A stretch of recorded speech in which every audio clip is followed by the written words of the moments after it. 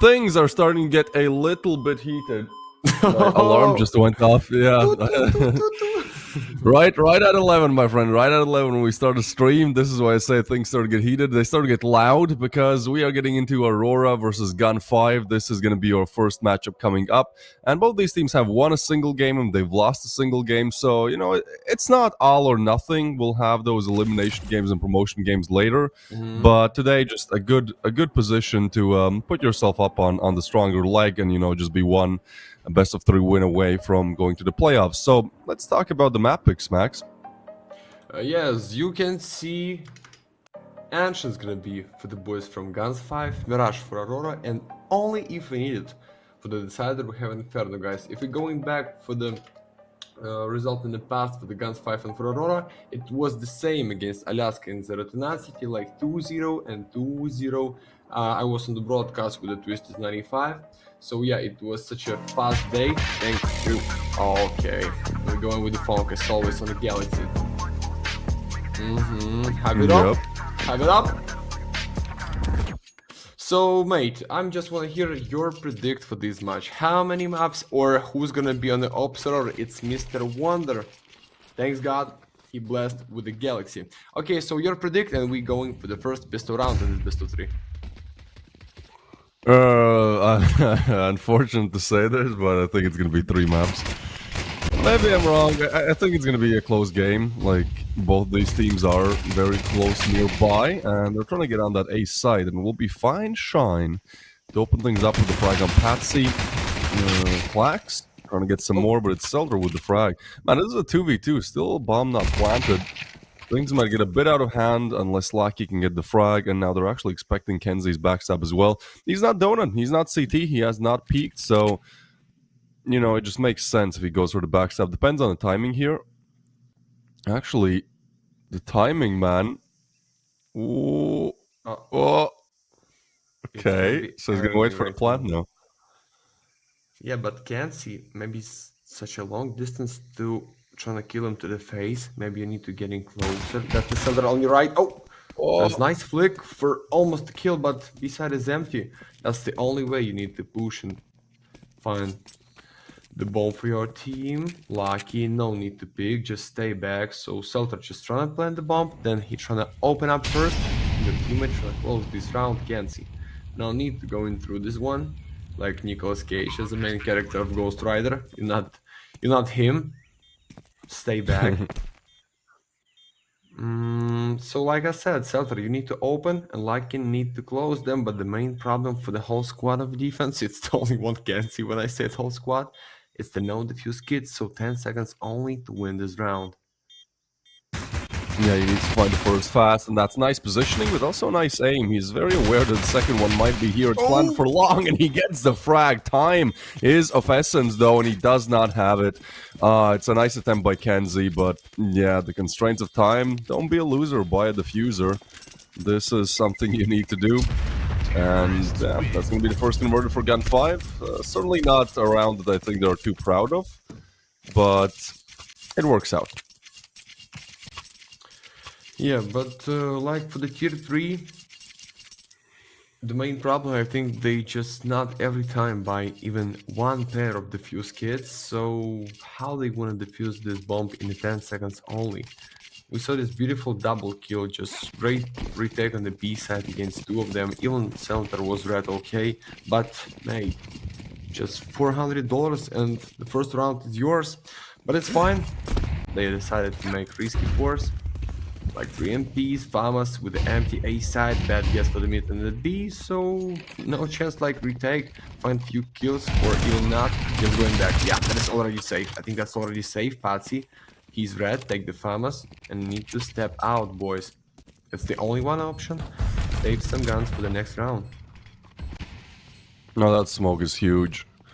Yeah, that literally shuts it down. They were considering to go for it towards Donut, but gotta go home, boys. Gotta go home. The Force, I kind of get it. I think Ancient and Inferno are really the only 2 maps where I think a CT Force is like, alright, you know, it's close quarters. You can definitely make a setup where the MP9s and FAMASs work out. But honestly, Gun 5 just great execute. You know, they go straight for A. They threw those 2 nice flashes towards Cave. It was just very difficult to do anything. Hey, we've met our follower goal of 7.7k, so thank you everyone who has been following Galaxy. We've been growing like crazy. 2.3k watching live as well. Damn, man, I'm getting adjusted, you know. This is a big boy tourney now. Oh yeah, I think it's time to get something from the box, guys. Just give me a few seconds. I want to check what is going on today on Ashel TV, and it's almost nothing. It's just Moza against Alliance, and that's gonna be on the Galaxy. OG against Favbet, and that's gonna be on the Galaxy. So today we are the main one live. I hope maybe not breaking the record of viewers, but something big is can be. Already 2K viewers, you welcome in the Galaxy, guys. It's just 15 minutes start. That's already huge. So not so huge like the buy of Aurora. As you see, oh, that is nice man. The city side, Patsifer open, Pats ready to get the second kill, but you saw Rathan's dime. Few bullets for the double. Yeah, they out. Yeah, Gun 5, they're not going to let that one go. That is an easy conversion for them. That will be the third put on the board as well. And now we get to an actual game. You know, now we get to the rifle with rifles. Grix is going to be on the op, and last time I watched Aurora, this man was just farming with the op, so you gotta watch out for him for sure. Again, this is Gun 5's map pick, so I kind of agree with the rest of the chat that I saw earlier that said, you know, this first map goes Gun 5's way. And yeah, Max, as to your question about my prediction, I think it's going to be close. I think we're going to Inferno, to be honest. Like, Mirage is definitely a stronger map for Aurora, so I think they're just going to convert each other's map picks. And then Inferno, finish things off. What a finisher map. I'm not a big favorite of Inferno, but I think as a finisher it works quite well. Yeah, Mirage, 60% win rate for Aurora, only 44 for Gun 5. And talking about Gun 5, they just cannot hold on to the side defense. That was a crucial kill found. Bomb planted. And at this point, look at their cash. They almost have to go for the save. Sure, it's gonna be the save. No, they can try, but playing without ult for the Greeks, your last bonus is maximum for you, but as you said, nothing in the pocket, but he preferred the flash for the Norway. He wanna push in, guys, but how you get out? Okay, maybe it's one, but what about time, boys? It's all about the time. Already you need to sit and defuse it. Sniper trying to cover against Donut. Defusing gets in front of your face. It's fine, but the frame. Bye! It's the smoke! He's behind box! He's gonna be the round! He's gonna be the round! Bravo, Aurora! That was minority for them. 3 and 4. Nice headshot for the Celtic. Love and do it. Mac and all the spray to the smoke to find the sniper, but no. Even I thought it's the greatest decision going for the save, but who am I? I'm just a broadcaster, not a role player. That's why we're going round number 5 with the first for the defense. Okay, not so bad. Maybe believe in 2-0 after this one. I'm joking. Yeah, that's not a round you should lose. That was Gun 5's chance to put themselves ahead, and instead, the unthinkable happens. Interestingly enough, I checked, last time these two teams faced off was at the end of January, so around start of February, and actually Ancient went Gun 5's way 13-4. So they're certainly, you know, no strangers to this map. They've already beaten Aurora quite badly on this map. They played Mirage, Aurora won. So that's something for you. And that's Patsy with the double headshots. Good stuff, good positioning. But fine shine and Sadame just looking to retrieve this round back. Punch back 2 kills with ease. And now they have mid control. Just got to figure out where you want to take this. B is actually completely open. But in the meanwhile, Klax is moving in with the backstab. And they are kind of watching it, you know, they are kind of checking it. But he could really catch a good timing here. He's holding the angle. It's the dink. But the kill goes the other way. And now I think they choose to go towards A and have Lucky just kind of stay around B. So Grix, he has to do the job. He hears the footsteps, should have one for free, and he gets it. Just needs another one. Now you can't peek. The shadow will expose you before you do. So got to rotate back. They're going back to B. 40 seconds to do so. Both players already rotated. And the big thing here is that Lucky is already very heavily on the B site. He chooses to stay on it. It's smart for him not to try and over-aggress, but it just means that, you know, the plant is free. And the 2v2 after plant will be going down here, Max. You think it's gonna be something? I see step by step they wanna stay back behind the fire and maybe try to retake because of timer, but make no because he's gonna get but Lucky's on your left, boys, on your left. Break double kill. It's the already 4 for the Guns 5, and you know what about the 4? Almost 4K right now online on the Galaxy, guys. You're welcome.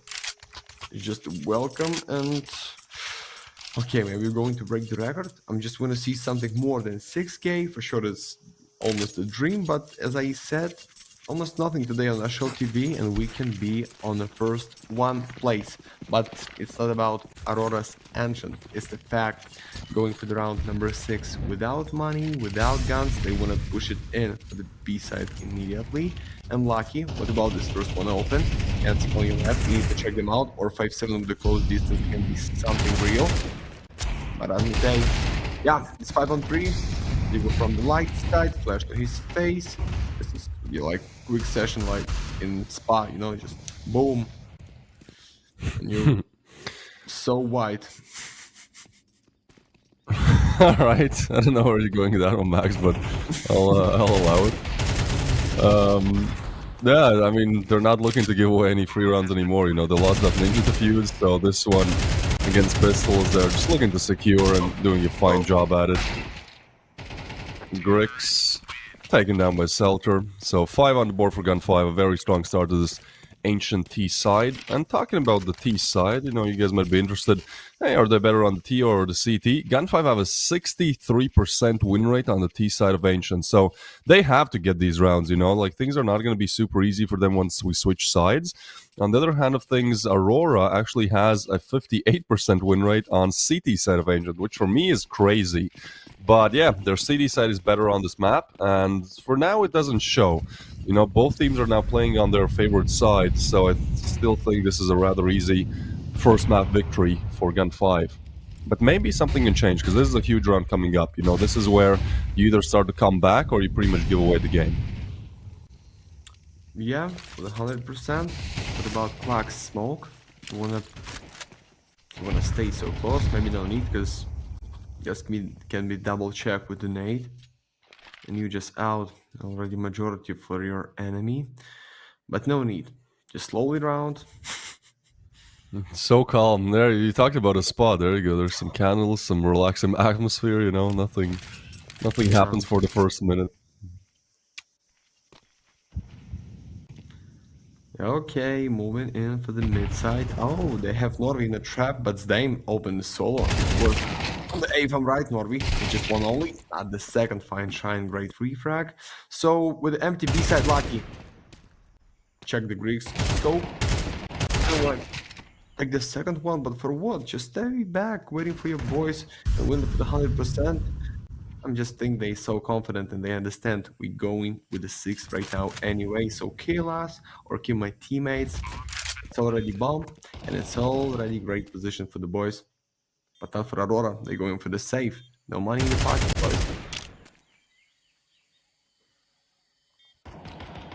Yeah, Gun 5, I mean, they get on the site slowly but surely. They secure it, and there's not much to do after this point. Like, if you're Aurora, you're going to try to save. Your cash is not good. Fine Shine is going to eliminate Platzi, and it's just Clax. This map does seem like it's kind of over. You know, and Mirage can be anyone's game. So, a lot of people said this goes to 3 maps. I still agree with it, but I will say that Gun 5 just look a lot more dominant today. Just in the aim department, man. You know, like, they're getting these entry frags that Aurora just can't stop.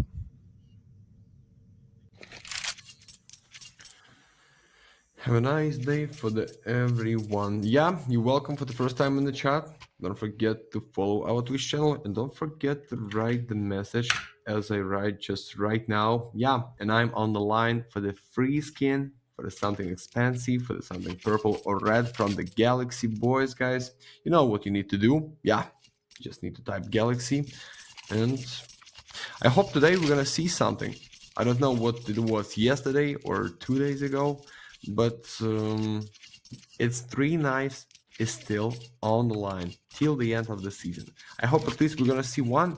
Maybe the random just gonna be as no knives gonna be for somebody, but I hope just at least one happy person is gonna be with the something beautiful or something expensive. If you talk about the knife, what the cheapest knife as you can buy for yourself on the market? I just don't know, to be honest. Can you support us please with this? Well, who else needs support is Aurora. Like, look at their cash, man. It's an AK, an MP9. They're trying to throw everything, you know, they can into this round so they can still buy in the next. Close quarters, you know, there is a chance the MP9 converts again. I think Ancient is one of the easiest maps to convert an eco round on. So, it's not all over. I just need to find the first frag, because if it's an eco, you know, the first player goes down, it does seem pretty much over at that point. Yellow Rhyming is the first. Weird timing. He actually catches the perfect one. I don't think the shadow was seen either. So he pretty much just gets CD for free. Klax does not know about this. It's... Oh, hello. All right. He will be shut down. So that huge lurk, that would have been everything if he was just able to get there. But instead, the hero AK gets one. Patsy has found Selter because he was just not cleared at all. And actually, Max, maybe 3v5. Okay, alright, Feinstein will find the first though. I guess they're looking to head towards B. Yeah, but it's just maybe because I see setup still in the cave. Even you can tell me it's 2 pistols only. That's gonna be enough. Bomb We're gonna be expecting the second. Forget the check on your left. Forget the check on your left. Like, no, it's no time to go in for the cave. Pick up the bomb. Even if he find 2 kills and going with the option win it 1-1. It's 10 seconds left only. Told his flash. Almost catch the back of Yancy.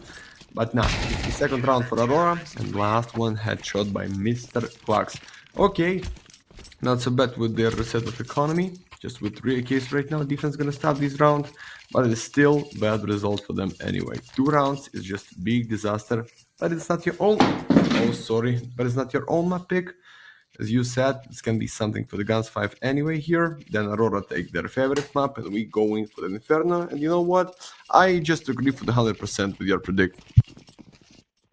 Did you just fell out of your chair? Oh, what happened, bro? No, that was my phone. Okay, well... Let's see what happens, Gun 5. They, twice now, they could have been 8-0 up here. They lost to a Ninja Defuse and they lost to a single AK and some 5.7s. The good thing is, when it comes to rifle rounds, they don't struggle at all. They've converted 5 with ease. The pistol was very close, but, they won that as well. Oh, that is a nice nade blow up. Aim. Yeah, that's what happens when you shoot with the AK through the smoke. Your tracer is seen. Klax waits on it smartly and eliminates him. So, Sedame to fall. And the rest of the pack to look and head towards B, I guess. The bomb is actually alone on mid. Yo, this is... Feinstein, you need to get away from mid, buddy. Like, if the bomb drops there, it's so over. So yeah, he does make the smart call to get away, but in the meanwhile, Kenzie will find Selter. The Aurora players have upgraded to 3 AKs as well. That's another reason why that previous round conversion was huge with 3 remaining alive. Util comes in. Man, this looks like a pretty solid round. It's going to be very difficult to get back into it, especially as Norway now wins his gunfight as well. Aurora does seem to have found the third. And actually, if you look at Cielo's money, it's 100. No bomb plant either. I think next up is an eco for Gun 5. Yeah, I think so, because Nola's bonus is gonna be for them. And Mr. Xelo, no need to go down after the timer. That's why he wanna step up and find at least 1 kill. He did it. Congrats. But Aurora's going with a 3. Right now it should be 4. Then it's gonna be full buy for the Guns 5. If they lose, there's gonna be 5 for them and 2k just for the last one round of the main time. But we can plus here bomb plant, few kills, so it can be something. So what? Yeah, stack of Deeks. It's not just 5 Glocks. It can be big surprise just in a 1 bullet. As we know, Guns 5, there is not problems with the aim. And they pushing so fast. Maybe right now trying to punish Griggs. He's in the temple, but with sniper, it's almost unreal. Nice one. Yeah, this angle is so strong with the op. Like, in Premier, if you can just hit your shots, it's over. You can get an ace from here. But even in, like, Tier 3, Tier 1 play, even, like, it's just such a difficult angle to cross if there's an upper, like, you see the shadow first. So as an upper, you have the info, you can get ready. The obvious choice is just to smoke it off and flash it off, but it is very difficult to deal with it. And especially in a round like this with just Deagles, I think that's the first player to fall, soon followed by many. The boost is there. It does not come through. Nice shot from Feinstein, but it simply seems like it's too far gone. Patsy is going to pick up the pieces. It's a nice 4-piece by him in this round. And man, Aurora, now on 4 rounds. We were talking about this is over at 5-1. Now things have taken a completely different turn, Max. Yeah, and you know what? Okay, 6-6 with a win in the second pistol round. I believe for Aurora win here, because my opinion, just to be T-sided map, even they have not the greatest stats as the Guns 5 on this one, but why not? Everyone is still comfortable, looks like. We see Selther without enough impact for the whole squad, and Xelo almost with half of his KD. Patsy, nice 3 points against Xelo. Just need to step back. 5 and 4, guys. It's your real chance going for the 6-6, but they already pushing for the B, and you just need to find out at least one open, and that can be something. Okay, smoke for the dark, smoke for the light side. Can see from the cave. He's out. Yeah, a minute to go. They need to get the plan down, but the problem is they have no smokes to redeploy here, so it's gonna be pretty difficult to hold on to the bomb here. They have a molly though, that might slow things down a little bit, some flashes, but ultimately this just has to be the aim, converting it for gun 5. Selder is in a very aggressive position, high risk, high reward. The flash comes in, blinds both, and Patsy first one on the line, but it's Grix to find the frag, but this flash comes through again. They're looking for the other players. The smoke is going to be beautiful, and all they have to do is just kill the cave player. Tap on the bomb. Time is starting to run a little bit low. Sedaim has the lineup. He's hiding. Sedaim on for the 1v4. They tap the bomb, but I don't think he has the lineup. They're just going to spam him. He still gets a frag, but can't get the diffuser off the bomb. It will be Aurora completing the retake, completing 4 rounds in a row now, and making Ancient look like it could go their way. Oh, yeah, my friend. And you see what's the online? Right now it's more than 5k, boys and girls. You're welcome on the Galaxy. Yeah, with this much, maybe we should going for the 3 maps, because there's gonna be more time, and that's gonna be more than it was when we break the record like a few days ago with the 6k.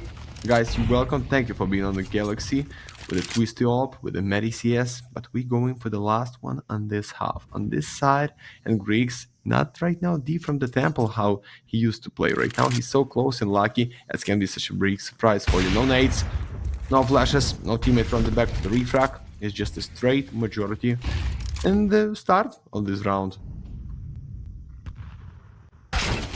Boom! They're just shutting them down, man. God damn. Something completely changes, and Aurora just hit almost every single shot. The bomb plant to come in.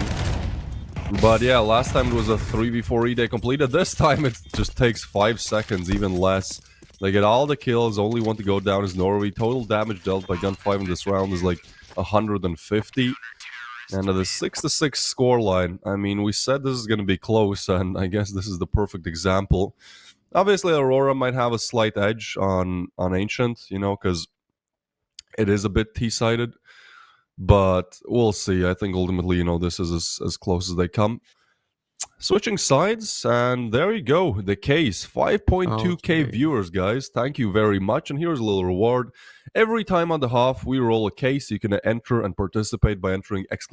Galaxy in the chat.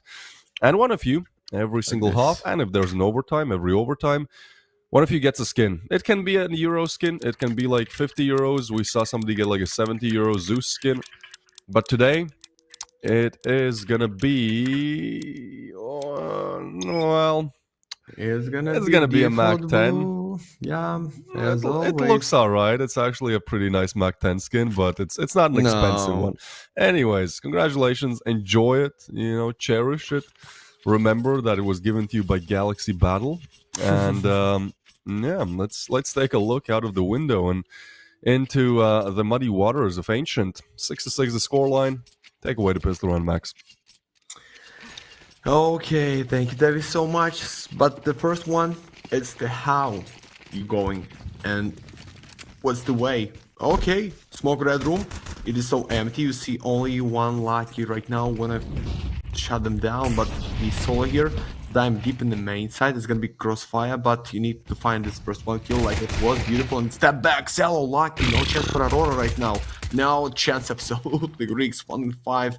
Bit of 50 from the main. Just yeah, they done. Guns going with the 7. Twisted 95. Hey chat. Hey Max and Davis. What's up? What's up? Youngest Ukrainian broadcaster on the Galaxy. How's your days going? I hope better than this pistol for Aurora. Yeah, this is nasty, man. God damn, just nasty work from Yeah. Gun 5. Some very quick shots. Actually, the pistol rounds are kind of helping Gun 5 a lot now, you know? Like, they won the first pistol. They're going to win this one as well. And it means they pretty much get 4 rounds for free.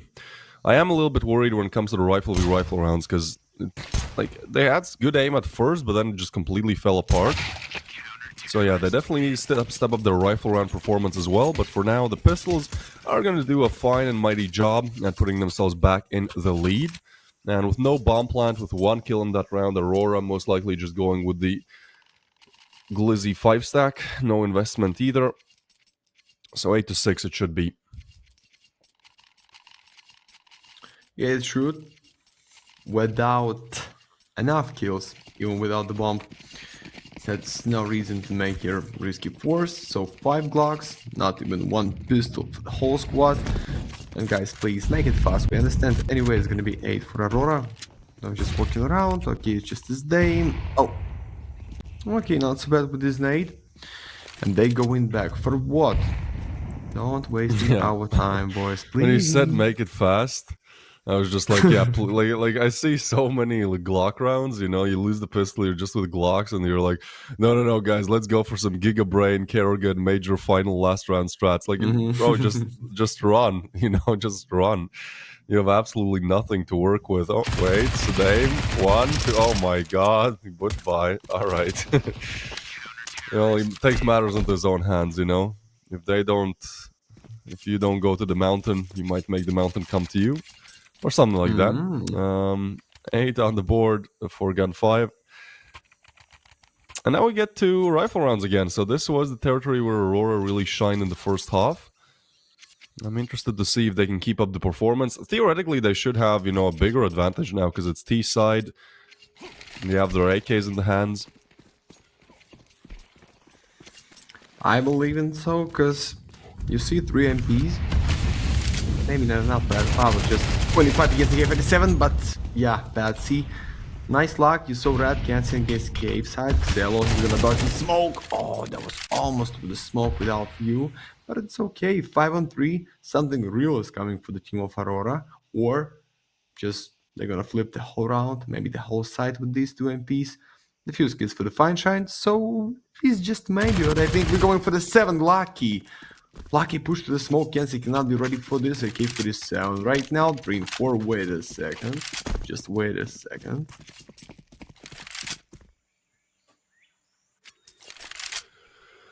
Yeah, this is still very doable for both teams. I like what Gun 5 are calling here. You know, they're just going for the gamble. They're a player down. They know they have to choose and hope and pray that it's the right choice. And so far, it certainly is. 2 towards A. And oh, look at the donut backstab. I don't know if they expect it so quickly.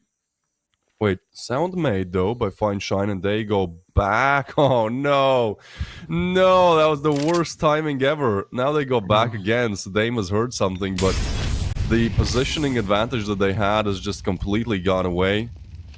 And I think Aurora have found a way to the bomb plants. Dame long range with the MP9 could take down the player, but I think Fine Shine's death just puts an end to this. Unless Aurora do something very stupid and over-aggress, you know, this is just too difficult of a retake. So I'm really unlucky there by Gun 5 because we saw Fine Shine moving down mid, right?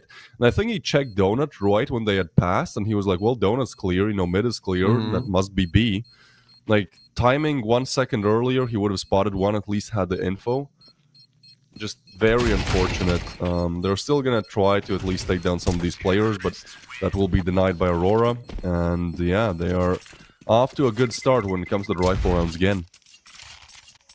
And you know what, my friend? Looks like we're going for the break the records. Just a bit more than 6k right now on this match. I don't know, it's the same numbers of viewers like it was a few days ago, but guys, just the 100, and I'm gonna tell you with a big confidence, it's gonna be the new 1 record. So Aurora, or Guns 5, please don't end this map so fast. Just hold it up before we break the record. Then, with any result, you can end this, okay? Going for the round number 16. Deagle and MP.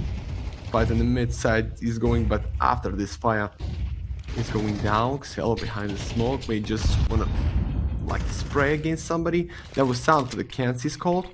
They're jumping in too loud. But anyway, it's still the silence. And the chance make it fast on the B, but only with a second timing.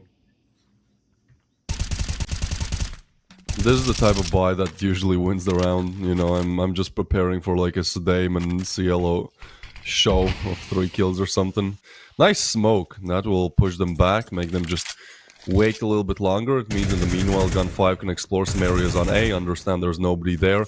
The rotations are weird though. I don't know what's happening on a mini-map. Like everyone is kind of running around, switching positions. But they do have the read for now. So 3 on the B site and 5 on the other side. This is just going to be a bloodbath, you know. As soon as that smoke fades, which I think is now, Util should be starting to rain in. And so it has to be Selter, Lackey, and Zielo. Just hold them at bay. I like the aggressive setup towards long. There's 2 very close up. They will get flashed in, but Norway more than ready for it. Lackey with the refrag. But now they have the info. Another flash comes in, and it's a push towards log. Perfect flash, but good aim. Selter sprays down 2. Klax with the refrag. Down to the 2v2 we go as Klax is going to try to punch in the digits. Sedame has punctured him with the deagle once. Bomb now down. And a 2v2 retake does seem possible. It's Feinstein with the op and Sedame with the pocket op. It's not the best weapons to bring into the clutch, but one wrong move and the side player might go down. Feinstein has to be careful, but they're not swinging. Now he knows about one, hits the shot, and Cave is next up. Kenzie, can he do it again? A 1v2 clutch required. Perfect timing. They don't see him. He's going to be moving in. The defense is not there. He finds the first, the second. Kenzie clutches out the 1v2.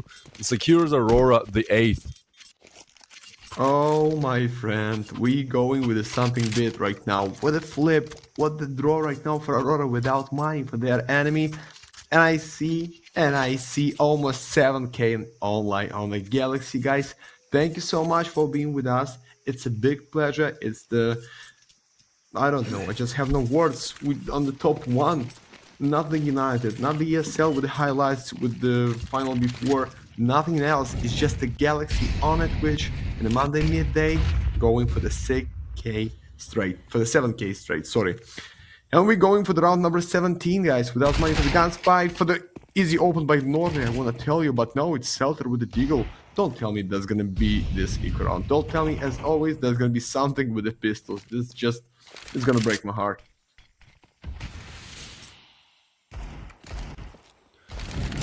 Well, Gun 5, their biggest issue really is converting those gun rounds, you know. That is where they've fallen once, twice, 3 times.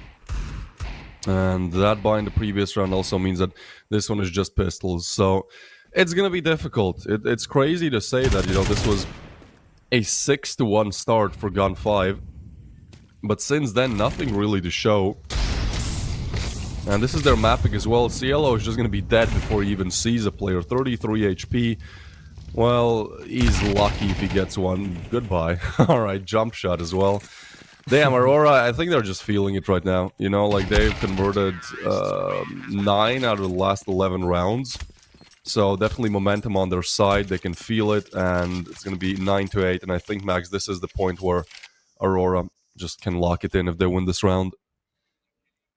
Yeah, as I said in the end of the first 1/2, guys, if you win the second pistol round, but they lost it. But if you take enough rounds to boost your economy, you see Griggs with a full buy, with the AWP, with the 4 nades, with the second ammo, but with a 7k anyway. Plus here minimum loss bonus, plus here, oh, bad buy for the Guns 5 for the last money without maximum, just a bit less than 3k. If we talk about bonus for them in the next, mate, it's just gonna be the end right now for them. Aurora win it, Aurora and going with the 11.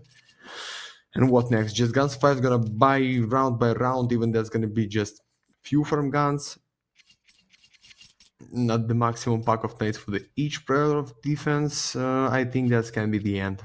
If they not go and win this round, I think it can be the end, and Aurora's gonna take this best of 3 in 2 maps only. We don't know how it's going on Mirage, because that's the every time option to trade some map picks. You see Selter goes in the mid side, just wanna find the first 1 kill. It's fine, it's deep, it's risky, but it's for the open time.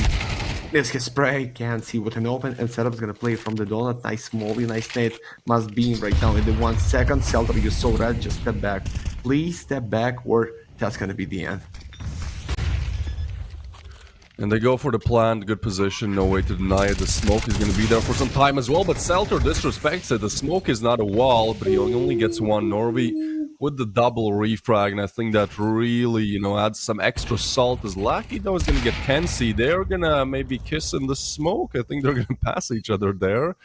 But low HP is the issue, and yeah, I mean, even if Zielo gets the upper, Norby is going to be in an unpredictable position. Low HP, $150 to work with. Weird timing though. Low time left, but Grix, he don't miss. 17 and 9 for the young, I believe, Belarusian talent. Yeah, he's from Belarus. So, yeah, watch out for Grix. He can certainly hit those op shots. It will be the double digits that they were looking for Aurora, and even a bonus round here to get another. Somebody in the chat said that, Ancient is heavily T-sided like Anubis. I agree with you, but I saw on Twitter there were stats for ESL Pro League that yesterday ended with Vitality, and it actually was the only map that the CTs converted more rounds percentage-wise than the Ts. Every other map was T-sided, even Nuke by a slim margin, but it was 51-52% of the rounds were converted by T-side. Ancient was 55% CT side, which I thought is weird. I mean, I get it, the meta has changed. But yeah, it also shows that, back in the day in CSGO, it was maybe 1 or 2 T-sided maps. Now it's just T-side supremacy because the swings are so hard to control. If you're standing in one place, you're pretty much dead.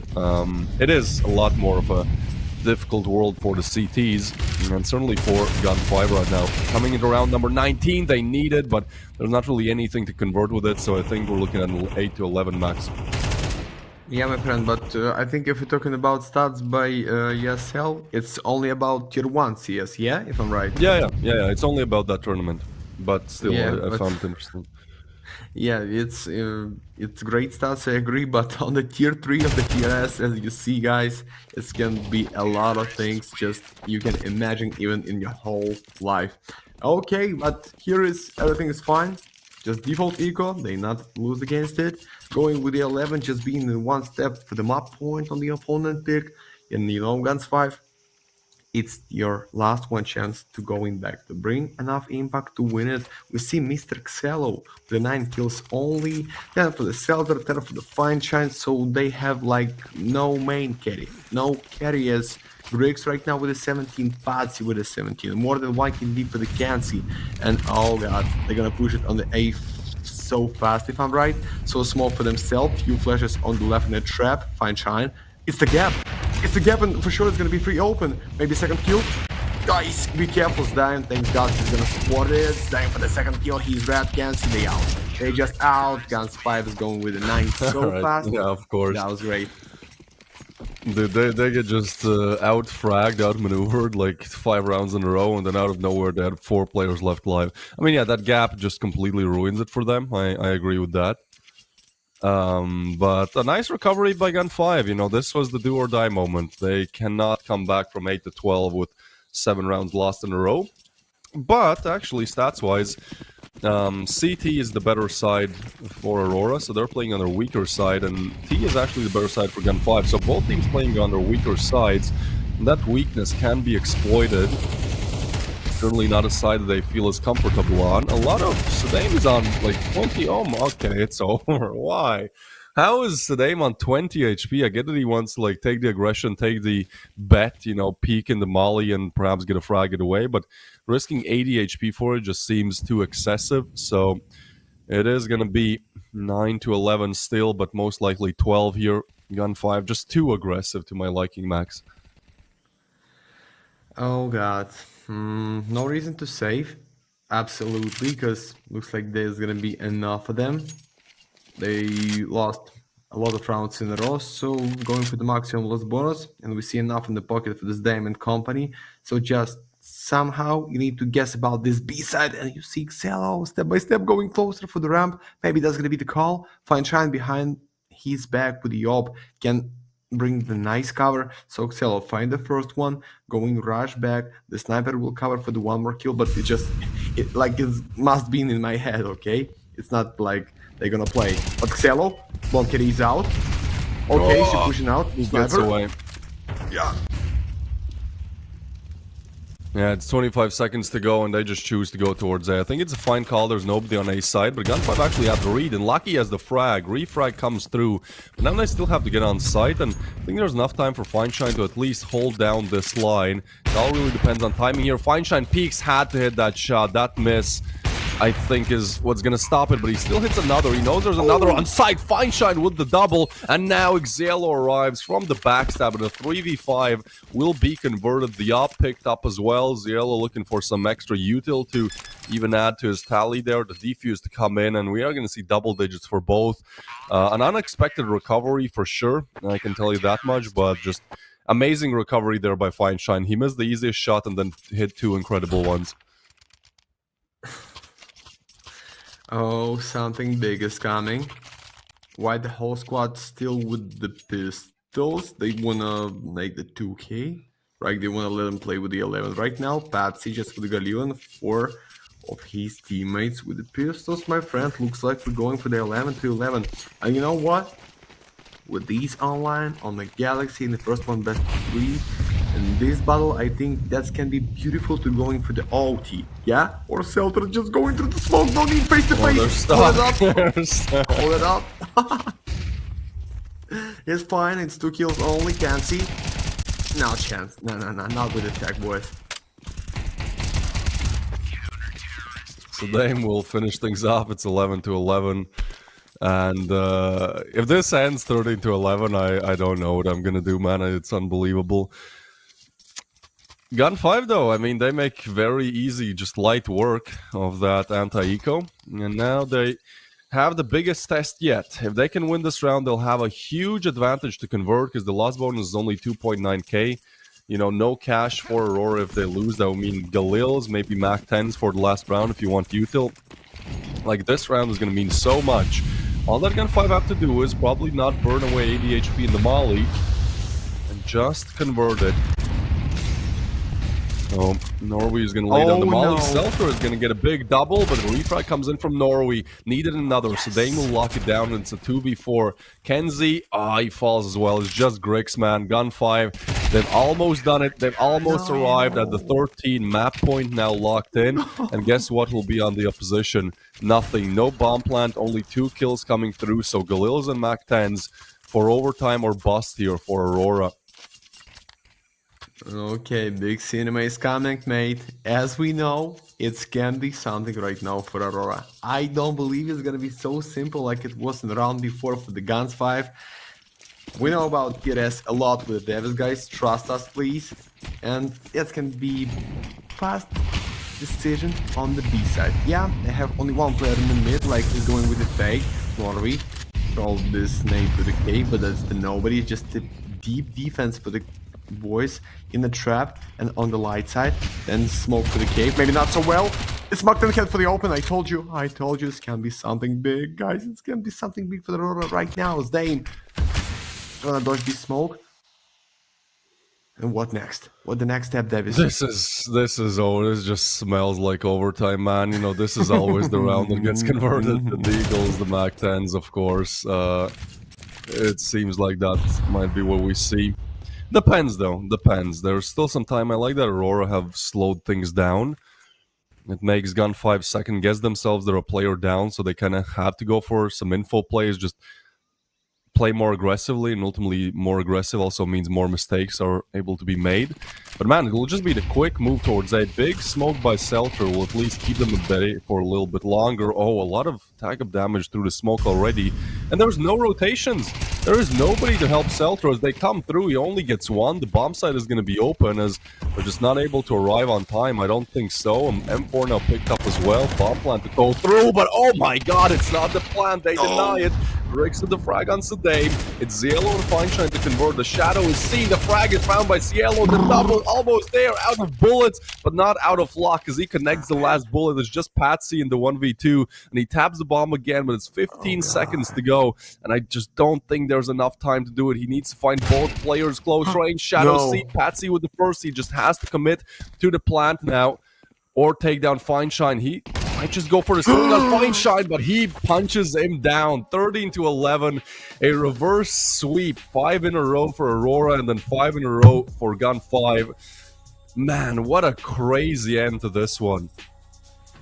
Mate, imagine he's gonna check them on the left and the short side, and we going for the OT just in this way. But thanks God, it's just a win for the Guns 5. Even for the full main time, it's still okay. Boys, the next map is gonna be in 15 minutes. Thank you so much for being on the Galaxy with me. That is almost 9k online right now. What is going on? The question is, who's gonna take the MVP?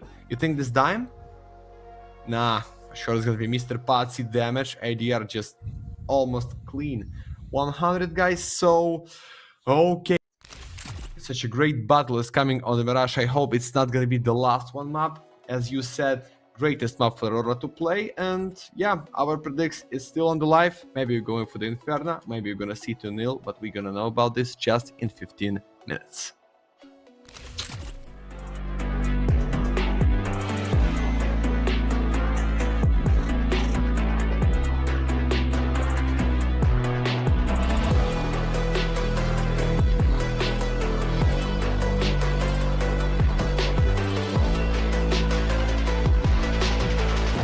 Amigos on the bay will be.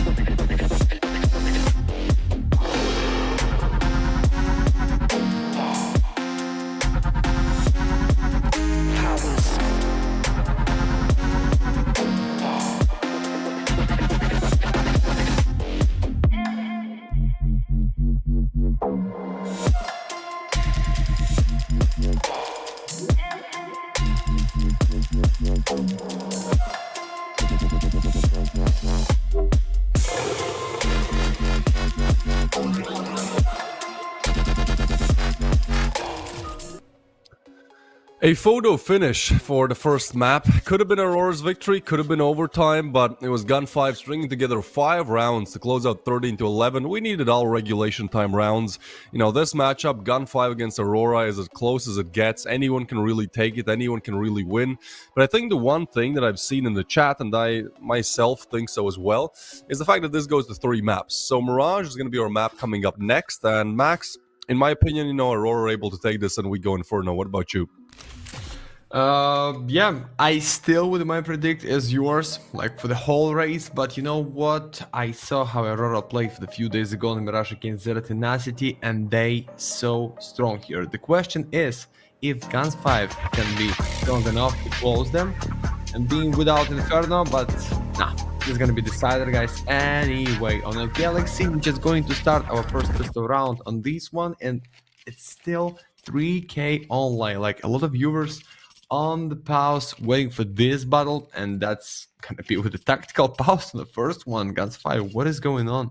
Maybe you need to take technical? What is just, it's something's gonna be like another call for the whole defense, but I don't think so. Looks like they just need to fix everything so fast. And Wonder, thanks so much for these angles, these slides under the whole map, like the greatest observer in the market right now, because we just on the top. Nobody is here. Not the ESL with the highlights, like I said. Not the United, not the APL. Nobody. Only Galaxy. It's just Galaxy, yeah. All right, Galaxy for sure. I mean, we're popping off, man. 7.5k, like that is, you know, CCT who? Like we're doing so good in terms of views. So thank you guys so much, really, for watching. And as a little thank you gift, you can type in !Galaxy in the chat and enter the giveaway every half we roll it. And one person gets a skin every single time. It can be a €2 skin, it can be a €70. Somebody got like 3 days ago, I think. But enough about the skins. Let's talk about the actual matchup that we have at hand that everyone's here for. The pistol round is a straight A explode, but Lucky and Zidane, man, their pistols are looking so sharp. The USP just rips the heads apart. And Gun 5, I think they're 3 for 3 in terms of pistol rounds right now. Like, this is beautiful stuff from them. Really hard to shut down in the pistols. And as you said, Aurora being very strong on this map, you know, Gun 5 are going to put the right step forward immediately. They needed this pistol. Yeah, such a big start. And you know what? I think, anyway, that's the easier to play here for the defense. Like, defend yourself, defend these 2 points. But the question is, how many is going to be for the Guns 5 on the first one side? If that's going to be more than 8, I believe in 2-0. But it's just like 7-5 or 6-6 for sure. I'm still with my predict for Inferno, which is decided, guys. Oh, Max Payne just enjoying the chat after these nights for the clocks. No, I need to step back, guys. But for what? You just stuck with the whole squad behind B house with full eco, then you going back. They already push in the under, in the mid side, take the whole info almost for the whole map.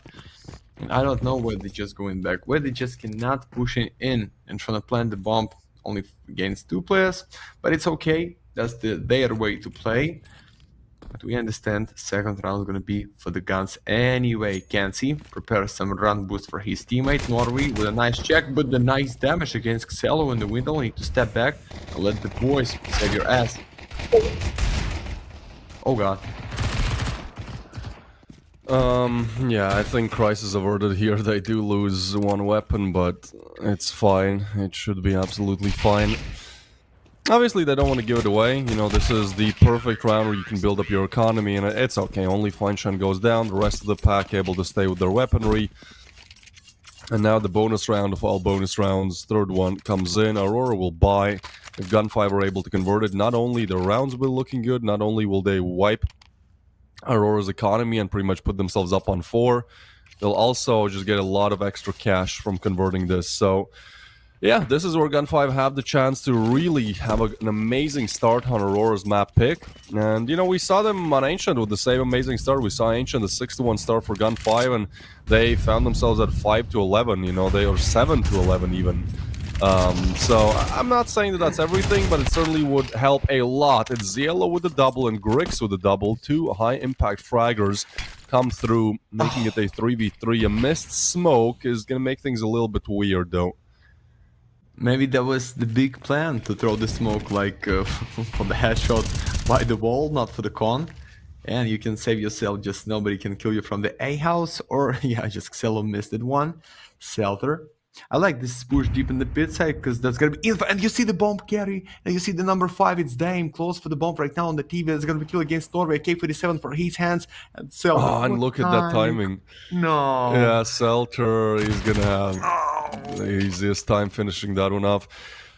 Yeah, I mean, high risk, high reward, right? I think he pushed out of apps. I'm not sure, but surely that was the path. So nobody was expecting him. An easy frag found. That ragdoll is just the sleep. And Kenzie just looking to piece this together. To be fair, Kenzie was good with the clutches on Ancient, right? Like he almost, well, he did kill both in the pistol round, just did not have enough time to defuse.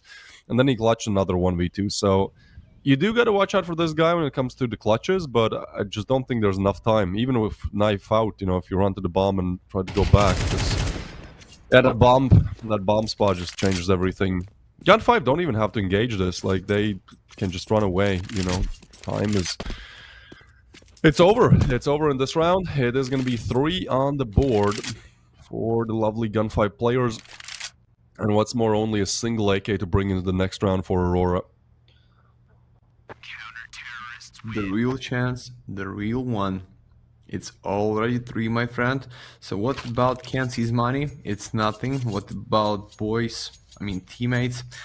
There's still nothing, but it's 1 AK only. And uh-oh, don't miss the chance to grab your skin, guys. You know, you need to write just only one message. You can copy just mine from the chat, and maybe something's gonna be beautiful on the Galaxy for you in the end of the first one side. Okay, stack of tags, not of tags, okay, of pistols. We see 2 of them for the P250. It's the Flags and Briggs, Wonder. And what next? I can't see from the under. Xelo, why you didn't check on your left? There was no info about that. Nobody is going to push from the under. Okay, 5 and 4, but fine shine from the ticket box. Nice, good smoke.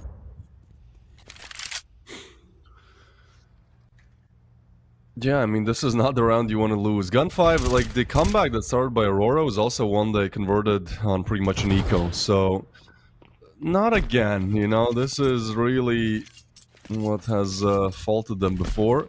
It's player advantage. They're going B. Lucky has so much on his hands. I'm not sure if you'd expect this aggressive short positioning, but great chance to take down one of these players with the weaker buy. P250 will be eliminated, but now Lucky has to switch out again. Norway will run him down. In the meanwhile, Feinstein has find 1. So it's a 2v2 situation with both players close to the bomb side. Feinstein has the op, though. It is very difficult to retake B with it as he swings out. Oh, the flick, the tag up, but not the kill. Now Seltzer knows both positions. 1 apps, 1 planted the bomb. But Norway will take him down. And again, you know, this is the round where you should be winning that. Never in the world should be losing two AKs and some pistols. But time and time again, it is the thing that brings Gun5 down. Yeah, as always on the TRS, something special is going on anyway, but the main question is it's gonna be right now or in a few rounds in the one of the most important round. And we see almost the same buy like it was for Aurora for the guns fight here, but instead of 3 pistols is just 2 pistols and 1 MP. So Lucky can be with the close position to fight, like pushing in the mid side with the Colt, nor we understand that's gonna be some push, so that's why they stay back and just waiting them to running out through the smoke and catch them for free just with the off. Nah, no need to make this, just going back and it's fine. Okay. I see no defuse kits and no nades for the whole stock of guns 5, but Lucky with a 600, so why you cannot bring even to yourself 1 pair of defuse kits? It's gonna be so bad if Aurora gonna win this round with the bomb plant, and that's like gonna be a few seconds not to defuse it, and you lost it like 3-on-2, and the next is gonna be no money, so 3-on-3 is going for sure, but it's okay, we gonna know anyway. Yeah, I mean, this is now Gun 5 with their backs against the wall. They need to convert the round, otherwise we're back to a 3-3. But honestly, like these teams, it's like it's as close as it can be. I have. You asked me for predictions. This is honestly the most difficult game I've had predicting. It seems like anyone can win any round. You know, we saw how Ancient went. This is great positioning by Patsy, so he'll just spray them down. And Aurora with the cleanup, and look at that, they've equalized. You know, we're back to an equal playing field.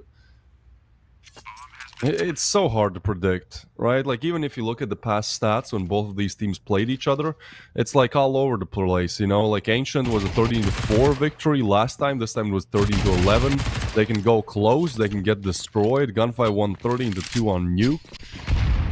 I'm a bit lost for words. The one stat that maybe you guys want to look at is Mirage. Last time these two teams faced was around a month and a half ago, and Mirage was actually converted by Aurora 13-10. So not an easy affair, but they did win it out, which at least means, you know, that they have fight on this map. As you said, they played really well against Wild Lotus on it.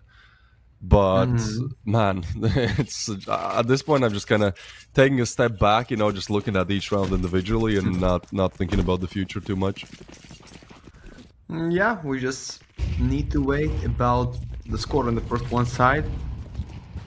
It should be like close for the 6-6 because already we're going to draw right now for Aurora.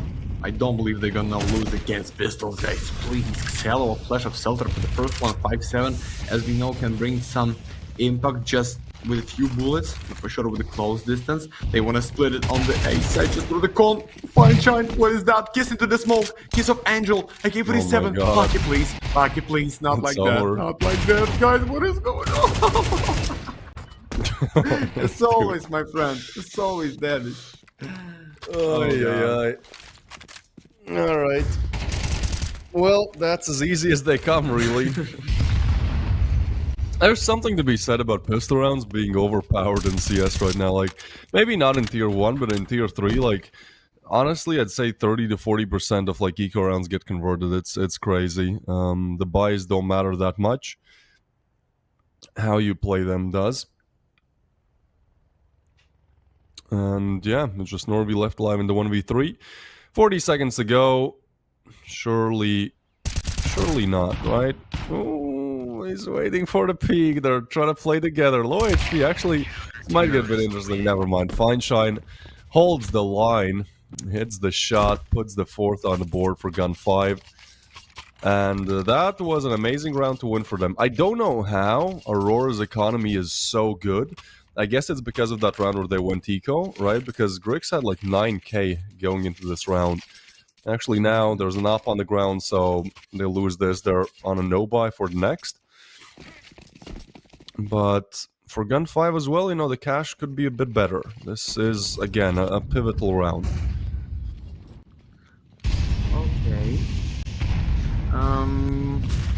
They used to play not so offensive in the mid side. See, only one player, it's Norby. He looks like more than Lurker, like the opener, like the splitter from the con. So Griggs right now just waiting to catch somebody on the headshot, but Norby, okay. Looks like he had the first one for the open. Without luck, it's gonna be tough, because right now he's with the much numbers of kills, like 8.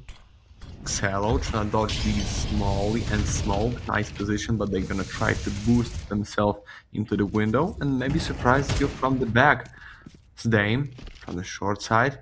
There is no info about them. Selter just feel the blood, he just feel the pressure, like Jose Mourinho, but Lottery for the refract, 3-4. Ah, Lottery, no chance. Yeah, nice double by Norway. Selter, though, gets the refract. Selter with the double keeps this round competitive as he picks What? up the AK. Yeah, this gets a little bit weird. And for now, there's 2 on site. Help is arriving. There are going to be 2 connectors. Selter spots the first, and he knows the trajectory of the nade where the second one came from, especially with the bomb plant. No, they'll have the info. It's a nice nade. It might just finish things off. Oh, it's so close.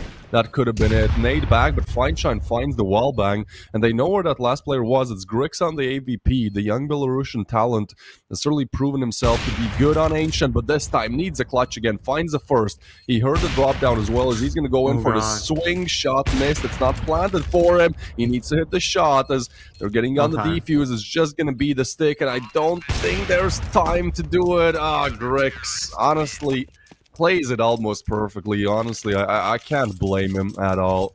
It's a nice try. Mate, if I'm right, he catched them with just a bit of damage. Yeah, through the wall he trying to jump into the default. Or I missed it. Okay, Yeah, I think he did. We can watch this on the replay because we have 2 minutes delay on the live. Thanks Galaxy for this option. But okay, why tactical pause for the Guns 5? Maybe they just want to breathe out because that was close round. I feel the real pressure when you play against Grix. I hope so, because, you know, he's the greatest sniper, as you said, young and talented.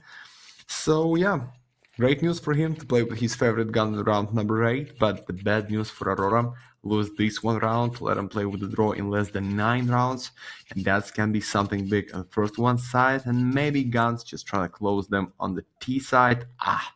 Technical powers, guys. I hope we're going back soon.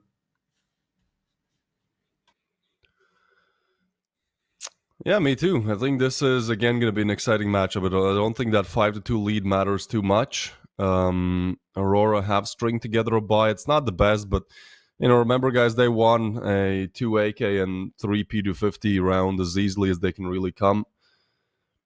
So, honestly, this is just the battle of chaos. Like, other games, it's a bit easier to make predictions. Here, you know, you know how Ancient went. Just to recap, if you're just tuning in, it was a 6-1 lead for Gun 5. They completely threw it away. Game went to 8-11, at which point they were just like, you know what, guys, let's win 5 straight rounds in a row on the CD side of Ancient. All right, let's sit down and chill a little bit while we wait. Let me tell you a story about Ancient, huh? That was something. Could have went Aurora's way, could have went to overtime. It was a little bit of a crazy end. But yeah, we still have some time to spare to see how Mirage goes. Ultimately, if we need to, we will go Inferno. I see a lot of people predicting that it goes 3 maps, and I kind of agree with it, even with the fast start that Gun 5 have gotten here. And Inferno would actually be, statistically, Aurora's map. 67% win rate on it, looking solid. You know, 6 out of 9 maps played converted. For Gun 5, they've only won 2 out of 5 played. They did actually win Fnatic on it, but nowadays Fnatic is, you know, just as washed as they come. So wouldn't, you know, be that impressed by it. I'm sorry if there's any Fnatic fans out there, but man, all the OG orgs, NIP yesterday they played for like qualifiers for PGL Aston, I think. They lost 11-13 to a team called Benched, who had like 1 player that has ever played like at a somewhat known team.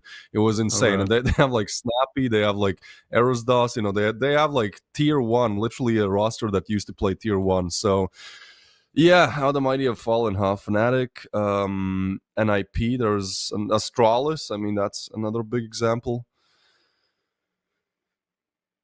Yeah, Papakarian unfortunately cannot give enough impact. Like, he downgrade big if we talk about CSGO for the CS2, but I think it's also a little bit weird for him, like on Astralis, because like he used to opt, and then he got forced into like playing with the rifle, and you know, pretty much he's not given the freedom that maybe he used to have. So yeah, maybe the individual performance is not there, but also like Astralis as an org is you know, very well known to just be kind of shitty when it comes to like accommodating players' needs and making them, you know, feel good and do what they want to do. As you know, I don't know if you guys watched that documentary on YouTube by Phi CS2. It's a really good one. It was like an hour in depth of just like the fall from grace, as you'd say, you know, like multiple majors in a row and then not qualifying for multiple majors afterwards. Kind of how, you know, Buzz, Bobsky, some other Plucky as well, who now plays on Sashi. Like, all of those players are like promising careers, and they kind of just got cast aside. Yeah. Anyways, back to the game. Tech pause is over. And let's see. This is a crucial round for sure. Okay, I like this boost in the mid side, but the problem is smoke in the con, smoke in front of young and talented sniper. Need to step back behind the blue box. What the blue box? We're not on the new guys. We're just on the Mirage, and we have only white one in the mid side. So okay, double nade. Kenzie just trying to buy them with a fake sound for his deagle. Dodge this nade in a beautiful way. Prepare the molly side. So what? And we see Patsy waiting for somebody trying to push him. That setup of two. Waiting to close the whole B house, but I don't know how they trying to move. Half of round already gone, bomb is laid down close for the TV still, and that is no open, not even close for the damage in round number 8. Such a slow round, man. I think both sides understand, you know, the importance of this, but in the meanwhile, Kenzie, he has found a crazy timing, and he will get the frag. That is huge. That cuts the map in half. Feinstein with the refrag, but Kenzie's position is just so strong. They want to pursue B a little bit, as Kenzie is just going to go for the backstab. I actually like this split, because look at the mini-map. There's... Wait, but there's not clearing it, man. What is happening? 2-3 backstabs. Patsy will find Feinstein. It's a 2v2 now. And they're going to try to get on the bomb side. B is really difficult to retake, and Seltzer is really far away. Also, Grixop is there, and he has really been hitting all the shots today, so M4 will be dropped over, but there's a double setup. Shot missed. They're not ready for the second, man. That's a beautiful setup. Seltzer still gets a frag, though, and it's Grix with the op. Not the best weapon to have in this situation, but he don't miss. Grix, with an amazing performance in both maps in the series so far, will secure the third, but certainly a very chaotic round.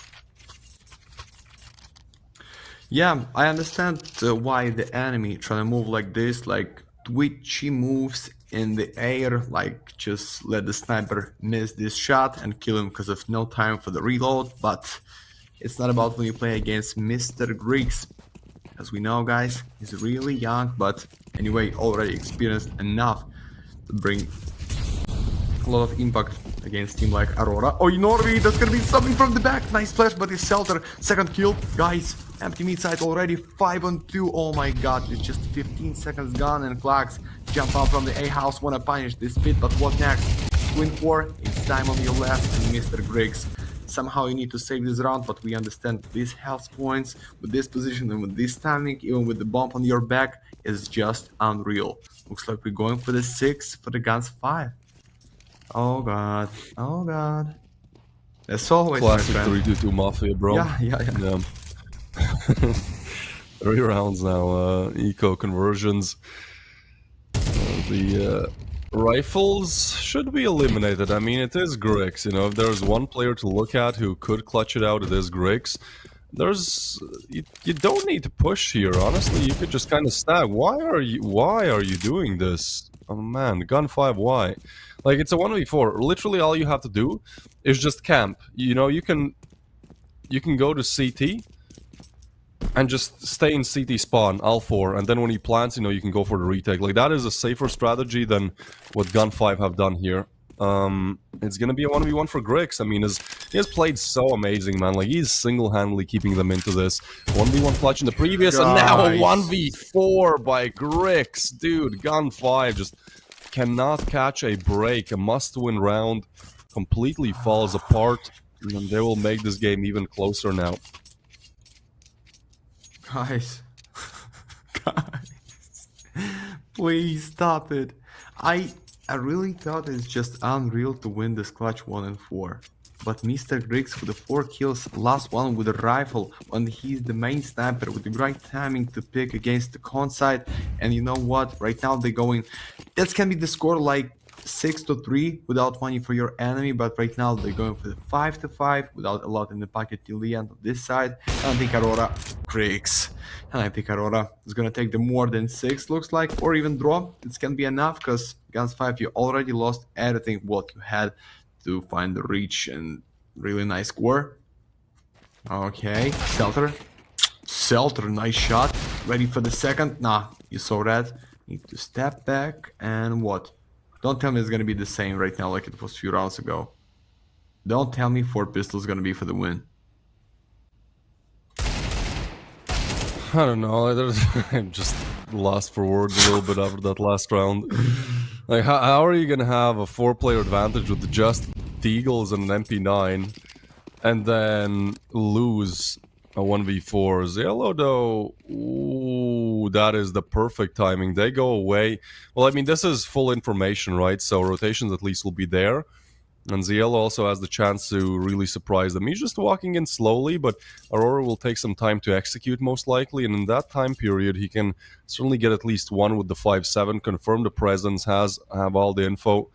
Zielo here, man, he can do so much. He arrives, sees both. Oh, 1 and 2, beautiful from Zielo. Aurora not ready, but it's a 1v3, man. They lost a 1v4.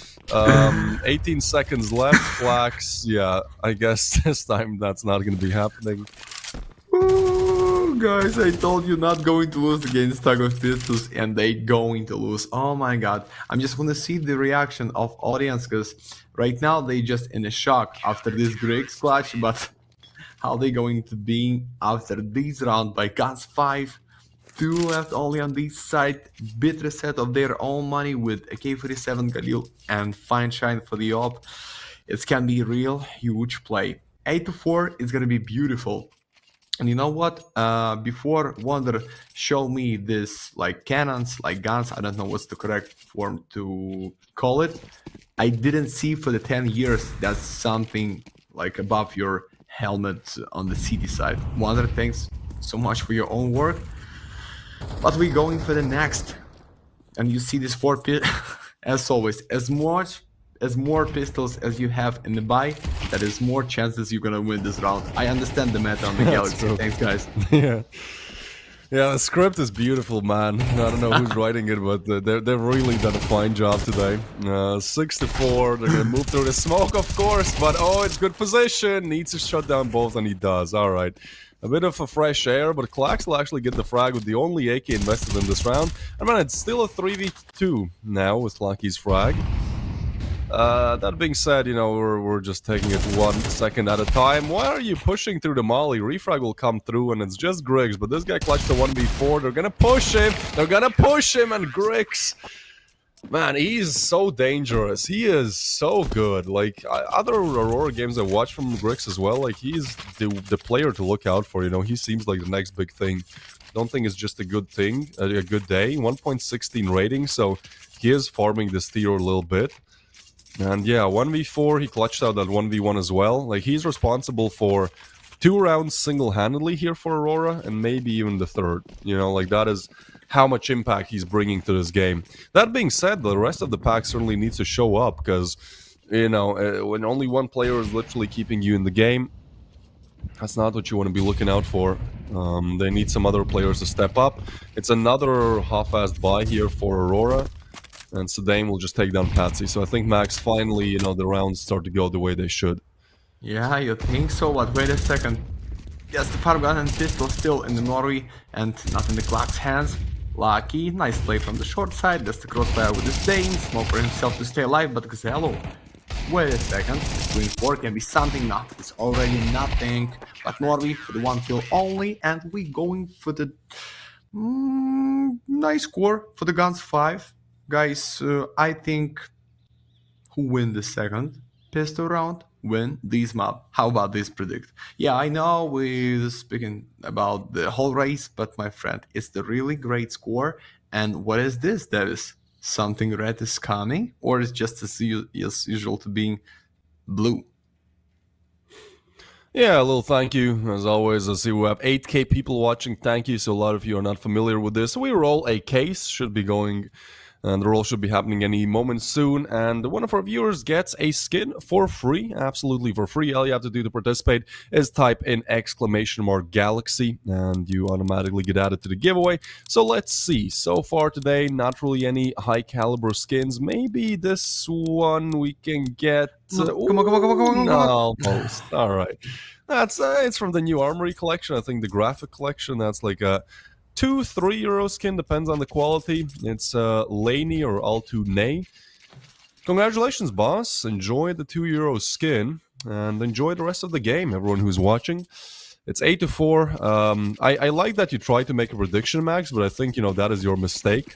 You don't make predictions for this match. Every time I've tried to make one, I've failed. We saw Aurora losing 3 pistol rounds in the first half. So, Let's just take it one step at a time.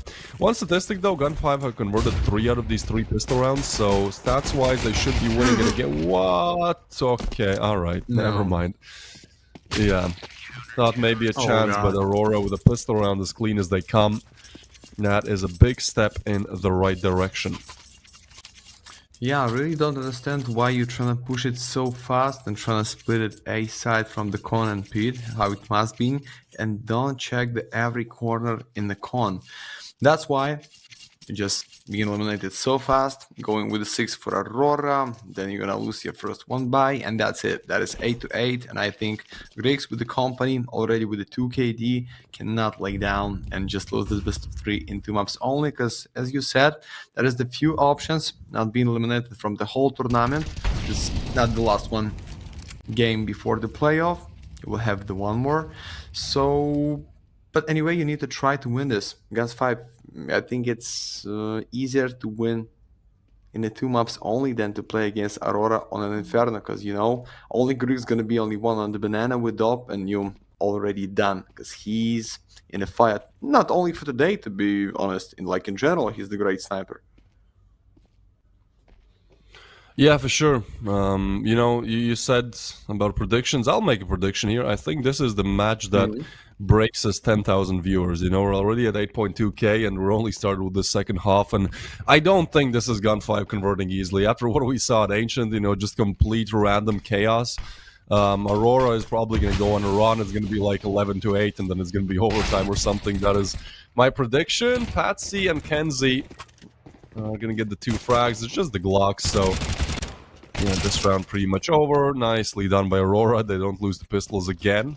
That would be quite horrible. Feinstein will pick up the M4 though and finds the first. He has the bomb as well. 30 seconds to work with. And honestly, if you can just get the bomb plant here, that's not a bad outcome. You had only Glocks. The bomb is going to be planted. Hey, Gun5 are already happy with the outcome of this round. And chance to get more, no way. Feinstein finds another 1v2 now. They know exactly where he is. All that they have to do is play together, not give him any 1v1 gunfights. And they do try to move in together as Feinstein going to try to get the frag. Clacks. Yeah, crisis averted, man. That was the Glizzy round with no investment at all.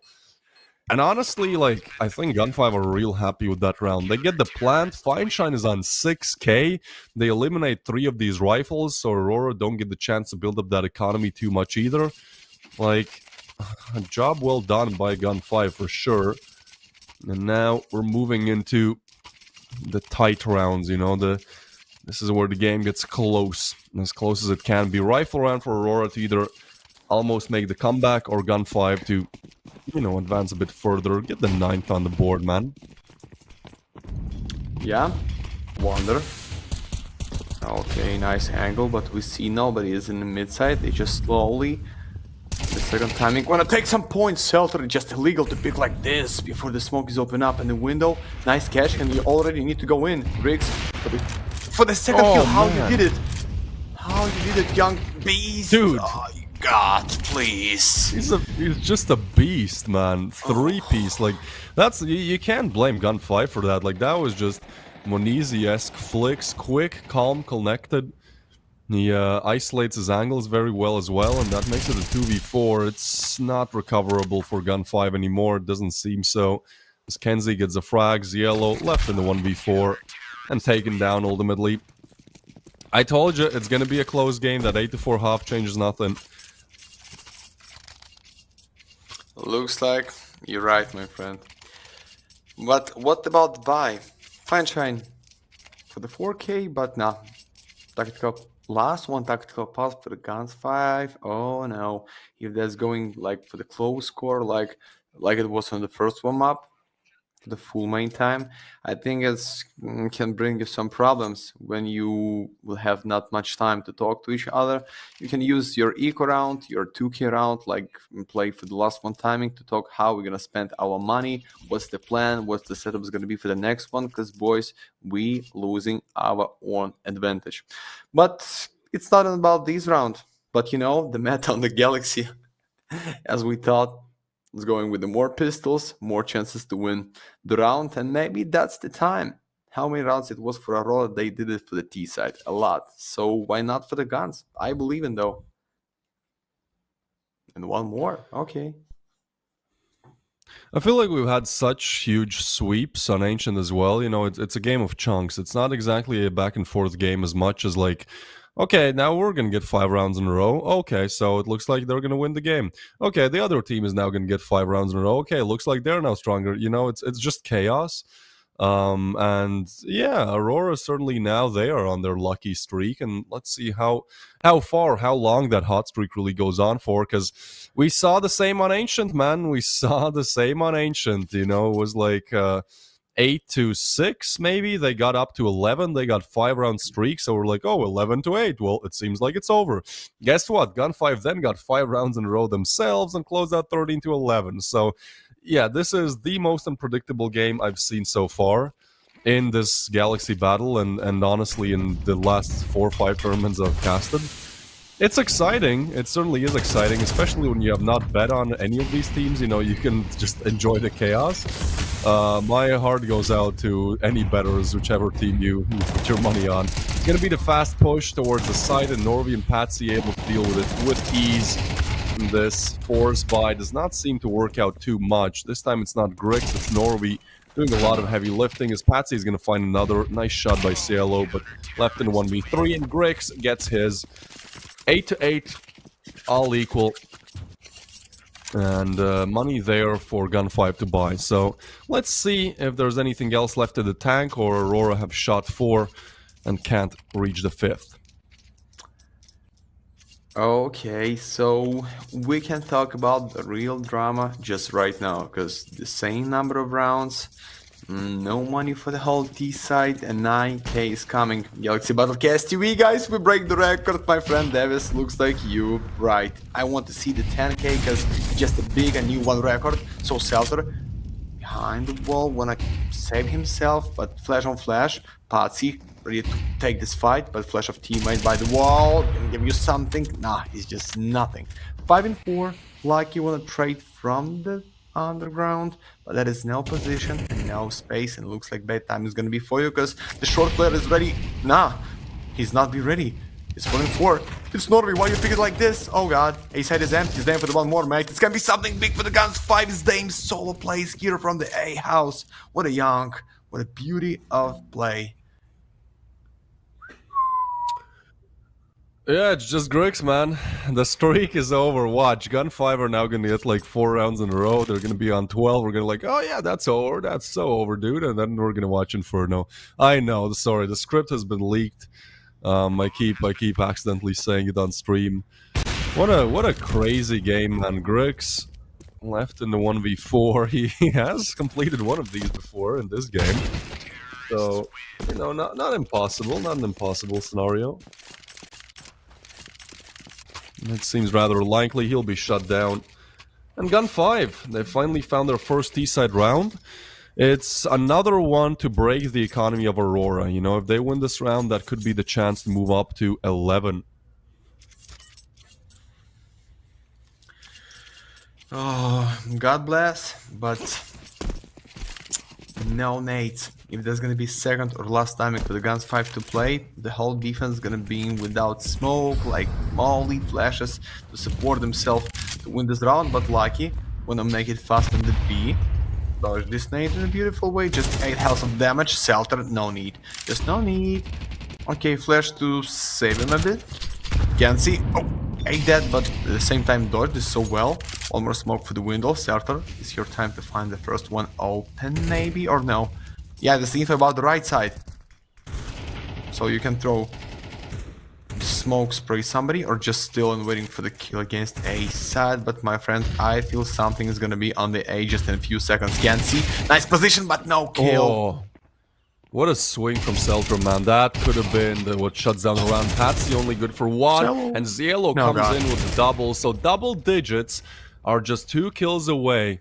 And seems like Aurora already want to evacuate. They understand they have nothing they can do in this round, but Grix might be overwhelmed. Lucky peaks, nice adjustment, headshot pops it.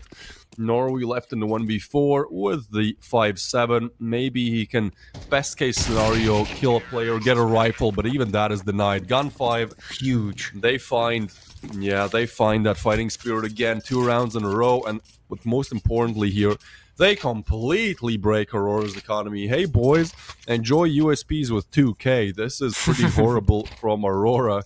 Gun 5, well, with everything we've seen, I don't want to believe that this, that this is the USP round converted, but honestly, like, I wouldn't be out of this world surprised. Either way, it should be Gun 5 on 11, and then we'll see if we're in for a closer game or Gun 5 able to close out 2-0 in the series.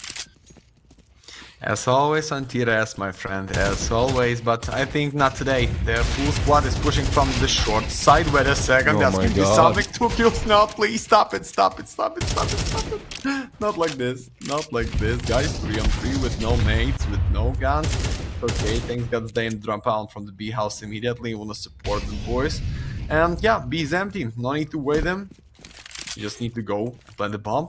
Guys, you need to make it right now, because Greeks can punish you just from the back.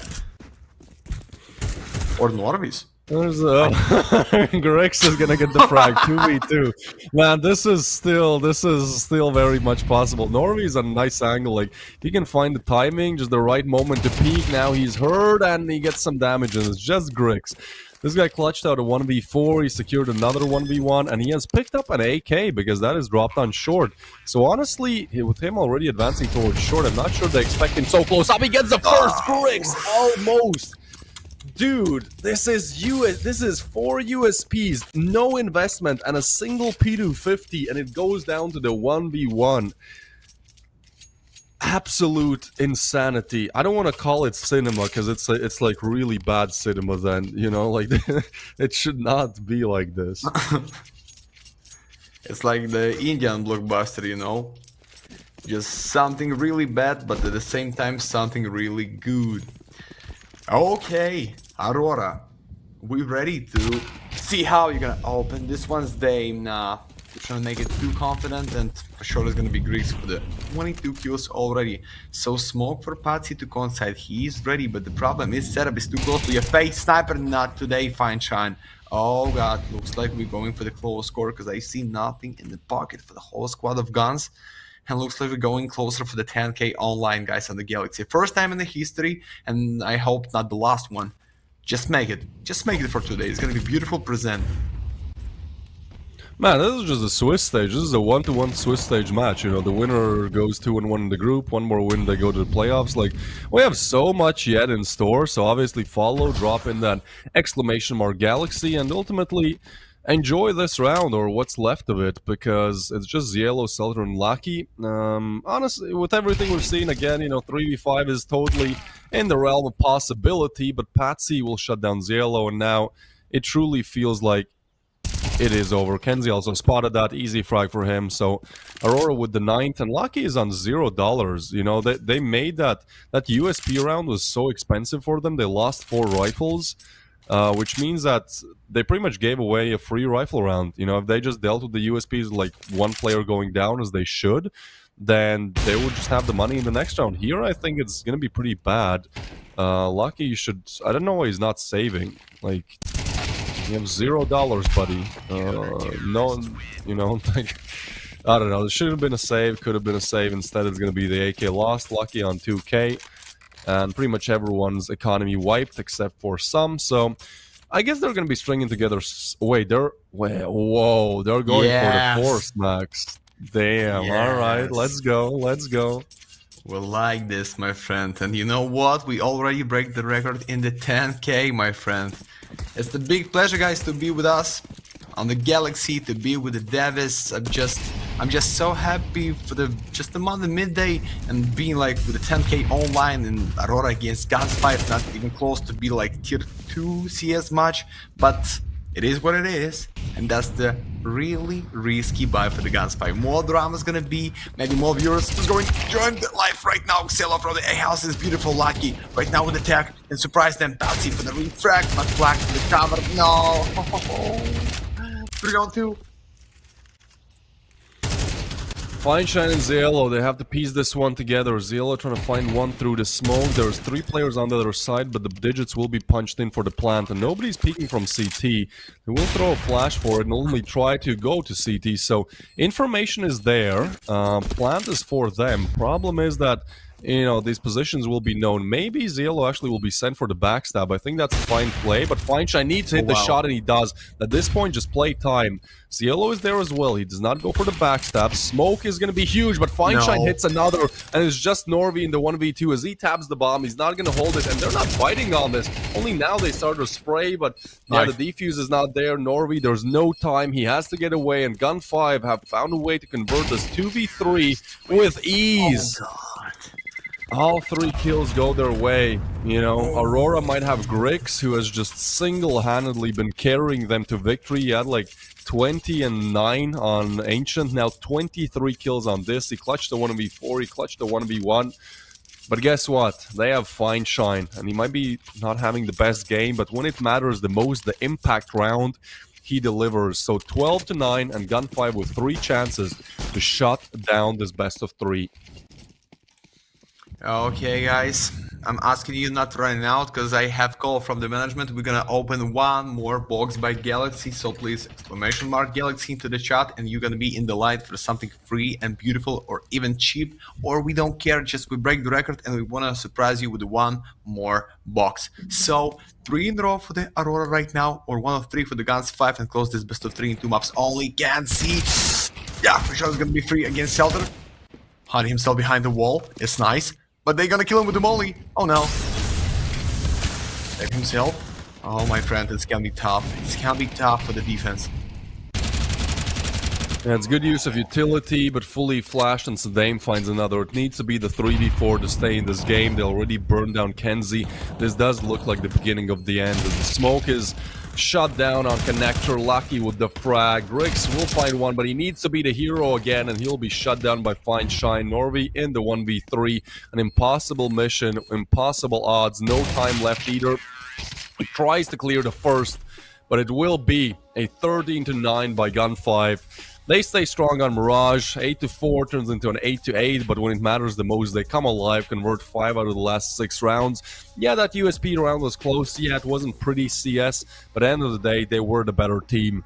And honestly, I think if we're gonna look at the player stats here, like I just gotta give it to Grix, man.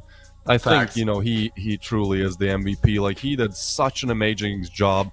1v4, how often do you see that? Both maps as well, you know, just leading the charge by example. 10 kills more than any other of his teammates. Grix has to be the hero here. Yeah, there is no doubts about this. A lot of ADR, a lot of kills, just 24. That's too much. Only 1 assist, because for sure there's gonna be no assist, guys. And you know what? Just right now on our webcam, we're gonna open the box. So few seconds, and there's gonna be something on the line. Oh yeah, and I see Whiteout used, and I'm ready for something really good. Please, with the 10K, with the Davis on the Galaxy, I think it's the time for the at least purple. I'm not talking about knife, just purple. So it's gonna be beautiful, like the point on the record, nah? It's gonna be hard, man. Like, we get good drops so rarely. Oh, come on. There you go. Nice. Okay, that's good. That's good. Congratulations, Chrome Cannon. I think the quality is minimal wear or field tested. So, hey, man, that's 30 euros, maybe 70 euros. Depends what quality, but still. What an amazing end to this. Thank you guys so much for 10k. This is the first time I think I cast a game where 10k people watch, so it's a new all-time high for me as well. Certainly was a fun matchup to watch. Obviously follow Galaxy Battle. We already went up by like 1,000 followers today, so on for more. And yeah, we'll be returning in around an hour and 40 minutes, I believe, with another matchup, but that'll be later down the road. That will be, I believe, Monty up against Alliance, another 1-1 series in the Swiss system. But for now, that is going to be it. Thank you, Max, for being alongside me. It was a lot of fun casting this one, and see you guys in an hour and 40 minutes. Bye-bye.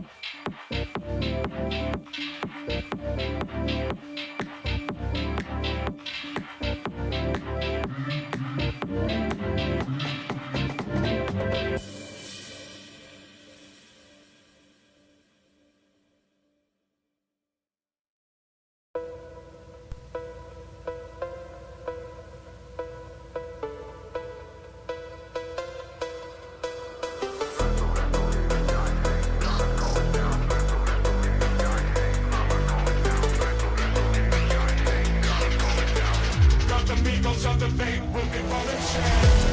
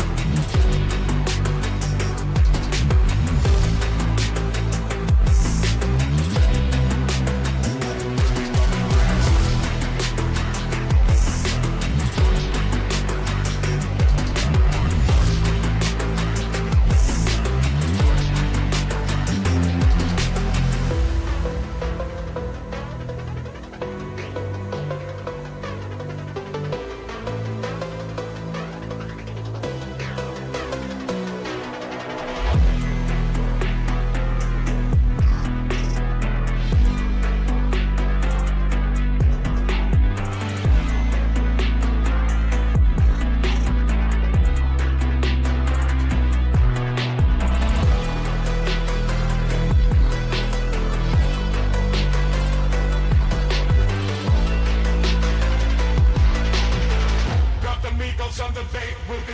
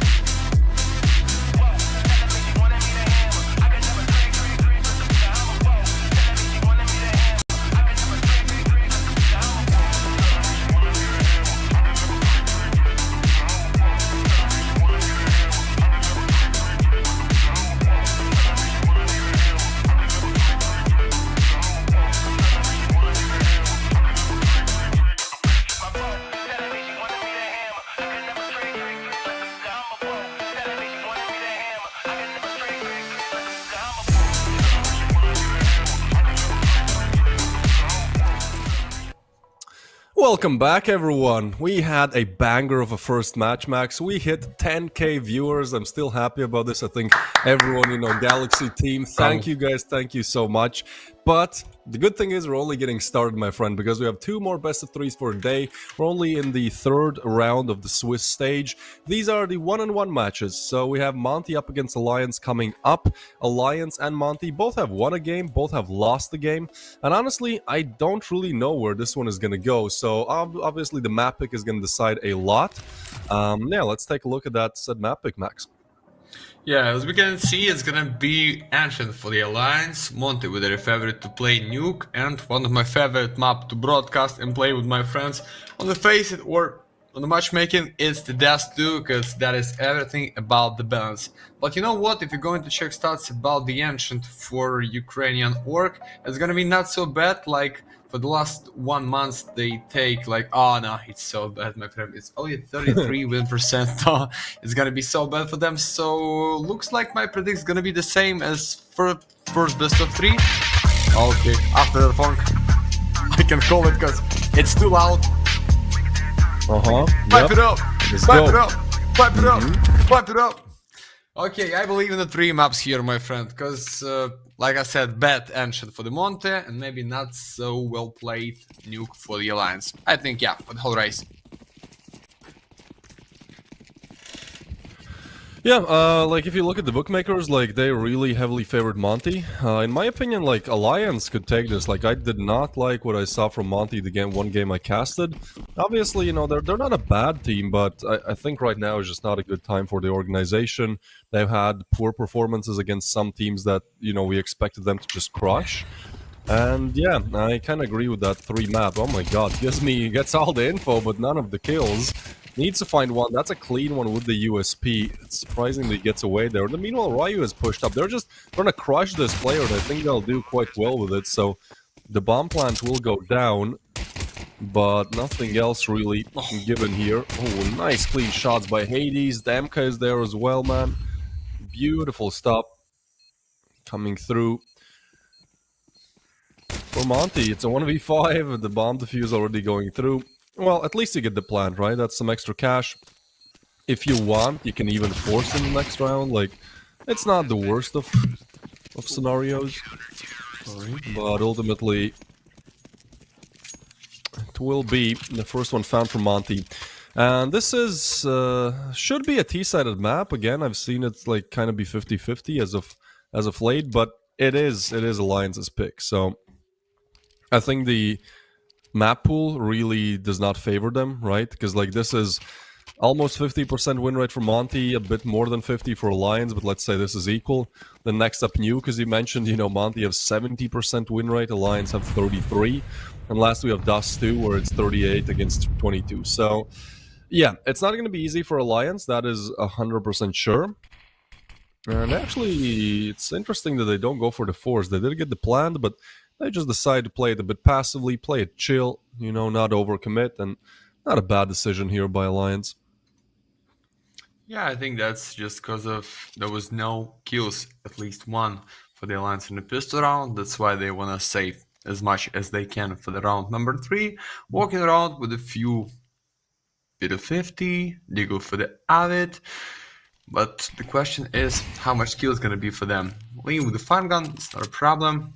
And yesterday I was on a broadcast by Kiev National Air Force University, and the Lean take the part in the show match on the cash against Ukrainian influencers, and DemQQ was in the enemy's team. So yeah, yesterday it was funny to watch, but it's right now not so funny against Hates, because triple boost behind the wood and clean one tap for the Avid. Great setup.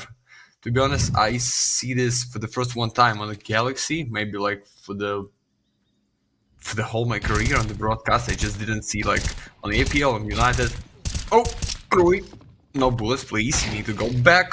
Rui, what's the reason? Stand on the box without bullets. Okay, right now 5-on-3, my mate.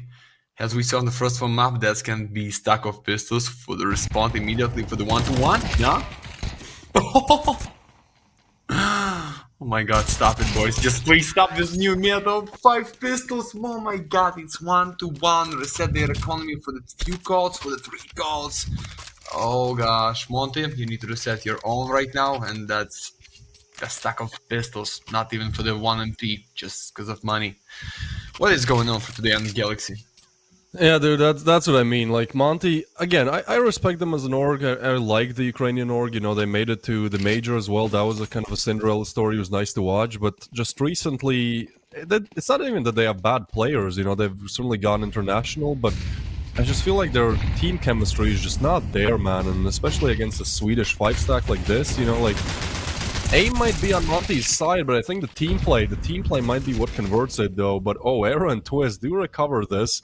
It's almost again, my friend, pistols making it real difficult. But it's a 2v3 lean. He has to make things happen with the AK. I don't think Hades Deagle will have too much to do in this round.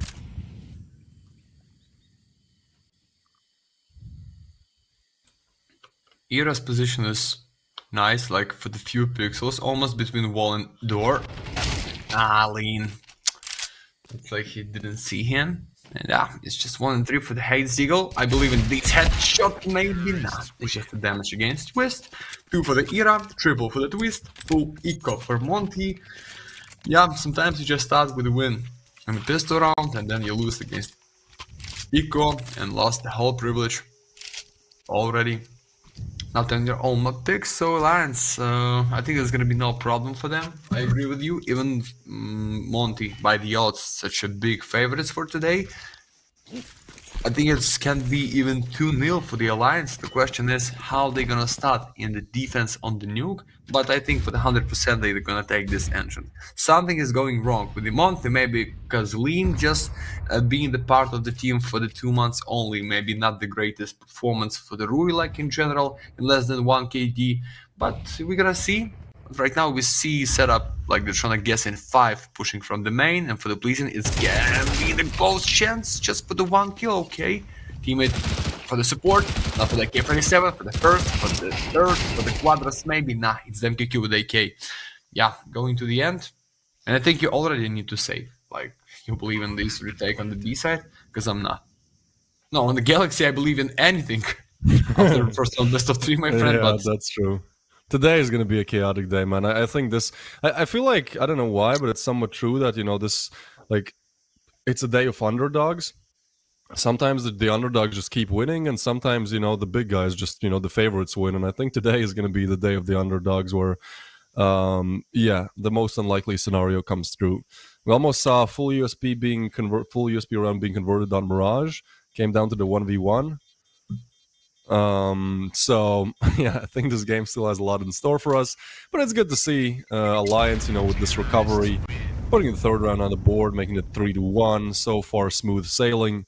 But Monty now with the cash to buy up the rifles, which should make things a lot more difficult.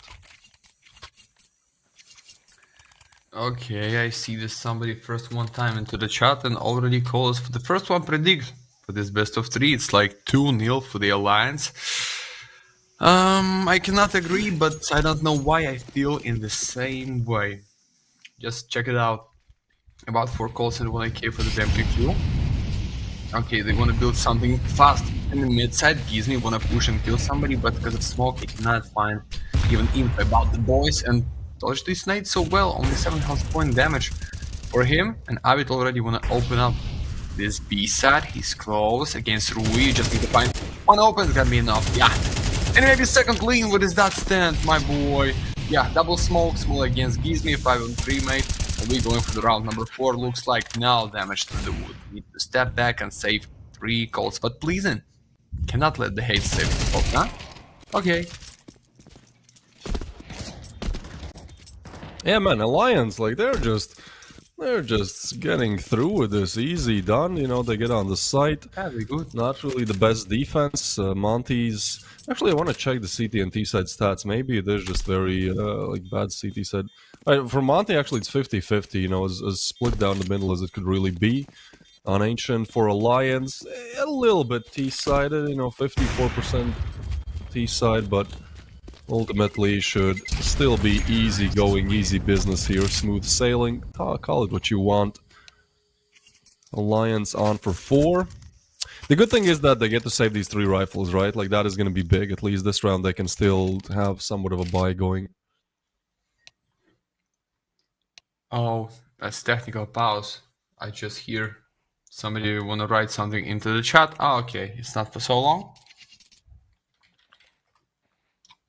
And we going for the round number 6 right now. It's still only one. Talking about the chat, this is a great opportunity for you to type in !Galaxy and win yourself a skin. When we peaked at 10k viewers, we did an extra roll as a big thank you, and somebody actually got like a 50, 60, 70 euro expensive skin. So, you know, big wins today already, and it's completely for free. Pest out to the lot. Oh, the boost! Gives me, he half cleared it. And unfortunately, that is going to cost him his life. So money is certainly not there for Monty. Alliance, man, they have an amazing opportunity to just put themselves up 6-1 here. Yeah, but I like this position of hate on the box. Looks like he can strike somebody, but okay, just the damage against Sniper, maybe not so big, but then there was almost double in one line against Duke and his teammate, which is going down. So they prepare a few nades. Okay, but a twist from another side, just open the hole, empty plant. Oh god, what's the time is gonna be for the Rui? Mr. Rui. Colt on Colt. Ay! Oh, yo, how? Just tell me how. Yeah, looks like it's easy for the twist. Need to step back for the T-spawn, just ruin the whole map. Running, I mean, not ruin the whole map. With the bomb, and planted on the B, going with the 5. What are you waiting for? The MQQ start to read this rotation and maybe catch somebody from the back or by the top mid. Let's see. Yeah, this is still a recoverable round for Monty, especially with these positionings. They're clearing this out, but actually, oh my god, they're... Oh, timing twist! Still found by Damka. Now he's low HP, and look at the HPs on Era and UP. Man, this kind of ruins the round, doesn't it? Time is the issue. You have 15 seconds to go. You got to get on the bomb side. 2 players are low, so one has to plant. All the Demka has to do is just get 1 frag here. He's staying on the side. Oh, what? Dude, how? You even saw the shadow. That's a filter. UP with the frag, and now Lean arrives. All he needs to do is connect these 2 bullets, but there's an op on the side of Era, so the low HP doesn't matter that much. Lean has to find these frags. He's moving in. The gun barrel spotted. Info there, and Era, damn, they win it out. How in the hell did UP see Demka? I don't understand, man. Like, I thought that was like the easiest kill ever, no? I don't know, maybe because he just like trying to make some moves like slowly and saw his left shoulder, then kill him through the box. But you saw how DemQQ saw his shadow. I think okay, it's gonna be easiest 1 and 2 for the Monty, but then boom, just you out for the burst, straight for the wood for the face of DemQQ. And you see this buy. I understand it's just not talking to us about something, but because in Galaxy we have a new meta, boys. If you don't know, the worse buy you have, the more rounds you will take. Something like that. Yeah. Lean still with the 1 kill only. I'm trying to tell you about this one, because the new player, the new roster, yeah, they can grind for the few maps, but not for the whole competitive map pool. So on the best of 3, it can be a worse thing. Or just Lean somehow switch on and show us some performance, but I think not today, because Alliance, to be honest, such a great team with a great sniper. As we know, Era, Please, and Avid, like Twist or Yupi, can be main carry at the any map at the any time. So I think that's such a big coin flipper for this whole team. He sounded like Trump there. It's a great team. They got a great sniper. Wonderful people. Sorry, I'm just amazing. No. It's bad. It's better. It's good. Gummy. It's better. I mean, it sounds. I don't. I'm not the judge. You know, it just sounds like it. Pleasant is going to move in. Gizmi is going to be taken down. And 4v5 then. The op misses, but bomb is planted. Oh, but Ryu and Hades. Maybe this is around, huh? Pleasant is now low as well. There's an M4 in the picture by Damka. Plenty of time. The re-smoke is really nice, though. They flash, but staying in the smoke. That's big. Ryu found. The second one found. Damka needs to be taken down. And UP able to finish all 3, man. Oh. Yeah, to be honest, I mean, Alliance are top tier when they're playing seriously. I've been really impressed with what they're doing recently, by the way. Like, they've been playing really well. Obviously, they've lost some games, but overall, like, just surprising me. Currently 92nd in the world, but honestly, I think they deserve to be a bit higher, you know? Like, they've had some good games. Also, Twist. I mean, I gotta root for Twist. This guy has the same nickname that I have, so kind of have to, you know, root for him. And so far, this game going pretty well for Alliance. If you're a Monty fan, you know, you can definitely expect better things on Nuke, as Nuke is one of their best maps. 70% win rate for Alliance, only 33. I think, you know, with the way how Ancient is going, we should already start thinking about Dust too, Max. Yeah, the second map looks like it's gonna be the same scenario as we have right now on the Ancient, but Era, somebody need to stop him. Already 7 kills for the sniper, almost with a 2 KD, a lot of damage against Lean through the wood on the cave. That's why he going to step back and just want to build something like deep defense, or even going for the safe. Nah, it's them QQ, he's red too. Even that's the 4 and 4 guys. You see now has the 3 less of Monte and Lean with the op. Okay, even with the sniper rifles can be a little bit Lean. What is that? Step into the fire, Nicolas Cage. They're It's you? griefing. Nice. Oh my god, they're griefing, dude. Oh. It's Right, gonna the be the push will 7. come in. Yeah, Alliance are gonna get the plan. I mean, so far there have been close rounds. At least I can tell you that much. But every time it just seems like Alliance are able to stomp them out. And yeah, I mean, there are some weird mistakes from time to time, like Lean burning in the Molly. But at the end of the day, like Alliance, like they're playing top tier CS. You know, like I'm not saying they can take down Vitality right now, but they can certainly fight. I like what they're doing. They have made like no big mistakes so far. That just makes it so difficult for Monty to play well. Ryu, though, what, he didn't see ahead? 2, bam, UP will finish it off. 7-1 now, man. What a start to this game. And this comes after Monty won the pistol, right? I think losing against pistols in the second round just completely, like, distraught them emotionally. And they were like, okay, well, maybe we do lose. Bye-bye. And it's 1-7, and they're going to be on MP9s again. Difficult, Max. Difficult, really, to come back in the game for Monty. Mate, it's not like difficult, it's look like unreal. And you know what? I think Alliance can be not so easy, but I hope we're gonna see them in the grand final. Okay, just quickly, if we're going for the schedule, who can be like the mostly in the grand final? Guns 5 or Rush B? I don't think so. Alaska Morte? I think not. Wild Lotus with a new stack for the Smoothie and company? No. Fairflux with bad team?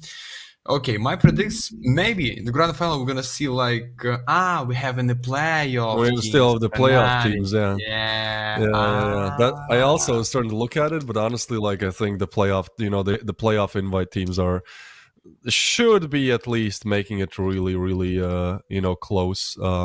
We have some big names. We have Eclot as a playoff team, for example. We have Fnatic as well. We have OG. Passion UA, all of those are playoff invites, and honestly, like you kind of have to choose like Fnatic and Eclot or OG because like those are big good teams.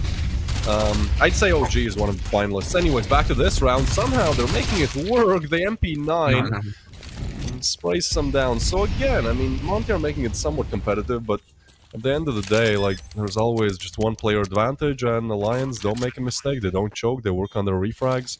Looking really solid for this first map.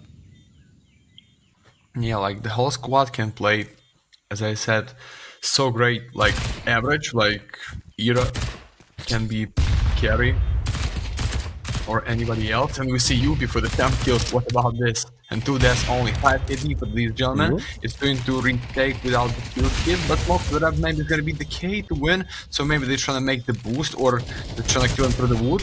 Not like this. They're sticking, but it's 10 seconds. I think they've done it. I think that's the first round. Yeah, they can't connect. Wow. And Monty, good job. You find your first 10-second stick. That's the first choke from Alliance. Like, the smoke is really good. It's hard to, like, you know, play against the smoke, but they just, you know, when it's a 10-second stick in a 2v2, like, you've made a mistake, whichever way you want to put it. Yeah, okay, boys. Well played with the bad buy, with a few MPs only, but it's fine. It's still the chance for you going with the 5 on this side. I believe in this because I want to see the drama. Like I said, my predict for the 3 maps. You always want to see the drama, my friend. You're a dramaholic. Yeah, but mate, even I'm not want so, or it's just gonna be no drama on the Galaxy. Something special is gonna be anyway. It's just a part of the life or part of the tournament. I don't know. Maybe it's something from the universe trade, or it's just a big play. Can be for the twist. Oh, double kill on the 1 line. Okay, tease me for the trade. Sniper for the miss. Oh, just a team bit damage. Damage, yeah. Avid. But they still get the 2-player advantage, and Okay. Avid is shut down. So, all right, a bit of a second coming into this first half. Honestly, like, there's still a possibility this is 5-7 half, right? Like, it's doable. It's doable. Ancient is, especially for Alliance, Ancient is a bit T-sided. So, I still think they should win. You know, we did this mistake in the first map where as soon as one team got like 2 rounds or 3 rounds in a row, we're like, oh my god, it's over. But yeah, maybe Monty trying to make it a closer game. And honestly, like, the map pool really favors Monty, so Alliance are the ones who actually need the first map way more than Monty do. But maybe. But imagine what is gonna win this match. It's still not so confident to give predict like for the 2-0 for them in these best of 3. Alliance can easily flip the new guys. So don't think about this gonna be so free for the Monty. I don't know why they're favorite. Maybe just because of stock, because of HLTV's rating. But I'm going with the Alliance. To be honest, I think about 3 maps for the Alliance in this match. I don't know why. I can be wrong, guys. It's not predict. It's not a favor to make some bet. I'm just feel like this. Okay, and I feel it's gives me in the mid side can stay for too long at the 1 point. Nobody's here for the crossfire. It's the deep position for the Demke for the A side, not to support him. So gives me. Oh. Just tell me how, please. I'm gonna make this. It's the big play. Yeah, there's 3 on the other side on B, so A is completely open. Oh, They try God. to go through the smoke, but Pleston hears all of this, and they're not going to be expecting this man. Pleston is so aware, so ahead of this play. Oh, and he cleared the first, the op misses, and Pleston sprays down 2. Ryu will catch him off guard, but now it's a 2v4, still a very difficult conversion. There's a player towards Temple as the bomb goes down. This seems rather impossible. Alliance, they should have found a way towards the 8th, but honestly, 2v5 turns into a 2v3, shot missed. And now 2 players arrive on the site. Time is the issue, it's also not really planted for them. All that Lions have to do is just hold down the angle. Oh, tag up by Era. He's not ready for the second, but he still hits the shot. And it's Ryu on 7 HP. The op tries to get away. It's a smart play. And in the meanwhile, there's a player towards CT as well. This should be impossible. Era will finish off what's needed. 3 op shots to kill 2 players. But he will put the 8th on the board. So Alliance, big moves to secure a good, confident first half, you know, because 7-5 is anyone's game, man, you know, and after a 7-1 start, that's not what you're looking how to finish off the half. So it's going to be 8-3, still the full buy for Monty. Alliance already happy with 8, but if they can make it 9, we should be done rather quickly. I hope so. Let's get this last one. Big moves and big fat. Devs on the Galaxy guys, but you know, this buy looks like they can take this forward in the second pistol round, because even that's 50-50 for them. We're going for the actual TV stats, but in my opinion, on the BT sided map, this can be something for the Monty, or even without lean, my friend. 1 to 10 kills only, so it looks like 5-4 right now for the Alliance. They want to split it A side by the main and for the donut, if I'm right, but can we call this split if only one player is going for the main side? We're gonna know in a few seconds. Hates against Era, double scope against. In the smoke. That gets real weird. And Hades, they might hear No. him. Bam! Era, perfect play there. Waits out for the smoke. The Opera is taken down, and that was the big bastion of defense on the A side. They're not ready for Demka and Ryu, though, so hey, they're gonna have easy time spraying them down, and round recovered after all. Yeah, seemed really good and promising from Alliance, and dies out. So Monty do what they can to recover from that 1-7 situation. I think this is still going to be very tough to really get back, claw back, grip back in the game. For now, we're going to have the case. There you go. So for you guys, we peaked at 10K viewers today. We're close to hitting 10K followers as well. And just something little we give back every time we have a best of 3. Every map on the half, we spin a case. If you can participate by simply typing in !Galaxy, as you see people doing in the chat. And a 40 euro skin already was won today. So maybe not back-to-back luck. We're kind of hoping for it. Come on. It's close. It's not a bad skin, actually. That's like 5 euros, maybe 10, depends on the condition. Congratulations, OG Supra 13. We'll be in contact with you. Somebody, the mods in the chat, will make sure you receive it. And yeah, congratulations. Follow Galaxy. Talk about Galaxy. Tell your mom. Tell your grandma.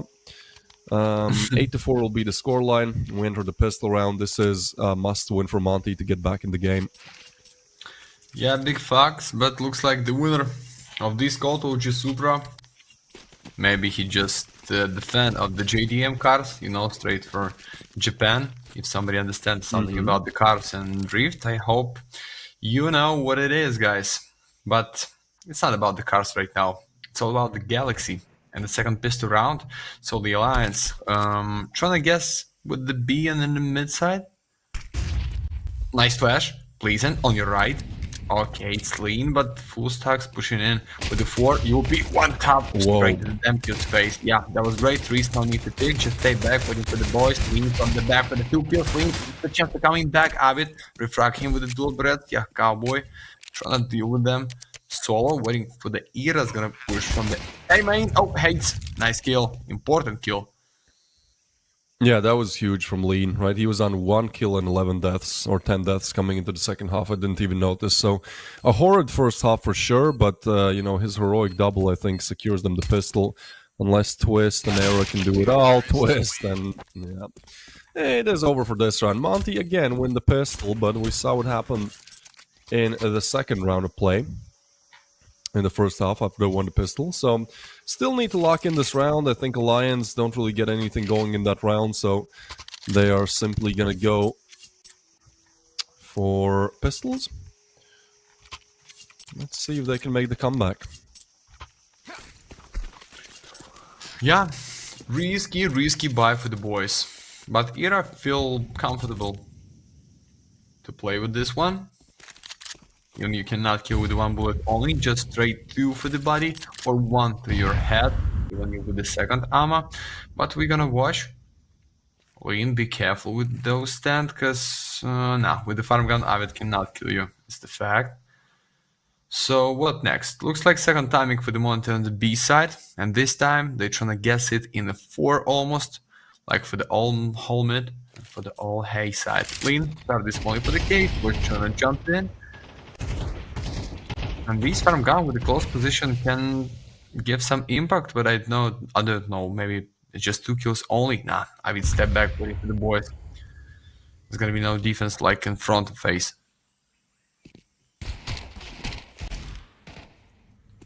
Well, Lead is going to be the one to get the frag. That is a good start. I still don't think this was a good force from Alliance. Like, yeah, Ancient is one of the maps where you can go on a force on CT and win it. And maybe they're riding off the confidence of, converting in the previous. But actually, they're going for A. This could still work out. Pleasant is there with the 5-7. There's a double setup towards A. Era starts to rotate away a little bit, but he'll have the scout. Long range. He can just hit the shot. Pleasant and Yuppie with the frags. And oh boy, Monty, not again. Not like this. Pleasant is going to be there in the smoke. He switches places. In the meanwhile, Ryu gets a double, and that's huge. But Pleasant... Wait, Gizmi now stays in the smoke. He can't find this player. Pleasant finds it, not ready for the second, and Gizmi will take him down. So 1v2 for Avid, but both of these players are low. I'm not sure if they expect Avid here as he moves in. He gets the first noser. The Avid. second one is low HP as well. Avid just 1 or 2 shots needed, and Avid gets it. Oh, man. Again, Monty. Again. Back-to-back pistol is converted. And back-to-back just gut punches delivered. Damn, that hurts, man. That has to hurt. Twice. You know, if they just converted these rounds after they win the pistol, that would be 7-7. Maybe even more. And they do get the bomb plant, but I mean, it still completely wipes their economy, which ultimately means we're gonna see a force. A force would be crazy here, no? Because you know you lose this, which is not a good buy, and it's 11. My friend, I don't think about 11. I think it's already GG because money potential is going to 0. Okay, Molian made the Avid, so he potentially stopped the whole squad, which is trying to push the top mid, the fast play in the cave, but it's just a lean with a bit damage because of this nade. Maybe he wanna sneak back, maybe he wanna stay alive. I'm sorry, what is this buy, dude? They force and Gizmi has a Glock. Like, what are we talking about here, man? Like, nobody could drop him even like a P250? This is crazy. I didn't see the Glock, to be honest. Yeah, I'm just not a fan of this buy at all. I mean, there's a single AK on Ryu. You know, this has to be it. Good thing is they're actually moving towards A, and wait, this gets a bit weird because there's nobody on A. They could probably still get the plan. Depends on the timing. Hades is going to get the opener with the Deagle. And in the meanwhile, I don't think UP is aware there's 2 in Donut on the other side. It's Ryu looking at him. They're going to, of course, they're going to win this. Yep. Actually, still no weapons picked up, but it's a 3v5 and they get the bomb plant down. This is a huge fumble by the side of Alliance. And I think they're just going for the save, man, because they don't have cash either. Dude, what is happening? Like, how? You had a Glock. You had a Glock and a single AK. Avid will still find this player, but Hades hits another Deagle shot on Era. And yeah, not now. Alliance started to choke as well. You know, they won that round. It's over. It's 11-5. You know, sooner or later you win. Now we're back into what could be a competitive affair, man. I don't know, my friend. If that's something wrong with the Galaxy or something in the right way, because for sure for the more drama, for something unexceptional, it's good, but the whole game, I don't know how you can lose against these by. The question is for the UP. Before this round even start, that was the call. So UP, you're gonna be in solo on the A side, and you take care for the main as for the donut.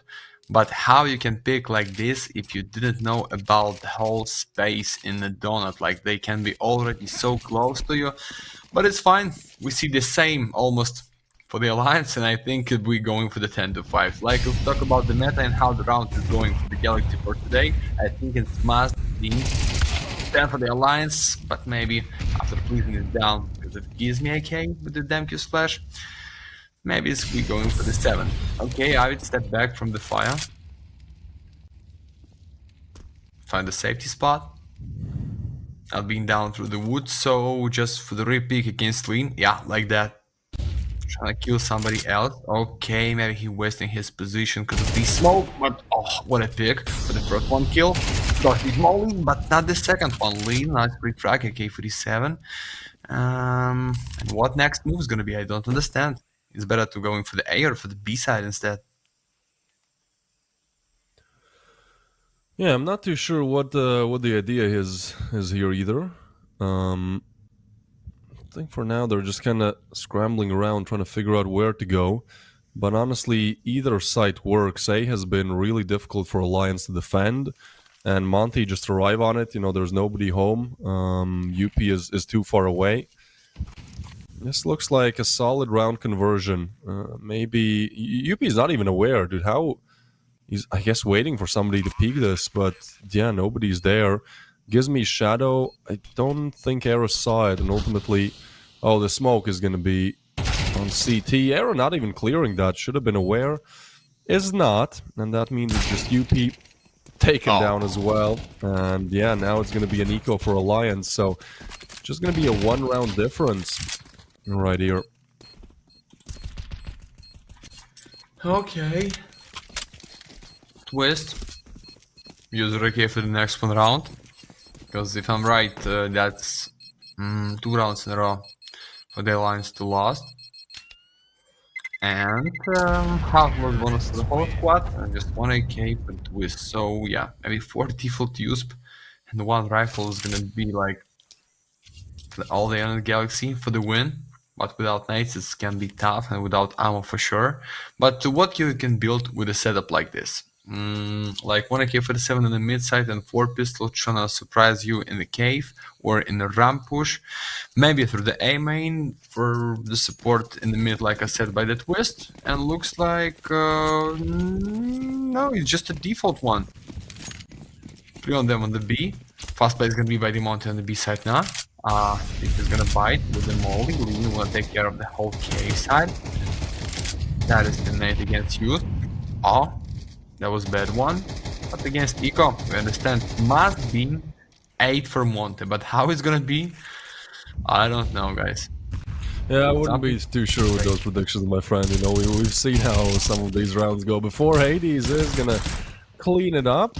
So, I mean, Alliance, what keeps them going is the fact that they had such a good first half, right? And now they're in a position where they can afford to lose some of these rounds. They should have never lost against that very, very low buy that they did lose to, but, you know, ultimately I think they're still in a solid position.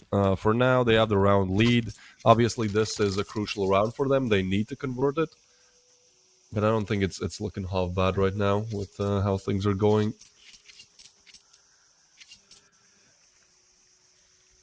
Last my chance to what? Oh, it's, you know, after first one side, it's only 1 round for the Alliance. After first pistol round. Okay, maybe going for the real deep-sided map right now. With the whole squad trying to push. Oh, then why are you pushing to the smoke? And he was flashed like the Gizmi, but fine one. The first one, almost the second against you. You so red. You so red. Step back, please, my friend. You think about the kill? Okay, maybe you can catch him, but they already going for the A side. It's just a Twist behind the box, the MP, so that's gonna be a big surprise, but it's gonna be nothing for the one of these AKs. The stack of 5 is pushing so deep. Clearing it though, and Twist gets a big double. That keeps them in the round for now as UP arrives. He is low, and Era, I don't think he's clearing this again. Yeah, Ryu, nice positioning on the head glitch, takes him down, and then meanwhile, Abbott will find another. Alliance make this a close and competitive round for sure. We're gonna get the plant, but Ryu's position was known because Era went down from him. And Demka, well, they know he planted, but that's a big nade, and same head glitch angle. Maybe Abbott needs a 1v2, it's gonna be difficult. Drops the smoke on the bomb, which actually makes things a little bit interesting. And now he's trying to move in. He will tap the bomb, but they just spray through the smoke. And Monty secure a nice and easy, by the looks of it, 9th round. So all equal on the scoreboard. Monty really starting to come back in the game off of a horrible start. You know, they're able to make it a lot closer than we expected. And yeah, timeout or attack pause rather now by Alliance. Their cash is really not in a good place. They have to decide, do they want to force here? You know, what do they want to go for? And honestly, it's just not too good of a position to be in. What'd you think? Because right now they have 0 rifle rounds converted. So I think it's the time to win for the Alliance. If there's gonna be no rifles for them now. If we talk about real new meta, I think it's gonna be 10 right now for them. Maybe Twist can take the whole risk and buy himself at least 1 Colt for the squad, or Era with the farm gun, but looks like maximum loss bonus for you guys. You can spend more than this, but it's okay. You just want to save the nap, I understand. But the problem is Monte with the 5AK is playing without op. Element 2 can be in the gate. Oh, such a big surprise is coming now for them. I have it. Prepare this smoke, but immediately want to stay back. Okay, it's gonna be no kill through the wood. Hates waiting for the push from the ramp. Right now it's looking like for free for the Monte to win it. But as always, pistol, the close position to fight can be something big, even against AK-47, one of the most powerful rifles in this game. So Era with the teammate, you ready? Almost. All right, okay. I mean, I think the biggest problem for Alliance here is that like they have zero defense on Ace side, and like Monty is so aware of this, and they just exploit it every time. Like, how many of these rounds Monty has just walked in on A and done the frag? Oh, it's a 5-7 twist, almost with the double, a heroic attempt, but 2 will be shut down. Alliance now trying to rotate back in. Thanks God for the keys, maybe the one more. They trying to guess it in 2 on the B, as you can see. I've just like strafing for the cave. His teammate, 45 health points only, not too much, but Deagle, 1 bullet only for the kill, can be something. Okay, made it long for the light side, then this only for the default. Oh, because of this, I will find the 1 more in the UP, please, God, no time. No, guys, no time, just plant the bomb. Don't break my heart like that. And this bomb, oh God. UP, if you're gonna win this, I don't know what I'm gonna do. I'm gonna do backflip, guys, on my sofa in the palace. I'm just gonna try to do my backflip. Funny thing is that, you know, this is one of the most competitive rounds in the game, and it's one where it's only pistols. So, yeah, there certainly is the new meta where, you know, the pistols against rifles are just very, very feared. So far, so good, though. You know, looking mighty fine here. Monty have now converted, wow, 6 out of these 7 second half rounds played.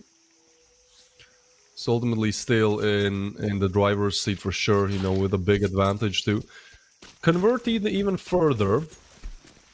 We shall see how possible that is, how well they can do. This is really, you know, the tilting point. Like Alliance, they need that first rifle run, man, just to keep them going. But Hades is gonna get Avid, and that is the first one to fall, which it just feels like it's just gonna be a long string of players to follow. Alliance, their CD side, yeah, for them T side is the better one on Ancient, but like CD side just is not working out for them right now at all. Nothing they can do. They try different setups. They had that, you know, a lot of aggression towards B, that didn't work out. Then they tried a lot of aggression towards A, that didn't work out.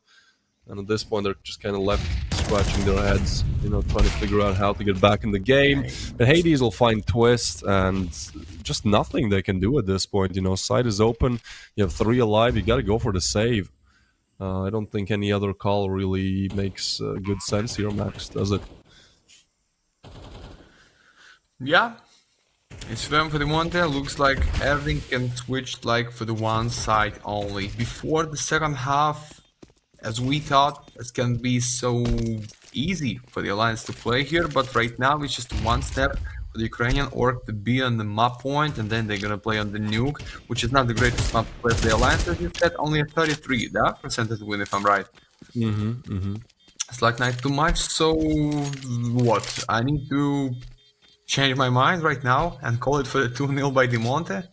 I'm just waiting for the second map, okay? No predicts for today, just, or maybe in general on the Galaxy, because every time I'm wrong. Every time I'm just going wrong. As you, my friend, you know? We're not the greatest duo of analytics. Yeah, no, our predictions are just shit. Don't listen to what we say. You know, the opposite is gonna happen. Yeah, don't listen to us. We're not paid for predictions. We're paid for the hype. Yeah, I mean, so far, just things are looking so good for Monty, and I think like the momentum is on their side as well, right? One thing we can talk about, like, yeah, you know, Alliance are not exactly playing their best side right now. But the thing is, like, just the momentum, you know, you're feeling it, man. When you win 7 out of the last 8 rounds, like, you, in your head, it's already a reality that you've won. And so it's just really difficult, I think, mentally for some of these players to go like, okay, no, actually, we can win this. Yeah, not much else to say other than that. And they still playing, like, in 4 against 5. We see Lean almost with 1.3 KD for the 6 kills only, and my boys, it's for the 21 rounds. That is too much. I'm not talking about his impact. I'm talking about rounds and how much he's gonna average give against the opponent. And for the Alliance team, it's like everything is fine. Maybe 9 for the Twisted is not too much, but we saw how they play on the first one side. And if I'm right, the score was 8-4.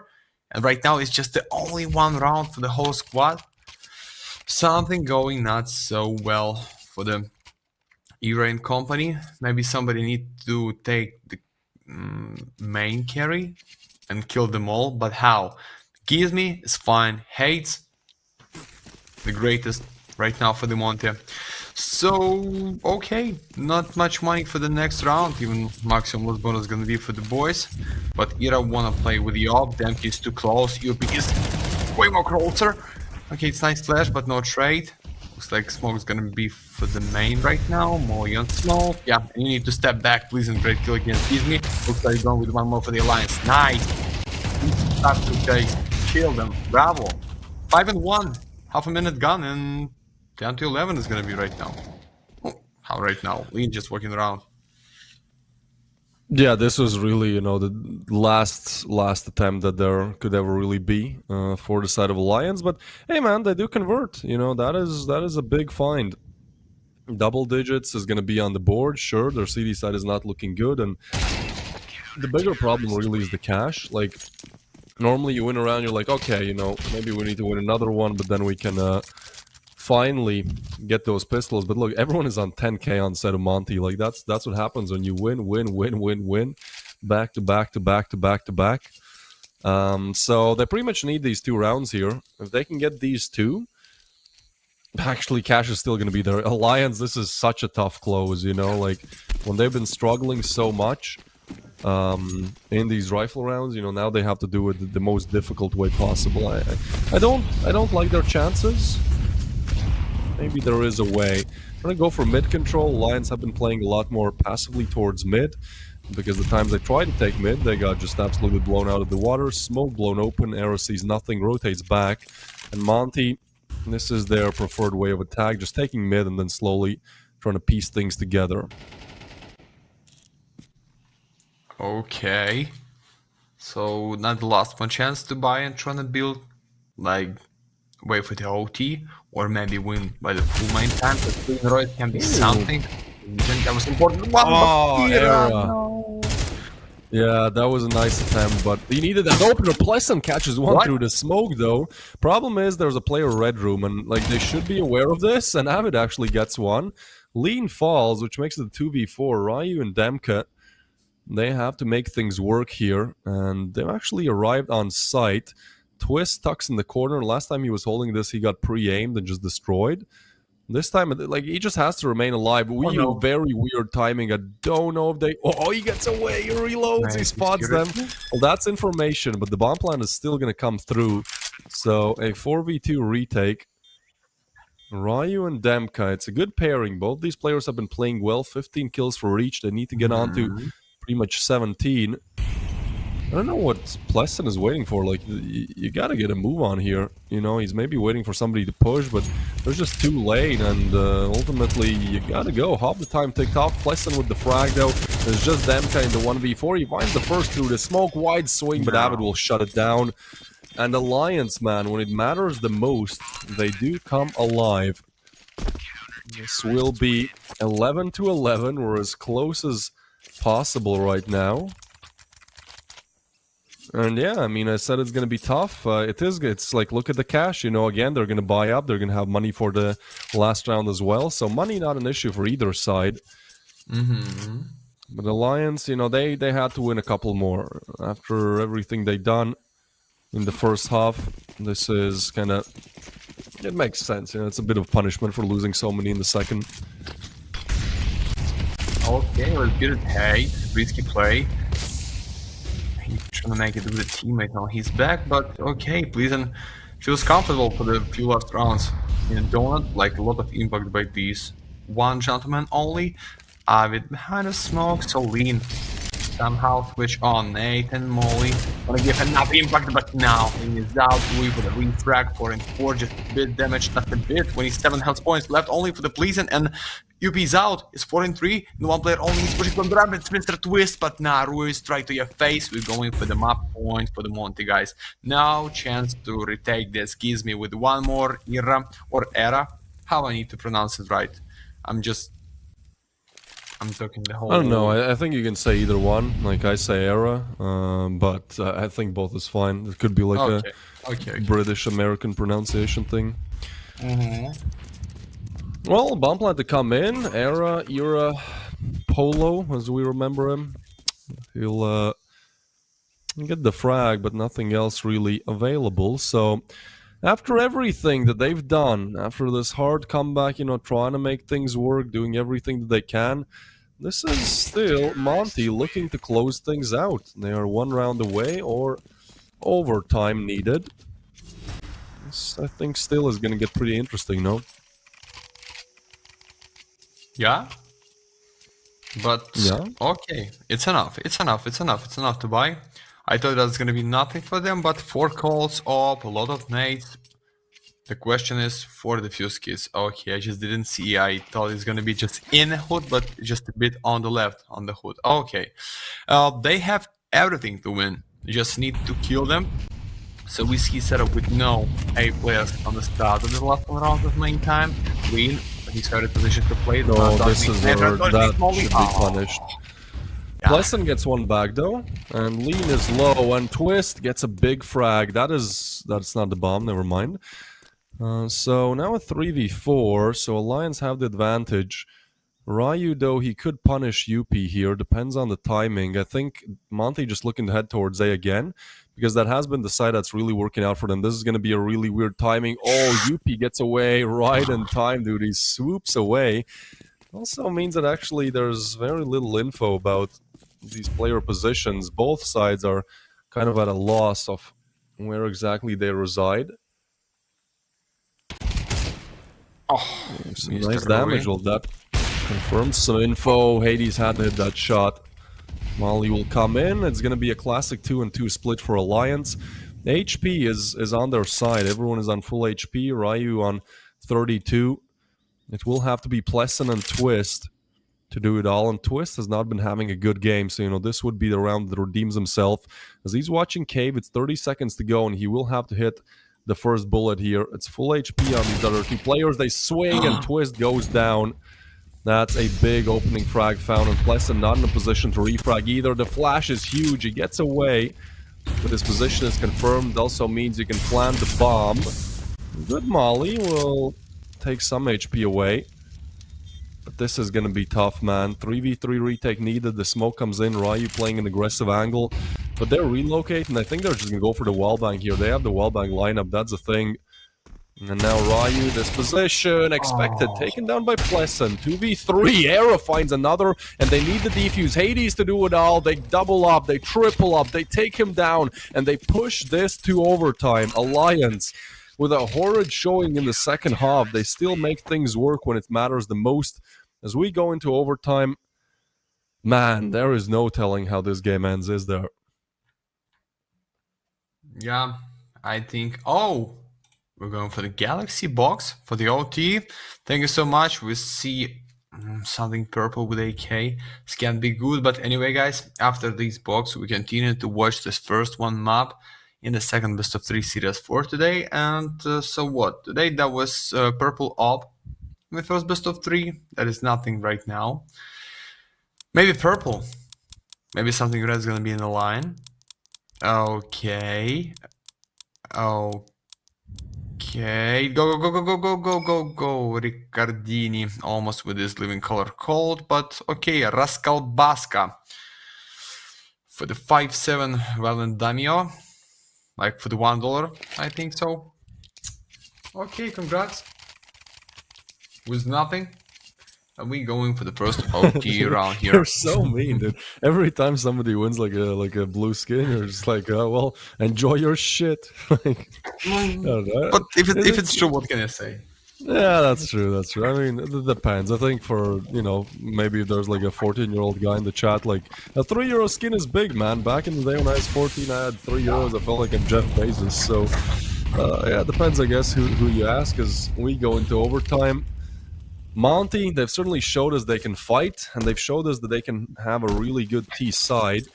So actually, it's Alliance, I think, in this first half of the overtime. Like, the ones who need to get some frags here. It's gonna be a lot of util. They just go for the straight B execute. I like the call, not wasting time around, but Avid with the frag. Frag comes through from Ryu as they drop the nade. Arrow with a big frag. It's a lot of damage dealt. UP finds one, and the low HP is the problem. It's Lean and Hades to convert it. Lean not on his trusty up, and that nade is absolutely amazing. The lineup is there. They're overlooking Hades, though. He finds Twist, who absolutely did not have to push in. And is Hades aware that there's a backstab coming through? At this point, you just gotta play it safe. It's gonna be the bomb picked up. It's fine. You can allow him to plant. Cash doesn't matter. It's overtime. You just... Oh, UP. Wow. He wins out the gunfight. Okay, for sure. Hates, like he used to play with Yob. Maybe not so great feeling to be with AK-47, to play against UP, which is straight rifle in the Alliance team, but it's fine. It's just only 1, 2 left on this side. So what's the plan for the Monty? They're gonna play slowly like it was for main time, or they just gonna surprise because they understand setups going to the end, our strats and plans doesn't work how it must be. So maybe fast B, all but go strat going on right now. Nah, for the Molly needs to step back. Only to respond, but for the sniper, not for so long, era or era as you like, guys. So the first one against Hades, and yeah, they're going for the fast B push. Oh, sniper for the second miss. Flash from the cave, Twist for the trap, Lean for the first. Whoa. Twist. It's the big play. Yeah, with his performance in this game as well, like that's such a crucial play. They needed him to come alive, and he does, and that does make it a player advantage for Alliance now. And remember what I said, right? Like, this was an 8-4 half for both teams, so T-side is definitely the stronger one. Yeah. And the fact that Alliance most likely should be able to secure 2 rounds here, like that's just going to put them in such a good position to convert. Sure, why? Lean. Why, Arrow? What is there? Why? I don't. At least jump spot it. You know, like maybe the thing because Hades is down, then there's no opper, but that's just giving away a kill. And Lean, he's not the main opper, but he could redeem himself. Can't do it though. Pleasant with a nice elimination, and Gizmy, I think he gets a plan here. Like Lions are just going to stay on B well enough. They don't want to separate, so we're looking at a 2v1 retake here, Max. Yeah, looks like bomb is gonna be for the 100%. Okay, in the top of the corner, you're gonna plant it. Wanna take this close fight immediately in a donut. I like this and I appreciate this play. So I think, yeah, you just wanna find the angle. So being without shuttle, please. Oh wait. No. Oh my god. Let's get it! Wow. Gizmy. Mr. himself, Gimzini, for the triple, and Monty with the one more, guys. Let's go for the last one on this half. But that was really smart. I hope you agree with me, my friend. Really smart play Dude, for the youngster. That's a tilter. That is such a tilter for Alliance as well. They should have locked it in. That's an amazing play by Gizmy. Almost doesn't work out. His aim was a little bit questionable, but I think Alliance maybe could have cleared it better, especially with all the footsteps made. They should have expected that at least they're being heard, and the opponent can play accordingly. What is this? So much aggression towards mid. Lesson is going to get back with the op. There's a lot of smokes as well. Twist is going to try to stay in the smoke and account for the push coming through. But again, it's Monty looking to go towards B. Hades in the meanwhile will catch Avid. And honestly, like, Alliance are starting to give it away a little bit. Like, they're getting very aggressive. They don't have to go for these pushes, especially when they have the advantage. So Twist, same position as before. This has to be his round. 2 different positions to watch. Does not have to worry about Cave, though. Smokes are coming in. Actually, Pleasant, his arrival is going to help greatly. Why would you peek without a flash, dude? I don't know. Yeah, that's the Lions. They're giving it away at this point. Like, it could have just stayed there. You should 100% expect that somebody's holding the line there. So Twist will be punished. In the meanwhile, Demka, there's no way. Yeah, bye-bye. Good dice. Nice played by Demka. Nobody was ever going to be expecting that play. 14 on the board for Monty. We're going with the case open because it's the end of the half. Like for the rules of Galaxy, no. Or we already had after. No, I full think if main there's time? another overtime, then. Unfair. I'm just want to see something blue for the anyone in the middle school for the €3, like you said. But okay, for the next round, maybe. I mean, for the next map, maybe, which can be the last one in this best of 3, because you know what, Monte, one step ahead from the map point, and I think they going to make this lean with the 9 kills, but we saw this double with the op. Maybe you just need to continue to play with something which has the scope, like SG, Scout, I don't know, op. But Haze with the 22 kills, it's too much. As the Gizmi, as like the full stack is playing good of Monty. The question is, what do you prepare in the defense for the Alliance? Because after first one side score was 8-4, and that was not for the Monte. Yeah, I think Alliance honestly can feel somewhat comfortable heading into the second half. Like it's not the end of the day, you know. Like they can win 2 T-side rounds. We saw their T-side actually be really good in the first half. 55% win rate or 54 on Ancient, and I think there's still a chance they can push it to double OT here. You know, like surely a lot of it depends on this round. I think 13-15 is still very difficult to come back from, but Alliance, they're no strangers to doing good on T, and actually their call is really good. They're moving in towards A. Some rotations are coming in, but it's only Demka on the A site, and Avid is even throwing some util here on B, so that keeps the rotations from happening. The problem is they gotta wait out Demka's smoke, and as soon as they're able to do that, now it disappears. They should just go for the execute. In the meanwhile, Avid is gonna head towards mid. Surely Alliance get the plan here, right? Just based off the setup, no? But what about them? He's called. You think he cannot bring more than 2 kills? Yeah, Oh, that's gonna wow. be 2. It looks like it's enough. He's just going back. He's red. Just wanna stay behind. So his teammate Fool will trying to open against one more from the main, but now they waiting and Twist going back. 1-1 gonna be for the Rui for sure. He cannot lose the whole B plant. Beautiful. 5-2. I think we're going for the end, or Mr. Twist will show us the real magic, like Bruno 24K. Damn Q. I mean, is the HPs first. are really low on everyone, though. But needed double there. Yeah, that's the bomb. That's the round. Monty, another lock-in of the map point here on Ancient. This, again, was a 7-1 start for Alliance, so not exactly ended how they would have wanted. And bookmakers actually put Monty as huge favorites of this matchup, and I really still disagree. I think Alliance, you know, when they play good, they can certainly hang with Monty, even win them. Problem is they started to kind of choke a lot in that second half. They lost that round against P250s and a single AK and a Tech 9. And since then, honestly, like that just ruined their mental. It's going to be 15-13. And might as well be 16 in no time here, as Alliance desperately need 2 more rounds to push this to double OT. Okay, just watch how it's gonna be with the 2 rounds in a row for the Alliance, with 1 more OT, with 1 more pre-boxed by the Galaxy, or just win it right now. Monty with a 16, and just by 1 round after the main time for the Alliance.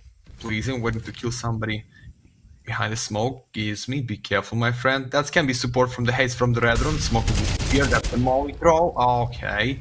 Nice open for the Alliance. They trying to make this on the A side. Sniper for the mid, but here on the right, it's the cold lean. Nice cover. But what about Damq? Round before there was double kill from the box, but right now it's gonna be nothing. Whoa. Avid nice open. Yeah, that's a big frag found by Avid there, and 2v4, pretty much the insta-save from Monty. I don't know why, like, do you have an idea why they don't go for this? Because, like, they're gonna have all the cash necessary for the next round. I know 2v4 is difficult, you're smoked off as well, but I just don't see a single reason why go for the save here. It just doesn't make sense economically.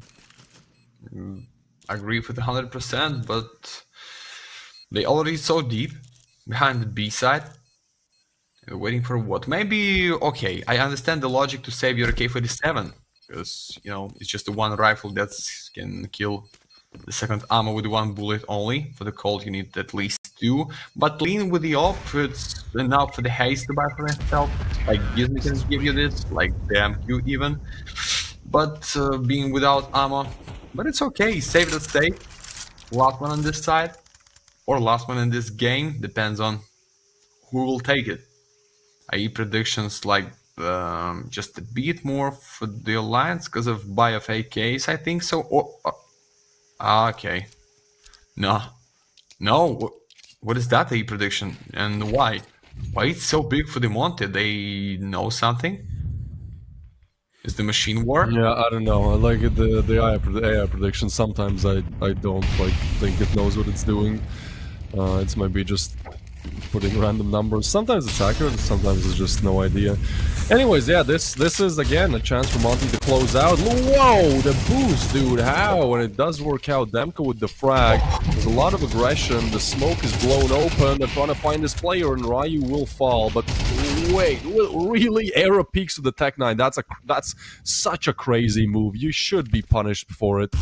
But I mean, yeah, gamble big. Nobody was going to be expecting that.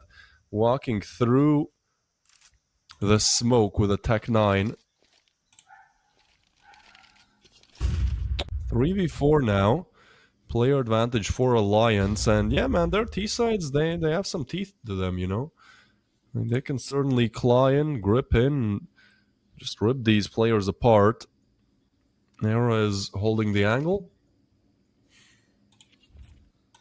And in the meanwhile, everyone's slowly setting up for this B execute. Lee needs to find a frag. He's spotted though, and that's a lot of information. They can figure out how to approach this. Lean, it's Actually your think time. they should. Yeah, they're gonna evacuate. I think that is the way smarter call. Like, it's not pretty. Like pushing cave, especially if they know that you're coming, is really difficult. And so the rotation towards A is just perfect, right? Like they are gonna get the bomb down. Monty not rotating. They kind of had to stack. Alliance even worried that maybe this is not it, but bomb plant will come.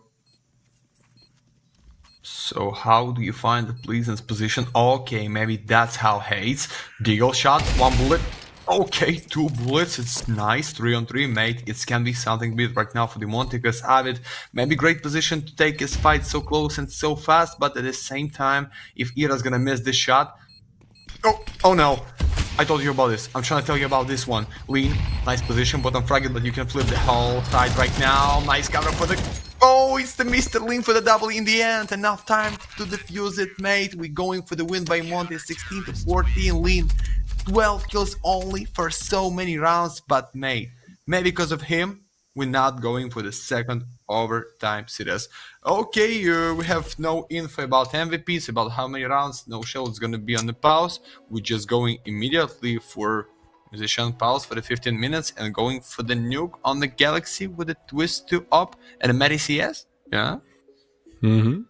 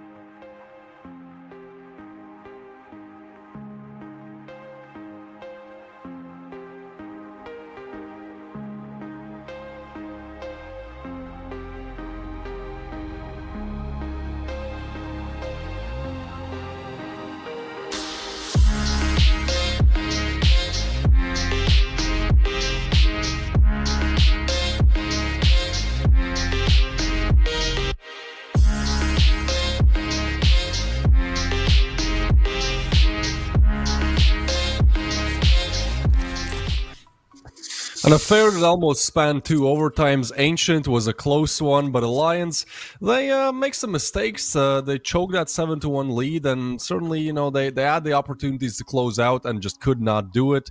Monty with a victory on the first map, and now we're heading to Monty's pick, which a lot of people predict is where it's going to end. I'm kind of siding with the same. Lions, they had one chance to have a leg up in the best of 3, and that would be converting their map pick. Now we're going to have a nuke, and that is Monty's territory as much as possible. The Lions have a 22% win rate on it. Recently, they have not won a single game on it. They've lost to Navi here. Yeah, hype Hype it is up. needed. Hype it up.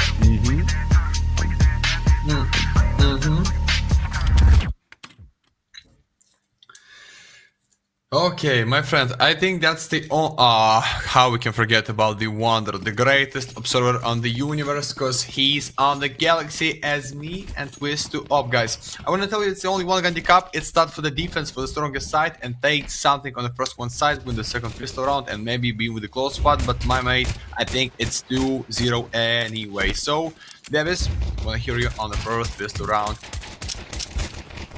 I mean, yeah, man, I agree. This should be a quick and easy 2-0, and Monty are making it more of a possibility by doing these opening frags. So far, Monty are 3 for 3 in terms of the pistols, and they're also 2 for 2 in terms of choking the next round. So we'll see how it goes. Avid just moments away from dying. Monty with a nice strong opener. All right, well, Okay. heading into round number 2. I think certainly some wiggle room here for both sides.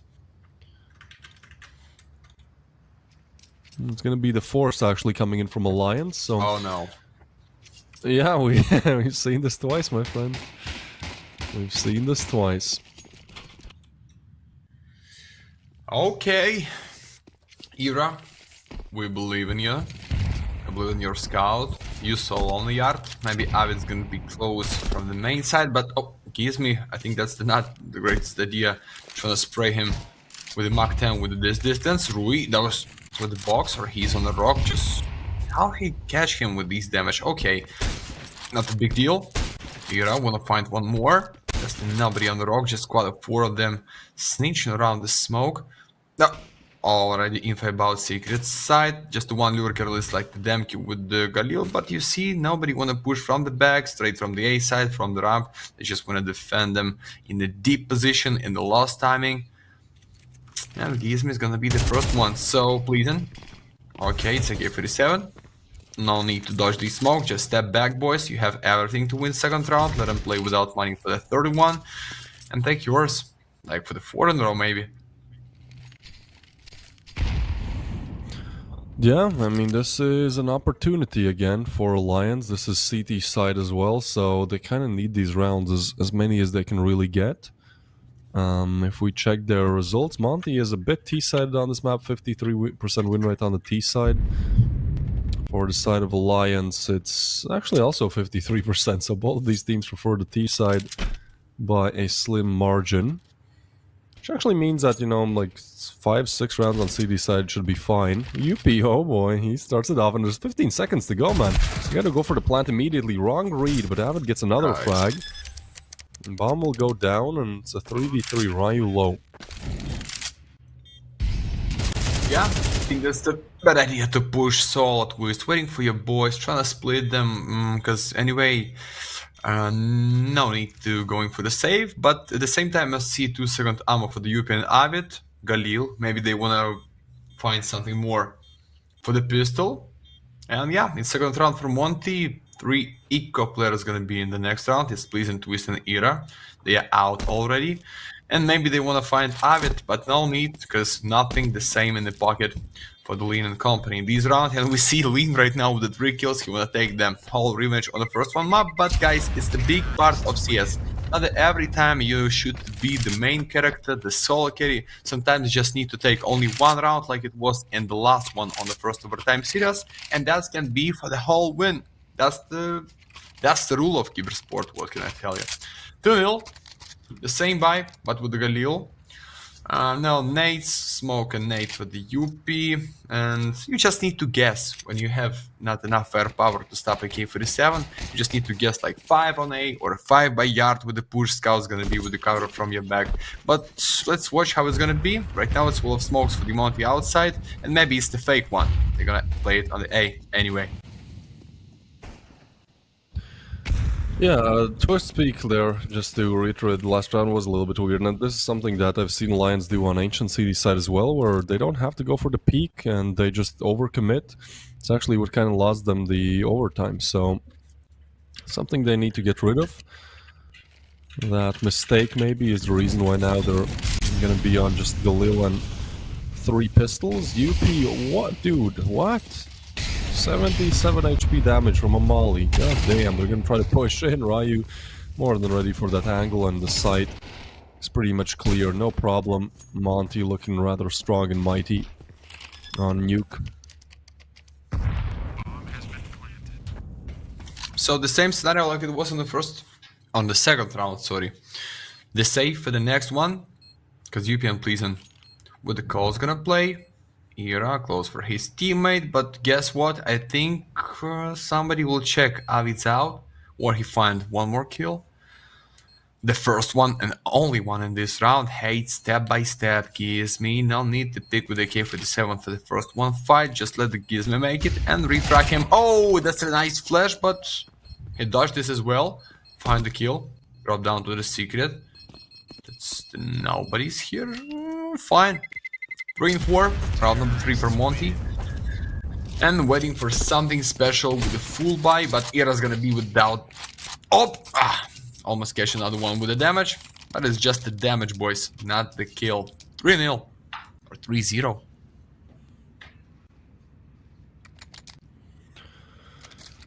Yeah, I mean, this has to be the rifle round converted for Alliance. I think it's starting to get really out of hand. Sure, we're only 3 rounds in. At the end of the day, you know, Ancient was a 7-1 start for Alliance, so it's not like it's all over. We've seen crazy comebacks so far.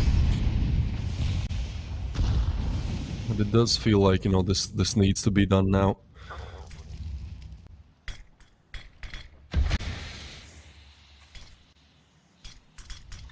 Watch your Couple step, of Yuko Avid. drops in. Yeah, it is a bit weird of a round. Ryu trying to maneuver around these smokes.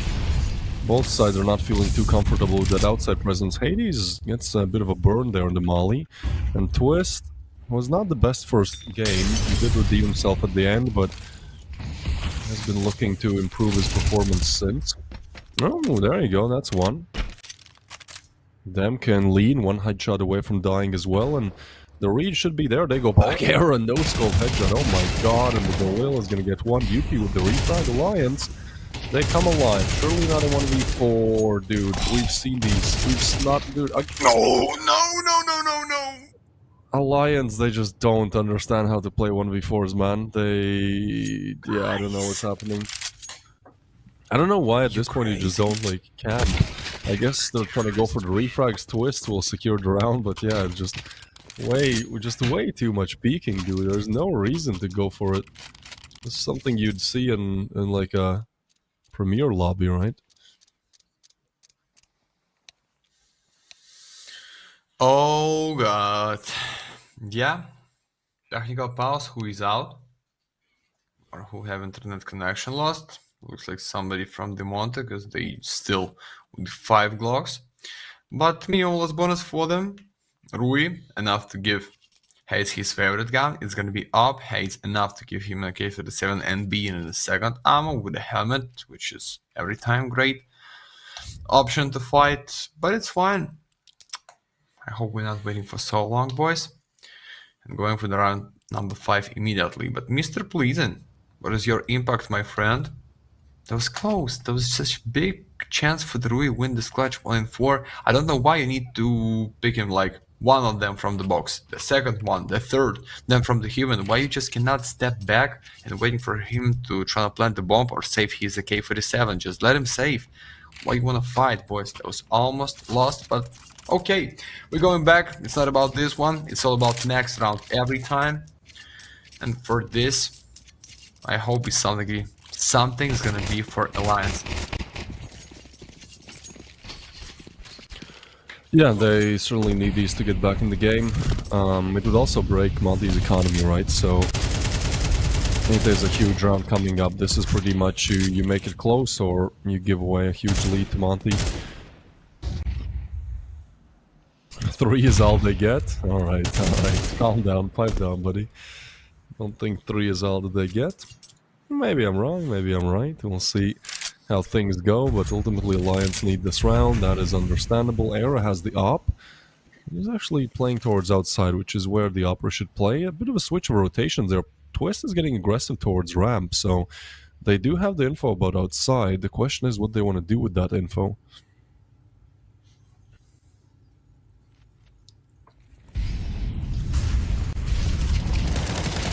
Fine. Oh, got it. Nice spray. It's the long distance to fight against K37, but a lot of impact against Lean, but it's the trade. It's Yuppie from the secret side, ready for the second kill, but no bullets left. And Lean, when you're at, you cannot open, but Haze can refrag. And the same tough patch for the Haze like it was for the Rui, but maybe, just maybe, Twist is gonna be out. Nah, Twist for the double with a K47, Monty without money. We're going with a 3 for the Alliance, my friend. And maybe with a 4, because I don't know how they're gonna spend their money. Oh, please and just drop down. Looks like you wanna reconnect, because maybe something is wrong. That's why we see almost no impact by these gentlemen, just with 1 kill only for the 6 rounds. Or maybe not, or just are dreaming.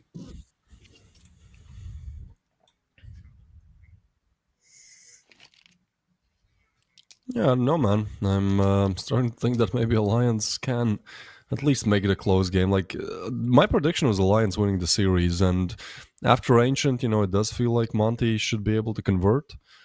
But I think it's going to be a very close matchup nevertheless.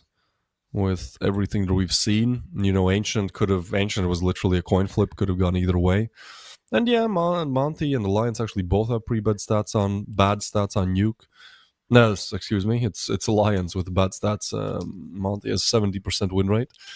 But still, I mean, this tier CS, especially today, is just chaotic, man. You know, we've seen so much chaos that... Yeah? Yesterday, Monty go against Wild Lotus 13-11 on this map. And Wild Lotus is not exactly a team you'd expect, you know, for it to go so closely. In terms of who they've lost to on Nuke, Rush B, Nexus just kind of destroyed them 7-13. So it kind of is all over the place. You know, how are you going to win Fnatic 13-8 and then lose to Nexus 7-13? That's a little bit crazy. Hope we here stuck not for so long. Because something's going wrong with the pleasing internet connection, if I'm right. Maybe Galaxy call us if that's gonna be stand-in, if they cannot fix it so fast, or what's the rules of tournament. Really, I don't know if somebody else can join the team, not for the main 5. But we're still waiting, guys. We're just still waiting.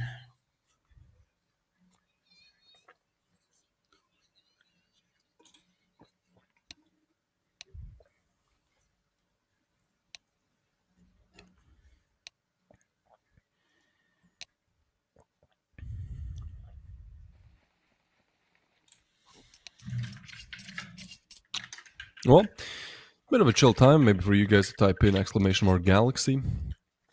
You can partake in the giveaway and have a pretty good opportunity at getting some nice things.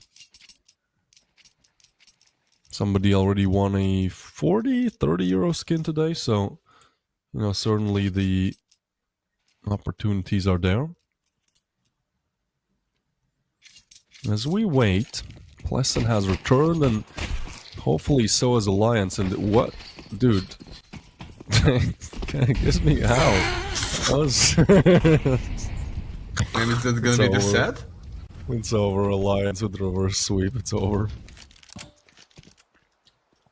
I don't think it's reset because they've done team damage. Like, you can't reset after you do damage. Like, after damage has been dealt. So, all right.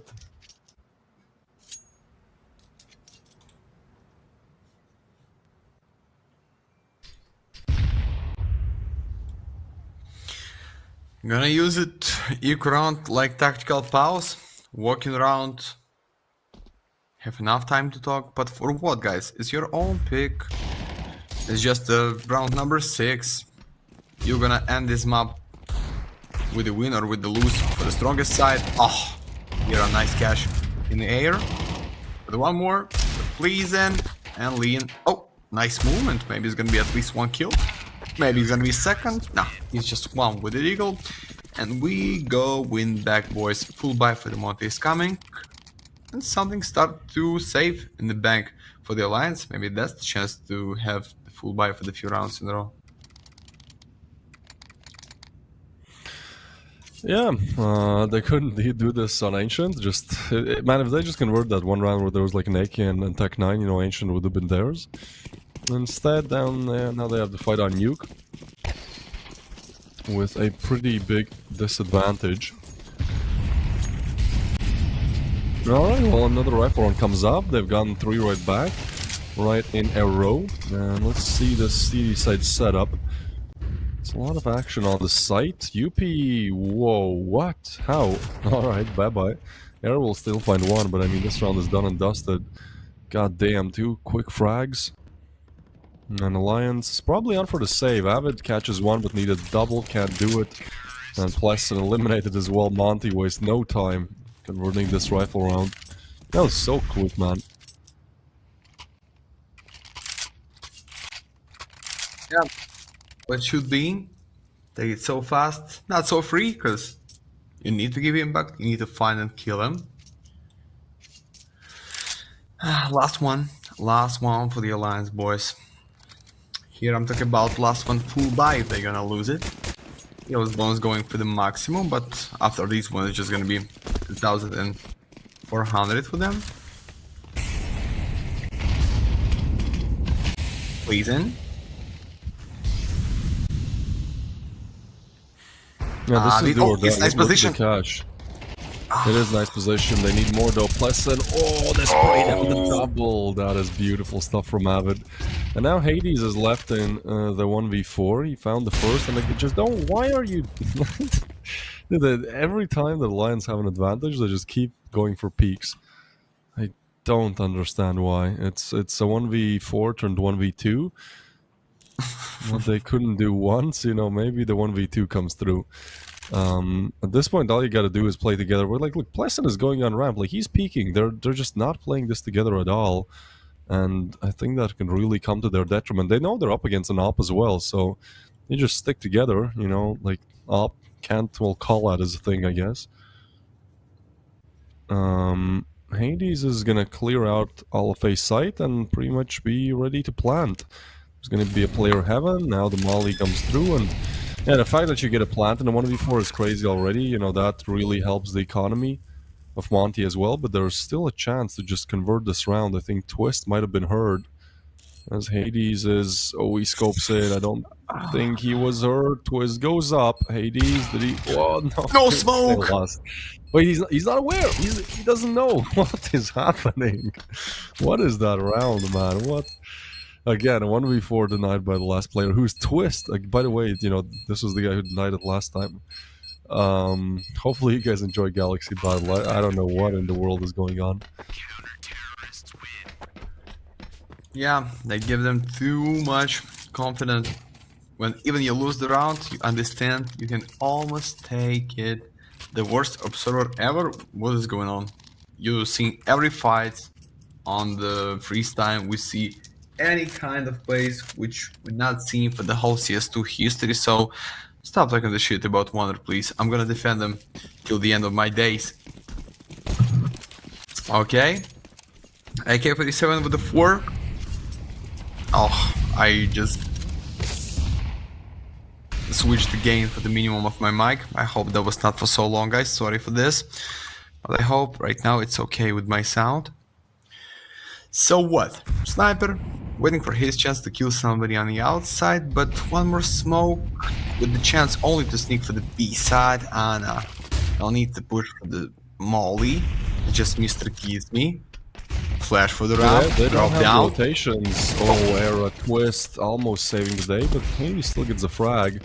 Ryu with another one, dude, again. Like, Lions just cannot win against pistols.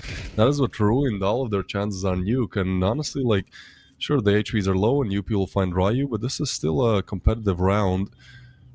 Time is ticking a bit low. Hades might go for the peak as he expected. Oh, the timing. Oh, that's so weird. But Avid, he's not going to be aware of the Vents player. He's going to run down towards Squeaky. This is not being cleared. Man, this is a beautiful play. Avid is going to be completely clueless. They need to get on the defuse, and Gizmi arrives, but taken down. Long defuse as well. Dude, this Alliance, I don't know how they're in the lead, you know? Like, every round is so shaky by them. Yeah, but anyway, it's 5 for them. Great news for Demonte to buy fully because of loss bonus in the bomb plant. But Yuppie, it's everything because of Yuppie. Triple kill, my friend. So yeah, it's the 1k only for the defense. I don't know. Looks like we need to go already for the second side because on the first one, as it should be on the tier S, like nothing. 7 to 5, 8 to 4, 6 to 6. We saw that means nothing. It's all about your privilege on the second side. And step by step we're going in. Don't forget to write exclamation mark Galaxy into the chat to take your skin for free by the Galaxy box. Maybe it's the last one side on these best of 3. Maybe no Inferno if you want to win it. But it's okay. 5 and 4 without Denk is gonna be tough to win. Oh, it's face to face in this quick. Have it. With a nice crossfire position to They're guard. dropping down Vents. Yeah. Nero is able to catch one. They also have the info. Yuppie is still waiting for the squeaky push. Actually, 2 of them are watching this. This is just such chaos, dude. Like, they have some info. The bomb is gonna go down, and the meanwhile, Ryu is almost naded down. Damn, that's a nice way to deal with it. It's a bit weird to watch Alliance. It's like they're either like playing it perfectly or they're playing horridly. You know, and Hades, well, Plan doesn't even go down, so he's pretty much left in the 1v4. Yeah, I have absolutely no idea where this game is gonna end. You know, I feel as clueless as in the first matchup of Aurora. They played against Gun 5. Right. Down, back to hell. Era, he's at the Heaven's Gates. He's like, nah, you shall not pass. He shuts them down to hell. And 6 to 4 for Alliance. It's, again, I don't know how they're in the lead, but hey, if they've struggled, it's always been against these Tech 9s. You know, we'll see what they're able to do.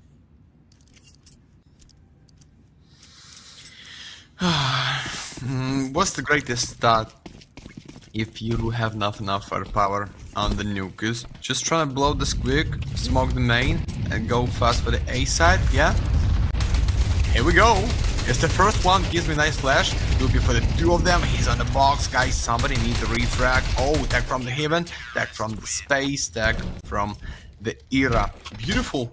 So fast, with the 7 already. Last one by is gonna be for Demonte, but my friend, as I said, 8 to 4 or 7 to 5, I think it's almost no difference.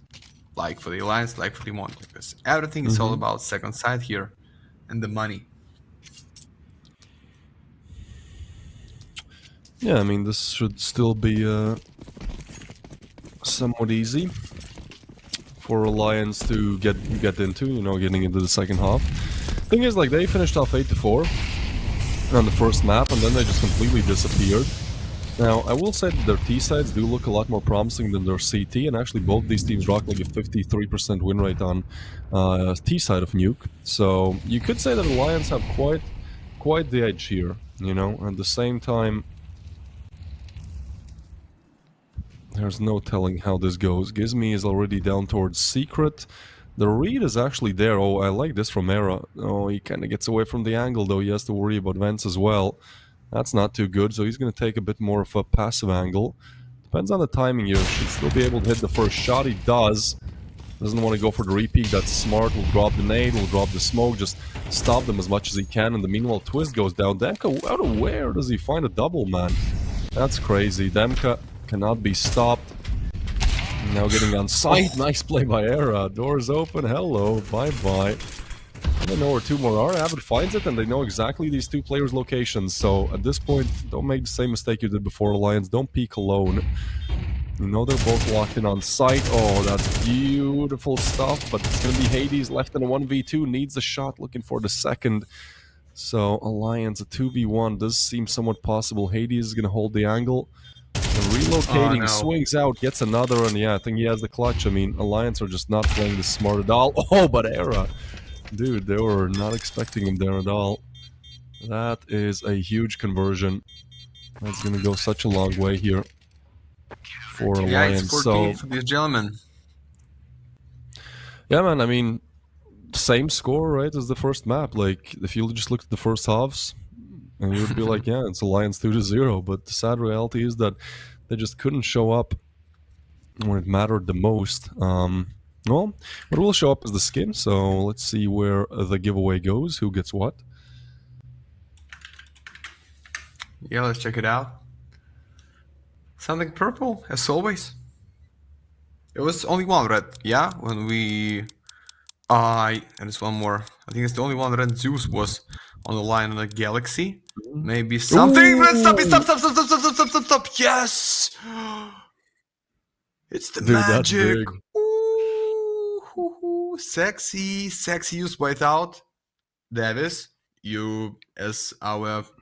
I don't know, like financial manager, you need to call us what Yeah. it cost. Because Depends on the quality. need to I know. actually had this USP like a few months ago. I think minimal wear it's like 50 euros, but factory new it's like 160 or something. Because like factory new it's actually very difficult to get. Yeah, I mean that's a big pull. Okay, so we're confirmed that it's like 50, maybe 60 euros. You know, this is I think that it equals out the with the previous Zeus skin, right? Yeah, factory new this is 400 euros, but I guess we're not going for factory new exactly. That's fine. That's cool. Yeah, minimal wear skin. So, okay, let's talk about the pistols. Let's keep talking about them. The USPs, the Glocks, the pistol round. So far, Monty are 3 for 3 in terms of pistol conversions. You know, so this for Alliance, if they can choose one pistol round to win, this would be the one. You know. yeah, depends on strat and how they're gonna use it. Alliance, we see the whole band, the squad, the gang, the team, as you like. Wanna push it from the ramp, when it's the only one player is already going back. Damn QQ, Rui, no, maybe don't need to push it from the box and gives me without health. I think that's the end for the Monte here. Somehow you need to flip the whole round, have it with one more, it's 5-on-3, they're going out for the heaven, not on the B side straight. So you need to... Yeah, that's such a smart net move, them. right? They just killed the Heaven player, so they know Heaven is clear, and that's such a strong position to be in. In the meanwhile, UP is actually getting shot a bit. They know about Squeaky player. Hades has to hit some insane shots, but instead it's God. Aaron UP with the frags. So Alliance, man, they're I don't want to call anything yet because they choked that 7-1 lead. You know, like I'm still kind of iffy about it. And at least the pistol is going to be converted, so I'm just entering waiting time. I don't think Monty forcing this. There's no reason to, right? Actually, wait. If they don't force, it's 10. If they force, it might be 11. Yeah, that's a tough call to make, to be honest. Damn Q. Your headshot. Okay, clean aim. What a As you know, stat it's way pattern, more man. harder to kill him from the back than in front of your face. But even return, but no time to find one more. So guys, maybe they want to take the whole risk because they understand the gap between the rounds can be too much, and maybe them QQ for the farmer's first ammo and the boys with the pistol and ammo, maybe just something like this, but only if you want to gamble. If you want to win it, for sure it's gonna be full eco. Maybe at least one deagle for them. Okay, I don't believe the Ukrainians not going to buy at least something for the full eco. It's nothing. Like the 5-bet. If you didn't forget this best of 3 on Inferno with such a big banger against Fireflux. But not the same for Monty. Full eco, guys. 10-4 must be. Rui? Earthquake or what is this?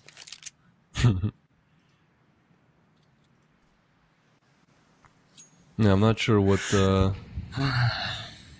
plan here exactly. But I do like that they just go with the USPs. Like Alliance, you know, they've had some troubles closing out some games, and I think this is a pretty smart call. Just give them the 10th. It should be the 10th. Molly already away, Ryu, and they're not even aware. But dude, this it's nasty. Pleasant gets 1, 2, 3. All right. That should finish the deal. But dude, they still wow! How is this a 2v2? Now they picked up a Galil as well. This is Crazy. yeah, and this is outside as well. Alliance, they just something is wrong with them when it comes to these pistols. Yeah, they're gonna finish it off, but talk about a shaky round, man. Crazy stuff. Well, that's gonna be 10 for Alliance after all. And now, let's see if Monty can make the comeback. I mean, they have the stats to back them up, you know.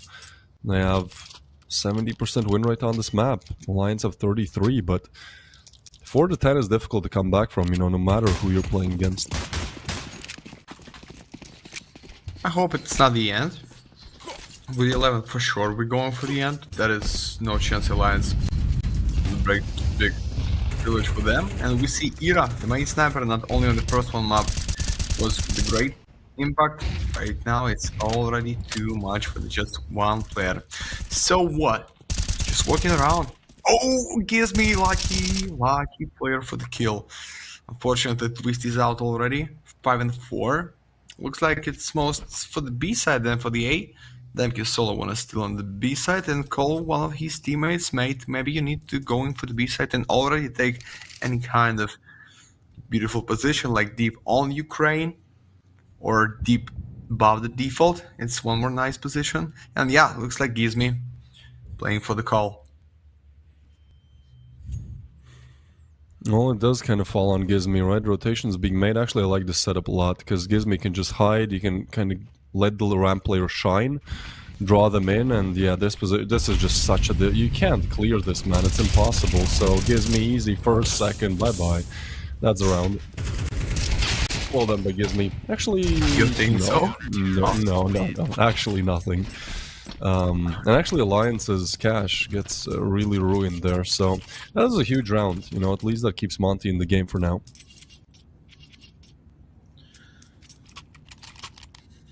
Yeah, so that's still drama, guys, in this game. With this squad, it's fine. And look at these risky force with the 1 AK only. So lose here, it's 7 to 10 without maximum lose bonus. Monty still has something to prove. Mr. Lean, one more time, just a bit less than half KD for this young gentleman. He's the new one in this roster, so I hope in the close future he wanna show us really impact. But maybe not in this best of 3. Gives me his favorite position to play, ready to somebody trying to push it in through the smoke, but now they just gonna wait, use the second timing, and let the Deagles find the open space and AK-47 and the all work. I don't understand why Alliance force here, like, especially when you have a big lead, like, it's okay, you can just throw away the Glock round and then, you know, you have 1 round less given away. Because, I don't know, you don't even have Mac 10s, man. And you lose this round, that's 7 to 10, you know, that starts to make things a little bit weird, especially if you lose the next rifle. Don't like this call at all. Hey, maybe it still works out, you know, I've seen plenty of that happening. They don't have smokes, like, they have nothing, they have to just walk out dry for the cross. Like, that's so crazy to do. And Gizmi, this is such a strong position, so... No, I have it actually with the frag, but Ryu with the refrag. Oopie gets one. Okay, well, no more rifles, that's the problem. Ryu will soon confirm the bomb. Oh no, not like that. Dude, what? What is happening? Lean will probably try to peek here. He actually has pretty good timing. And Demke is in a great position as well, so Pleasant with the swing will be taken down. In the meanwhile, they both go down towards Secret. It's 10 seconds to go, so hey, whoa, Demke, it's over, Demke. Bye-bye, that's it. Beautiful stuff from him. Twist with the frag, there's simply no time. He has to run down Demke, and yeah, nice attempt. Ultimately, Alliance, man, so many times they just have the player advantage and they look lost. Mate, but for the battle like this, 4 kills, it's okay. The problem is no loss bonus and no bomb plant. So they going with the same, because for the Avid it's enough. For the second I'm on AK-47. So I see Twist prepares some nade. Maybe it's just gonna be for the squig. And main stacking 4 pistols wanna sneak from the squig. AK-47 trying to kill them from the box. It's just if I'm right. I think so. And Now, it's the second timing play with the rock position behind the box, behind whole space on the A side, the MQQ. As always, solo player on the ramp. Okay, we're gonna wait. We're just going to wait. We have no any other option. Waiting for something by Alliance here. It looks like it's outside, yeah? He dropped down for the main. Gives me deep yard position to kill at least one. Maybe just going down against the K47. But Yupi need to be first one with the jump in for the info and K47 for the trade or for the refrag. I don't know. Alright, that's not pretty, but he gets a frag. Glock will still run down Gizme, and Hades with the flying frag on Avid and them up, scoped in. Flying, alright, that's shut down. So 7 to 10, and this is where, you know, you start to get a bit worried, because Alliance, they just cannot convert a rifle round for their life, man. In the second half, the same thing happened on Ancient, 8 to 4 lead, and just completely disappearing, and now they call attack pause. This is a must-win round. At least their loss bonus is starting to build up, but still, like, they need one just to start believing again.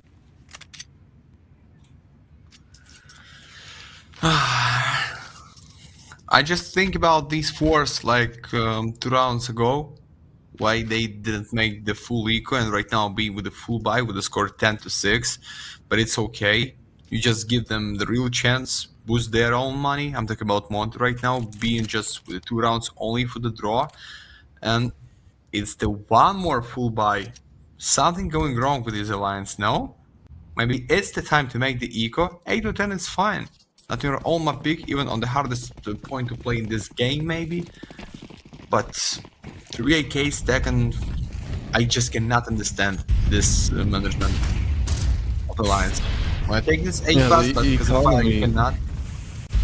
I don't know what they're doing economically, I agree. I think here kind of actually forcing is somewhat okay, but yeah, like it's a do or die moment.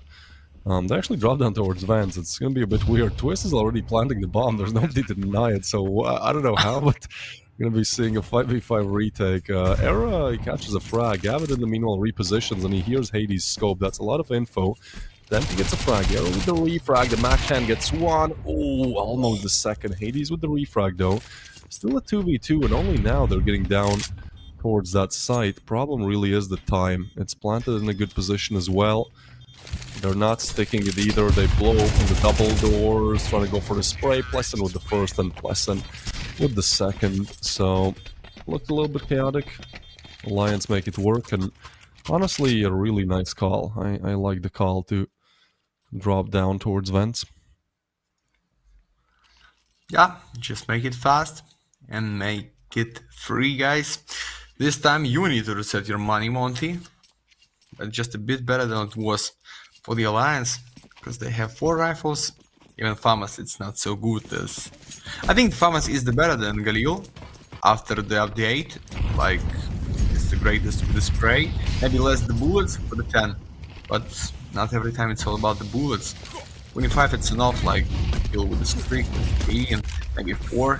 You're gonna hold it enough. Oh, Twist, pushing it like this. Oh, Whoa. okay, they done. So fast on the A side. That is bye-bye. I like the switch of pace though, right? Like, Alliance conditioned Monty to expect these slow, kind of methodical plays. They played so slow in all the previous rounds. And then they just go for the rush, and I mean, it works out greatly. You're not prepared. You're kind of throwing util for, you know, if it was a slow play. So this switch up completely changes the pace, and ultimately puts Alliance, now them, this is their first opportunity to close out a map. They fought hard on Ancient to push it to overtime, and then almost push it to double overtime. But now they've been given the lead, 12 to 7. Surely they're going to convert this and we move on to Dust 2, or honestly, you know, the cat's out of the bag. Nobody knows what's going to happen. The odds, sure, still hugely favor Alliance, but hugely favor Monty, but honestly, this is a 50-50 game. You don't think so, Max? Oh, I think it's the end already. How? Just with a scout and no firepower, without the fuse kits, without lean, to be honest. Okay, imagine they're gonna win this round. There is still nothing to buy in the next. I don't think that's the 5th in a row for the Alliance. Not let them win this one. It's so fast, just going down. Gives me close. Okay, close position of Deagle can give you the chance. Sneak through the smoke and catch him with the bad timing, but Avid solo in. Oh, needs his spray. Step back. Okay, check him one more time. So maybe it's option go by the ramp or for the A side, because you understand with the bad they're trying to build something like with a setup, and that's one more is already out. Ooh. The MQ with a nice corner. Yeah, they're losing this. We've seen this so many times. They're trying to run down the MP9. Actually, UP's aim converts. Never mind. They're Avid with the frags, and seems like that is going to be it for Nuke. It just gives me in the 1v4. And remember, Alliance almost threw away 2 1v4s in this game, actually. You know, so we'll hold our breath for now. But come on, Max. Surely this is where it ends. 30-7, man, that's crazy. Like, this is another reason why stats just do not matter anymore. You know, when you have a 70% win rate on this map for Monty, 33 for Alliance, and the score is as such. Not even much to say. I mean, Alliance just played better in all regards. So good job for them. It will be 13-7, and you know, let's see who the MVP is. Who do you have in mind, Max? I think it's Ira. For sure it's gonna be Ira. Much ADR, 23 kills. Like, I forget about these clutches and highlights, to be honest, but for the 23, the A9 deaths only, it's enough to be the most valuable player, guys. Okay, so our predicts is on the line still. We thought that was gonna be 2-0 for the Alliance, then 2-0 for the Monte, but now we going with the decider. It's great map, like for the Alliance, like for the Monte, but we're gonna know what's about the 9th round in a 15 minutes on the Galaxy.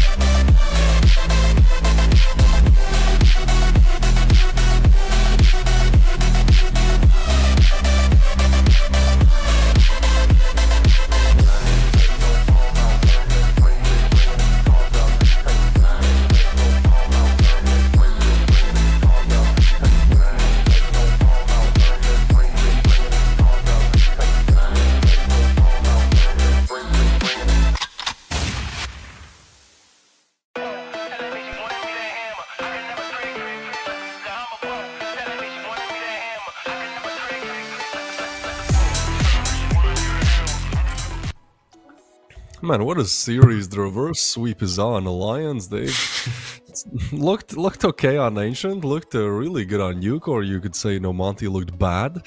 But ultimately, we are moving on to Dust 2, and this is a map where actually both teams don't exactly have a good win-loss. I mean, talk about Alliance, 33% win rate on Nuke. They won against Monty's 70. And now Monty is a bit better. Alliance have only won 2 maps out of the last 9 played on Dust 2. But yes, that's there out of the window. Max, I think we're gonna have should be a pretty back-to-back game, no? Pipe it up. Pipe it up. Yep. Pipe it up. Yeah, my friend, something really crazy is going on for today on the Galaxy. It's the big fact, and these best of 3, for example, going for the third map for the decider, which is Dust 2. And you know what? I watched the stats on National TV. It's not so bad for the Alliance. It's not so bad for the Monty, but I feel something big is gonna be for the one of the teams. I don't think about Monte, because they won it on the OT only on the Alliance pick and lost on their own with the 7 rounds only without enough impact for the lean for the 2 maps in a row. So maybe that's gonna be the same scenario for this youngster from Ukrainian Orc, or maybe they just switch it on for the 100% and kill them all and make it so fast. But we're gonna watch this fast B side, no fast, second timing B fast. Second timing B by the Monty. Sorry guys, already losing my mind. Yeah, I mean, I am as well, especially with all the pistol rounds we've seen, eco rounds seen converted, you know, like, it's a bit weird. There's going to be Monty looking to go towards B, and honestly, there's a nice little backstop coming through. Avid, nice first frag. He's going to spam down through the smoke. Help now arrives, and that smoke is so huge, that just stops them dead right in their tracks. They're trying to run down this player who is lower, but Era gets a frag. Lean just disconnects, I guess, but it's not going to matter. Damage already dealt, and 2v5, very low HPs though. Man, again, you don't have to be aggressive here. I don't know why they, you know, start going for these peaks. It's completely unnecessary. You have the lead, you know, just convert it. Okay, yeah, they are going to convert it. I'm just, every time I see Alliance, you know, in like a 4v1, 4v2, 5v2, I'm just like, no, guys, don't peek, please. For context, if you didn't watch Nuke, they 4v1 turned into a 1v1 twice. Twist was able to shut it down both times, but you know that should never come down to it. Yeah, every time when I see some kind of minority or some kind of something's going like with no surprises on the Galaxy, I understand that's the time when something going wrong just right now. And maybe it's the time for the no, not for the Demke, it's the full eco for them boys. Pushing in the mid side, wanna reach some space, Era ready for the second kill. Yeah, he saw the steps of enemy squad. Enemy spotted. And they trying to make it on the B, but that's almost 3 players. In the mid is the pleasing with the cold. B, it's not so empty. Yeah, I think it's gonna be fast. Looks like Twist ready to reach some money here. Yep. Okay. 2. Looking for the quad, and he gets it. Twist. Man, he wasn't having really the best Ancient, but he has really been such an integral piece for Alliance, right? Like, he shut down those 2 4v1s where you should have still won it, but I mean, Twist was a piece of that. Obviously, this is just eco-fragging, but it's good to see him come alive in the game. And so it's going to be 2-0, but Monty did go on just Glocks, which I think is a fair and good call, which will mean they're back to AK-47s and Scouts. Ooh, but Era, that's a big opener, man. Hades down, and again, both of these teams play better on the T side, at least stats-wise. You know, so this is a very good start for Alliance. If they could get up to 4 now, like that really gets into the dangerous territory. And nice Molly. It does seem like Monty want to go towards A, which actually there's an MP9. Not the best weapon, but Era now arrives. He has to be careful though. I'm not sure if he's aware how close up they really are. And they just want to go through. Oh, Demka, that's a big frag. That just Twist off guard. Era not in a good position with the up either. Yeah, I need to step back, but Yuppie with lucky kill through the smoke. Right now it's 4-3 for them. So Yuppie still waiting for the long side, but my friend, you already need to support your own team on the A. Why are you waiting for long? There is no info. You have like players from the short side, 2 of them. They already dropped down. Avid from the city. Oh, he's red. The only option to find his face to kill him. Nah. It's almost wanna catch the Temki through the smoke, but it's okay, just a bit of the damage. And even his miss red, no defuse kits, no nades left, the whole squad of aliens, but this kill of UP by the flash of Avid can be something big. Look at the HPs, man. Damn, Demka hits the shot. There is still an op in play, but they have the info, they're low. Nice shot, and it's a 1v2 for Gizmi. His HP is non-existent, now they know where he is, but it's a nice shot by Gizmi. Now it's a 1v1. Avid can... Oh, he gets the frag, dude. I think he has the kid as well, right? Yeah, okay. Alright, I mean, that's... not an easy round by Alliance, let's say that. 3-0 on the board. They don't exactly break the economy because Monty get the plant. Yeah, I mean, 3-0 start. We know what happened on Nuke. Nuke is a 3-0 start for Monty, right? So especially when you lose a 7-1 lead on Ancient, like I'm just so careful to make any predictions. I'm not saying anything right now. Yeah. I think after today, mate, there is no prediction by MattyCS gonna be on the Galaxy till the end of this season, guys. Sorry for this, but I just so tired to be wrong every time. Even on the every map. Understand? Not only in the best of 3, like on any map, boys. So here we are. You can tell me it's gonna be easy to win against these 5 tags of Monty, but guess what? Right now, you're gonna push it. Avid on the reload. Maybe it's time to catch him. Smoke for the window, no support from the... Oh no. It's gonna be round for the Monty. It's gonna be round for the Monty, guys. I told you. Nah. Not today. Yeah, it was a good setup. I like what they did, you know, pushing right on the reload. Like, that is a smart call, ultimately. But unfortunately, it does not work out. So it's gonna be 4-0, and the rebuy for Monty, I mean, is fresh. Nice start for sure for Alliance. But this is where you need to start winning some of these rounds. Like, this is where it starts to get a little bit weird. But it's full buy. Mr. Hates. Ease me out. Ira. Nice start.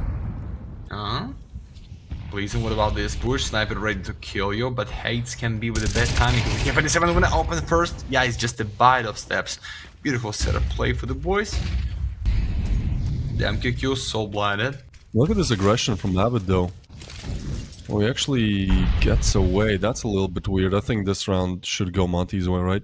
They found the opening pick. I do respect that the Lions want to get aggressive. You know, like, it's not a bad play, but it also means it's high risk, high reward. And, you know, this time, Pleasant punished.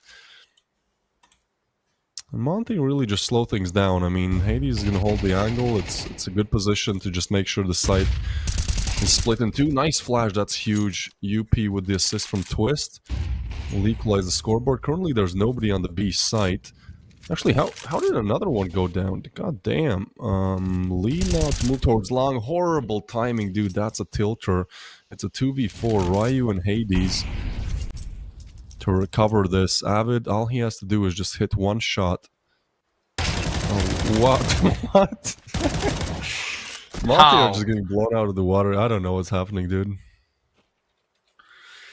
Okay, Mr. Hates, 1-4. So, yeah. Just going back to play with the Open the next round, because plus bonus is maximum, but not the 4, not enough. Even with the 4K to buy your favorite gun to play, and for sure, talk about Op Dragon Lore, one of the most expensive in this game. That's the way more better to be with this than without. Yeah, waiting for the upper tunnel, and still nothing for the whole squad of Monty, mate. It's 5-0. I almost call it that's gonna be maybe the end of Monty, but I know, but it was 7-1 on Ancient. Like that's my point, right? Like Yeah, Ancient was a 7-1 lead on yeah. I think sometime. Well, to be honest, Ancient was a 7-1 lead, but that was Alliance on the better side. Here, it's Monty playing on their better side, and Alliance also prefer T. You know, so we can certainly agree that, you know, right now the matchup is really looking to go towards the victory of Alliance. But I guess Monty are just going to go for the quick rush towards B. Let's see how they deal with its initial molly be laid down. Now they move in. It's flashbang, that's huge because they hear all the players getting away, and now they know the push is going to come through. The AK-47 only good for one as they keep advancing. The M4 needs a frag here, but it's them with the frag. That's huge. Yeah, you see these two like repicks, one of them for the sniper, the second one for the AK-47, and that's the open for the empty plant. That was fine. But what next? A lot of money for the engine, for the alliance. Anyway, to buy the next, so maybe they prepare few flashes, and maybe gonna push. Okay, Lean is out right now because of Molly, yeah. He barely. Yeah, okay, well, that's just the save. That's a nice side take. Maybe that's something that Monty can work on exploiting. Like, the B-side defense just didn't look too strong. Cash is going to be there for Alliance. I think it's a good save as well. Like, they should be able to save at least 2 rifles. UP in a position to try and take some of these weapons away. Nade.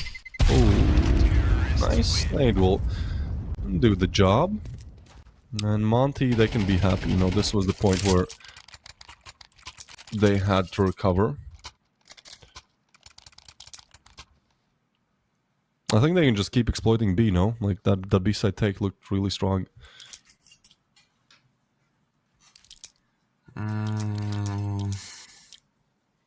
And man, that's a good point actually. Like when Alliance are up 7-1, they lost an eco, and that's what ultimately sparked the comeback, right? So here's the same thing. Yeah. They're up 5-0 and they lose an eco. I mean, we've seen this before. What? UP with the refrag, the double. Oh, UP. That's crucial. Player advantage now. Big play for UP. Please, right now behind a smoke. So, maybe don't need to push for the upper tunnel for what, Avid? 4-3 without like anything in the mid side. Hates. Oh, Damn. Hates for the kill. How so strong? Yeah, and B is completely open. Alliance throw that round in the garbage. I don't know why they go for this aggression. It's completely unneeded.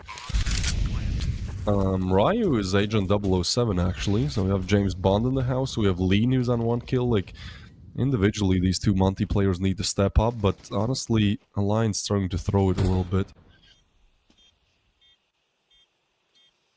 Mr. UP.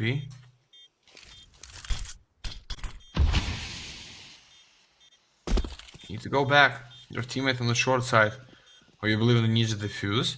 Imagine if defuse with the smoke. No way. It's gonna be double kill. Oh no! Just 1 bullet for the chest of Lean, and that's gonna be 6 for the Alliance. But really nice try. That was close. That was really close. Okay. It's okay.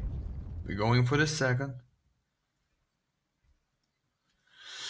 And we're going with the now with the nothing to buy. 10k for the UP. Looks like he just gonna save some money for the, I don't know, for the B on W or something which is expensive if we talk about the service, but it's okay. It's the 1 more drop for the teammate and just a bit in the oh, we're not lagging? Yeah, we're not lagging. Sorry, I think we're just freezing out.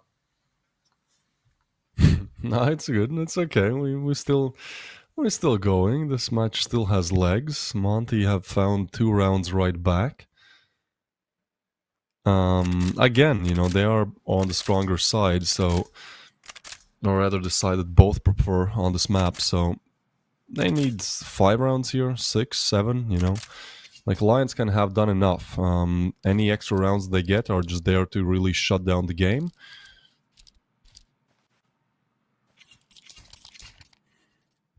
But can they get those extra rounds? This is also their cash really starting to be tested. I think next round maybe a force, and then you're back to pistols. I mean, that's 5-5, so it's gonna get interesting. Ooh, initial flash, reflash. Why would you... Dude, the Alliance are just too aggressive. Like, I don't like this.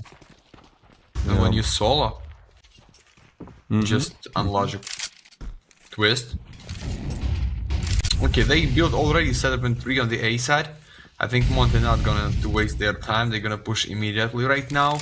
No need to open the smoke. Just 1 more smoke for the city side. Nate from the defense gives me. You need to be the first one who's gonna open and clean the whole up space. The turn, but Ira Twist for the 2 kills. Nice. That's Boom. huge. Ira flick.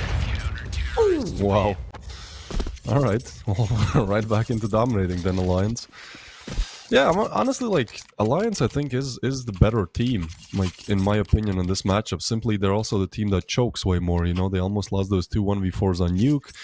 On Ancient, they lost 3 times against Pistols. You know, like if they can just fix that, they're winning this by far. I think they're a better team today.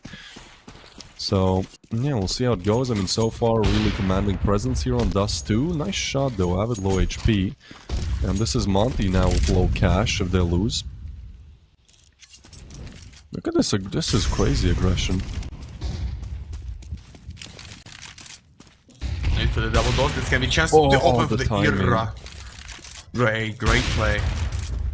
Okay, second Yeah, the pistol timing is. as well. Hades was holding that, and I think there was a flash or something coming through, so he had to turn. You know, that's right when they peak. A bit unlucky. There's actually a player long pit. I like that play, because that makes them be able to put 2 on site. They kind of have the read right now. If it is going to be the long take, there's an op on the other side, but Hades will get rid of it. Maybe you should have stayed pit. Arrow now next up. Not exactly a position you can refrag in, but Arrow hits the shot. Refrag with the op is needed. Ooh, Arrow misses, and Hades is going to hit this. So now the short player Twist taken down. That was a good opportunity for Alliance to convert, but Hades just doing everything with those 2 frags. And if you look at the cash of Alliance, it's still not good. Guess they're gonna at least try to explore it, but low HPs, there's a smoke, positions known. I think they gotta go for the save.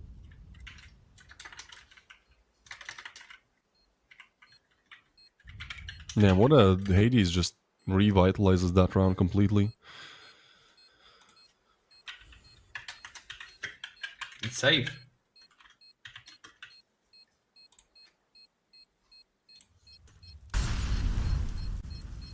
And no money for the next. I'm talking about Monty right now. Even they're gonna win this round. Looks like somebody needs to give them few guns, because Avid's here for the kill. His teammate not for the more. Avid is so rare, Rui. You just need to pick and kill him. 1 bullet only, even for the heal. Jump in. Oh, Nice angle. damn. Nice angle in the right timing.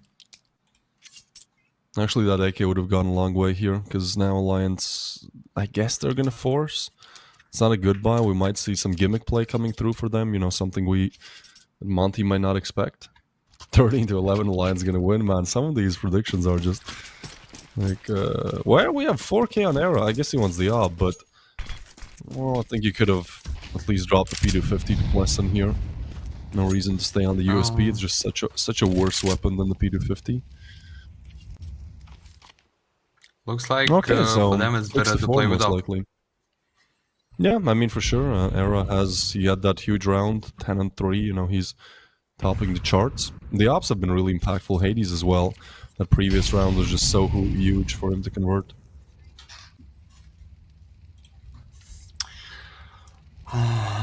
Even Monty understand their enemy playing without money. They moving slowly, without big failure. Hates. Watch your jump in. Okay, so guys, maybe it's time to go in. There is nobody on the A side. Just set up in. Okay, a bit of 50 and Deagle from the pit can blow some heads in the A default if there's gonna be no smokes. But we understand Monty is going for the 4 anyway. Yeah, Yuppie with the info about whole squad is pushing. The last one hates. We're gonna stand like the lurker in the short side. Maybe no need. Maybe we need to take care of the long, but it's okay. It's your option to play. And yeah. Please in. Oh, I told you about this bit play. Not again, dude. Now you have an AK, you know these positions. It's a tough one. Time though, and there's no defuse kits. That might save Monty here. Oh, but Yuppie finds another dude there. Oh my god, Monty. Monty. They just cannot be saved, can they? Mate, you see the set of the money? With the 3 AKs and not for the twist. It's the worst possible thing you could lose. Yeah, cash is... I mean, only 2 rounds left, but cash is now completely replenished for Alliance. They lose a 5v5 against the Eagles. I mean, to be fair, you know, Alliance, great shots, good for them. Some amazing shots come through, but That's just never something you should even come close to losing, man. You're 5 alive, just all hide short. Like, I'm a little bit pissed off. I don't know if you can tell, but Monty, they had such good opportunities as well to win and just can't do it. So, short tech pause, we're back. And now chance for Alliance to close out 9-3.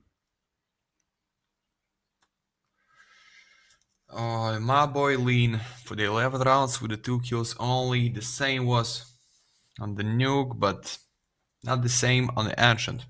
Like, that's the less impact for the player from Monty, but he won the last 1 round of the end of the first overtime series for the double kill with a great cover on the box against Donut. But right now it's all about the Dash 2. It's all about the damn kill. Trying to dodge these flash, but for the refrag only, 4 and 4. Yeah, he's just going back. And guess what? Bomb close for the T-spawn, like more than for the Leans back. He like bottom one's going to take this. They should try to exploit Avid here on B more, because he has really not been able to do much, sometimes just over-aggressive. I mean, he's on 8 and 3, but there has been a bit questionable decision-making, perhaps. As I say that, oh my god, Hades is going to catch Arrow with the perfect timing. It's the Scout, now switched out to the AK. That was a deliberate move, it's a smart one for sure. 3v3 then, I mean, still possible to convert. They're going to go towards long, they know about UP, and rotations are coming in, so Monty need to defend 3 players here. Big flash, but ooh, Hades dangles. Timing is everything, but UP finds a frag. Reloads. Is there some utility? Nothing. They have to just pre-aim. That can set up the crossfire as well. As Avid is going to get another Monty. Yeah, just don't peek, Alliance. Just please don't peek. I'm so worried, you know, I've seen this so many times before. Wait a second, my friend. Wait a second, this can be clutch. Just kill the car and pick the bomb. Why? 20 seconds. Just don't. Like, why are they so? Okay, all right, fair enough. Double swing at least is somewhat reasonable, but dude, Alliance every time they're in the clutch, my like in the 3v1, just lock it in. You know, my heart is like. All right.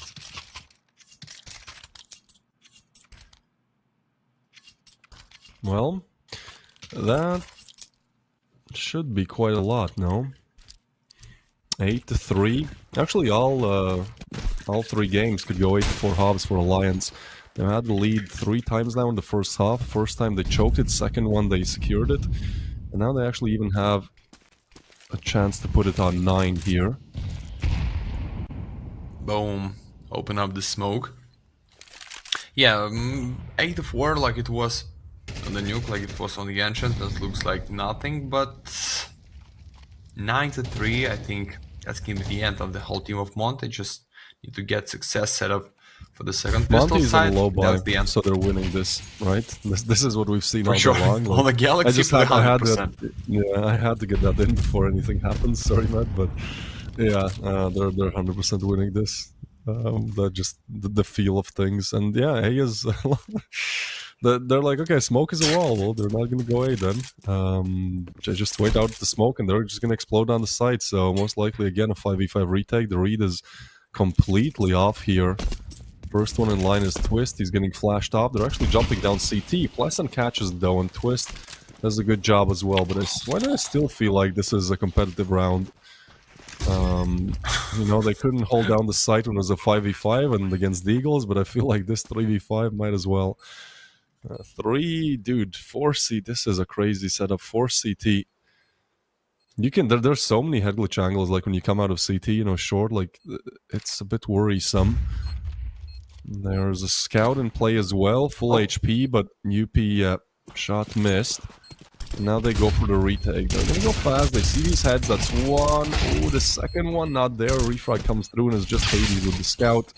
Taken down. Alliance. They're gonna be on 9 in the first half. So, I mean, it does look like it's over. I agree, Max, but I'm just not believing that much in Alliance. You know, they've choked so much today. I need to see how the pistol run goes. And honestly, the case as well, right?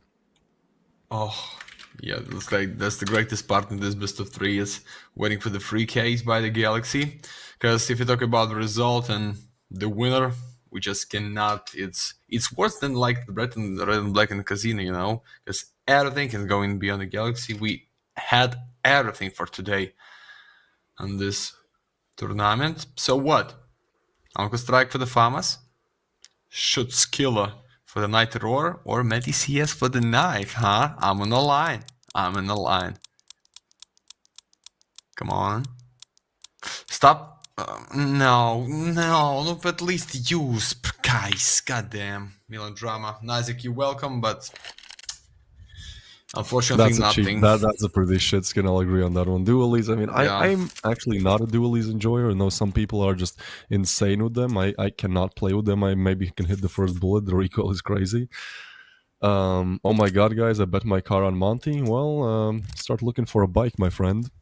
You know, at least you'll lose some weight. Walking is also an option. I mean, look, it's not all over. It's not all over. Let's see how the pistol run goes. If Alliance win it, then sure, I do entertain the idea that it's over. I actually like the split, because they went towards B, now they're going towards lower. This could work out in a pretty interesting way. There's 3 towards mid. This is going to be a brawl, man, any second. Oh, clean from Hades.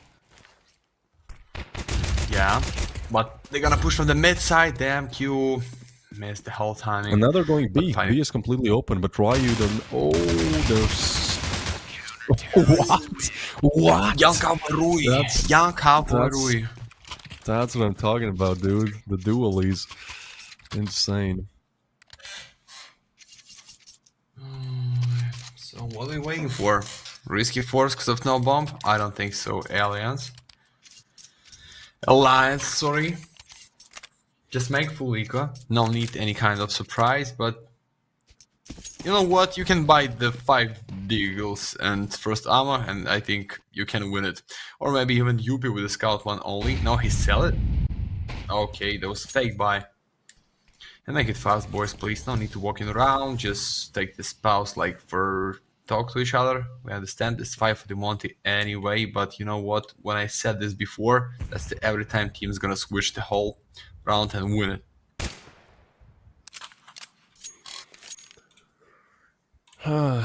This is going overtime, isn't it? That's what it feels like. Stop it. Stop it. Yeah, you think Alliance can win this? I don't know, man. They've just choked a lot, and I don't know. I just don't believe him then. Like, I want to root for Alliance, to be honest. Like, again, Twist is there, I gotta root for my name brother, but... well, this round is done, that's cool, so 9-5. At that point you buy. If you lose the rifles...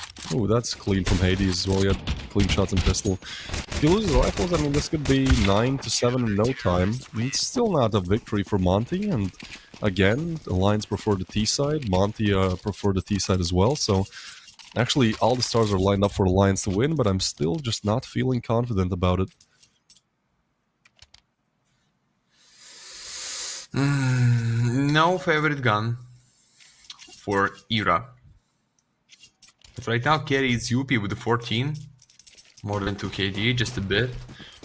So let's check them out. Gizmi is still playing with the Famas with the 6 kills only. It's the lean with the farm gun for the 2 kills. So, mate, I think Alliance should win it. I don't know what's the result gonna be, but if we're talking about the impact, it's just a trade for the Twist. He's pushing in. Lean need to step back. Even he's red, no need, my friend.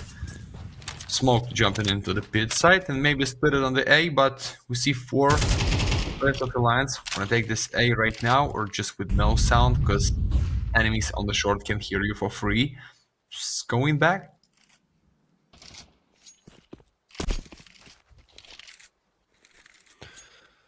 Yeah, Twist is low.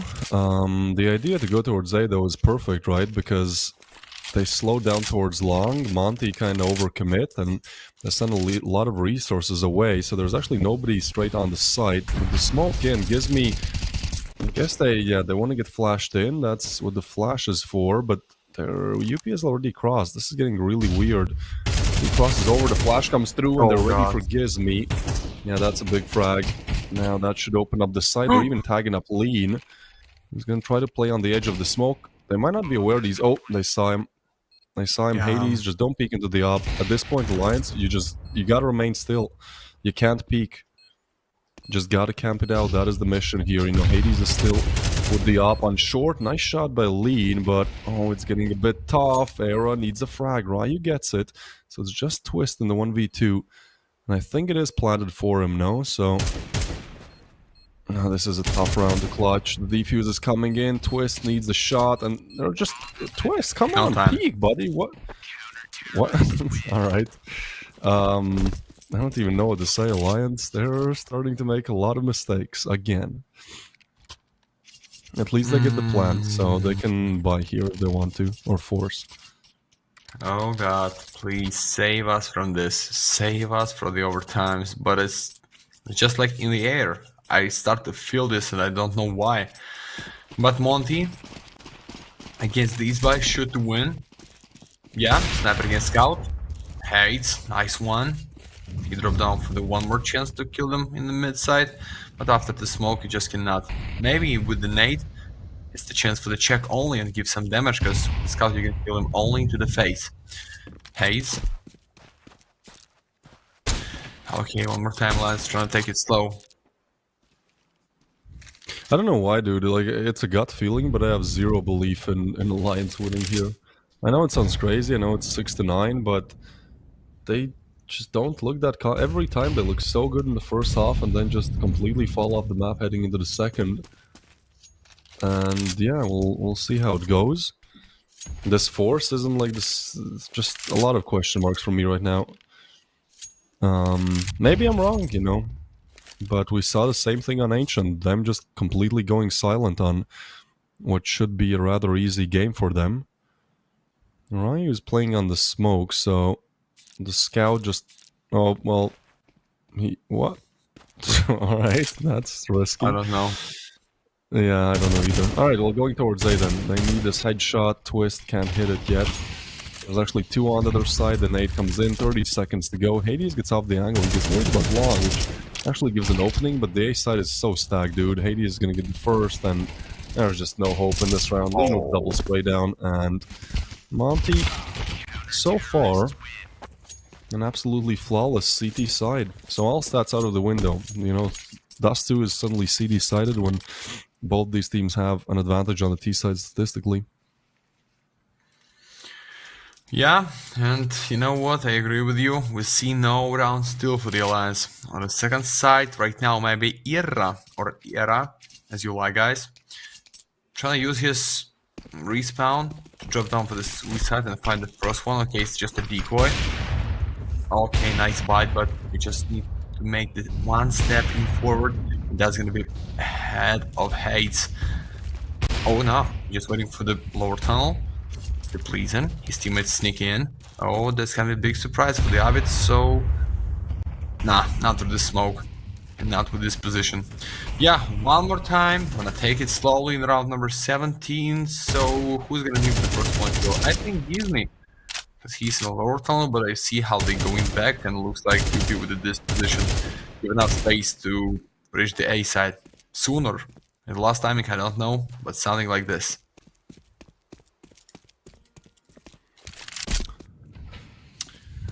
Yeah, they've taken long control. There's 3 on the other side. I mean, the setup looks good for Alliance. The problem is that Monty do have the read, like they have everyone on a quick rotation. So the aim will have to convert. And honestly, like Hades Op has looked really good on a multitude of rounds here. That's the execute. Alright, we're just going for the execute straight up. Neutral coming in, lean, burning. Lean! Oh, he's spotted. That's an aggressive position, and now a player advantage for Alliance. If they just ramp it down through the side, there's a lot of damage dealt. Yuki actually find another. There you go, Alliance. Okay, maybe I do believe. Maybe I should. They can win out this 3v5, but again, they keep peeking. Hades with the refrag, Arrow with another. And double digits on the board for Alliance. So, yeah, good job. Good job. I'm surprised, to be honest. I'm too, but just don't understand what the leaned point was. He just, like, in a default, when a fire, drop down, they too close, no nades, no, like, crossfire, he just stand in, and when 2 players in your team just cannot find more than 11 kills for duo. I think it's the end, but we saw this on the first one map, we saw this on the second one. We just need to hear them out for the end of the full main time. And Alliance, I think it's your time to shine. Just win this round. There's gonna be no loss bonus. There's gonna be one step for the match point. Just one round only. That's 7-11. It's enough. I hope so. I just trying to believe in this. But you know, on the Galaxy for today, something big can be in any kind of. I mean, you're completely right. Like the rest of this crew needs to step up, right? Like it's literally Hades just hard carrying them, trying to make it happen. Gizmi, Damka, Lean, all of their kills together is less than what Hades has alone. So actually, it's equal. They have 17 in total, and 3 of them, and then Hades has 17. So yeah, I mean, they're walking right into the op, though. If there's one thing that Alliance need to do, it's just avoid the op. Like literally, if you just avoid Hades and go to the side where he's not, you should win this best of 3 easily, right? Like, I think that's like when you're playing against Simple, you know, when he's having a good day, just avoid him. That's your best strategy. You can't win him. You literally cannot take him down, as you can see by his KD, so just try to do the best to avoid. And yeah, this is a big round as well for Alliance, because look at Monty's cash. If they convert, then we might be seeing 12. Ooh, I like this. This is being heard, though. We are timing, and again, Gizmi, you need that frag. Yeah, it's only Ryu now on the side. Nice flash. No! What? Lean, dude. Oh, Monty, that is tough. That is heartbreaking. That being said, 1v4 twice almost converted. Actually, look at the time. Like this was risky. I want to take a break, dude. I want to take a break. This best of 3 is broken my brain. Wait, I already opened my door for the balcony because I just need to make the. Like I need the fresh air. I don't understand what is going on and why. That's the mostly what I'm surprised for. Why they playing like this? Full blinded your enemy just in the mid side through the double dose and you cannot kill him with a full of mag. I understand for the cover. I understand for the refrag, but mate, you have like 5 seconds to kill him and he cannot see you. And you see this risky force? I hope you understand. For the Alliance, it's the chance. It's the chance for the match point and let him play without money for the next. Rui. Behind the door, okay, it's deep position on the long side. It's like 4 of them. Empty meat, empty B, just the 1 player with the 6 kills for the 19 rounds, guys. You just can push and kill him and find 1 more for yourself. Just make it out and don't waste our time, please. Or let's go for the OT, okay? Like, we have to remember that, yeah, Alliance, like, they've choked like 2-3 times against pistols. Like, I wanna root for Alliance. Like, sorry, I know that Monty is your favorite team. I kind of like Alliance a bit more. If you know, we're asking questions about like which team is favorited, but I thought this was gonna be a 50-50 matchup. It surely is for now. And yeah, Alliance surely should be able to close out, but should is the key word. You know, we've seen problems time and time again, but it seems like they've picked the right side. It's just Gizmi. They're not clearing him immediately, but he's only good for 1. Needed a double there. That means the side is now open. The bomb will go down, and because of that force buy, I don't even know if they want to go for the retake. They're expecting this as well. So bomb planted. And look where Alliance players are. Like, they're literally still mid. Maybe not a good decision, dude. What? Just hide. It's a 3v3. You're up against pistols. Just hide. Why? It's a frustrating match to watch, dude. It's just frustrating. This should still be converted by them, but yeah. So Avid. And it's an up. Okay, Era hits it. Time is low.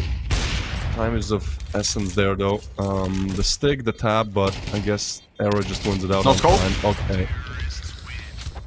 Dude, they had the plan. Don't tell anything, my friend. Don't tell me anything. I understand everything without any kind of words. I just understand what you want to tell me. Okay. What a game! Oh my god. Let's just end it right now, guys, please.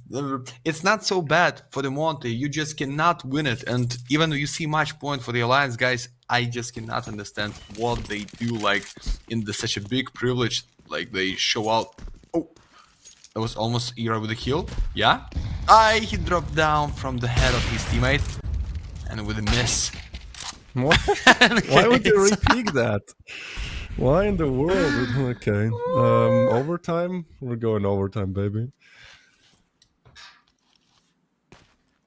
Yeah, we have purple smokes. It's interesting thing about this tournament. I think it's better. Nice spray pleasant. He will eventually connect. Low HP, and again, this is 4 MP9s. We've seen what lesser buys with just pistols can do in the last round, so I'm not really getting ahead of myself. We'll take this one step at a time. For now, bomb is still dropped spawn, a minute to go. I do like that the Lions are playing slow, like they're not over-aggressing. And we've seen them doing this on Nuke, where they played really slow, and then they just insta-pushed one round, and Monty were not ready for it. So I think this is what they're preparing for if they're not able to close out this round. But this is honestly their best opportunity to just win out the best of 3, right? Up against MP9s. Like this is the round to do it. And I guess they're just grouping up to go short. So Lean will have a lot on his hands, and so far, unfortunately, he has not been able to deliver. But Mr. Twist for the open. If the Lean will find one more, it can be the chance not to end this map right now. But okay, but 2 and 3 it's enough. Maybe it's enough. Yeah. Nobody on the there's nobody on the Nobody site, so they're gonna get the plan down. Pleasant is low, but at least he has the op, so that makes it a bit better. As we have the bomb plant going down. 2v3 retake is what the Lions need to deny here. The smoke is good though, that was just put there, so it gives them ample time to work with. You should be expecting this position though. Avid, he's gonna re-smoke again, so they have to push through it. There's no other way to push through the smoke, and that's difficult, but Avid overwhelmed. Pleasant with the shot needs another. Monty, they keep themselves in the game for now. Okay, going with the 8. Alliance, thanks God you have enough money to buy everything what you want, and trying to end this in round number 21. What's the bank for the whole squad? I see enough for the Pleasant to give Ira the op. Nah, he can buy it for himself. It's almost 10k. It's enough. Okay, guys, Gizmi, after we call it, it's gonna be something bad for them. Just find only 2 kills like in 6 rounds. Lean still in the 6-2, and okay, maybe them QQ just switch on for the find like 4 when we call about the minimum of impact. Nothing fast is going on for the Alliance. Just smoke on the long side. Them QQ wanna pushing deep, maybe through the molly.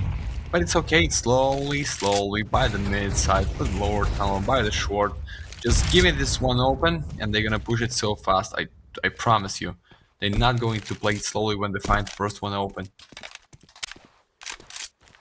Yeah, I think Alliance are trying to switch it up a little bit. Early aggression towards short. Pleasant, that's not a good flash, but it kind of works out. Gizmi catches some damage. Alliance are just putting pressure everywhere on the map, and that keeps Monty really guessing here. Pleasant has to be careful though, because this angle is really strong from Demka. It can really go either way. Oh, the drop is heard. Now they know about the drop. Maybe that's on purpose to draw him in. But it's gonna be just a slow round here. And I think Alliance looking to approach that ace side. But honestly, there's Hades. That's all you need to do. Hades actually has not been getting most frags in these last couple of rounds, so when he's not showing up, nobody is. Util comes down, and they're going for the execute. 3 on the other side. This is a good setup for Monty to deny this push. Avid now low, good util damage, 25 seconds. Lean forced off the angle, but I think Monty, they're not going to be expecting the goose position. Alliance cleanly shut down. And we're going overtime, aren't we? It's overtime confirmed, no problem.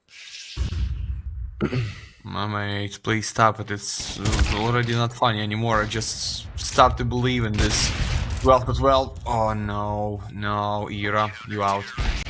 After the timer? For sure, after the timer, Ira, just $200. With almost maximum bonus for the whole squad, Ira just can buy himself 1 flash only. Like, gonna be the supporter of the squad. So what, 2k or full risky buy for the 11-12?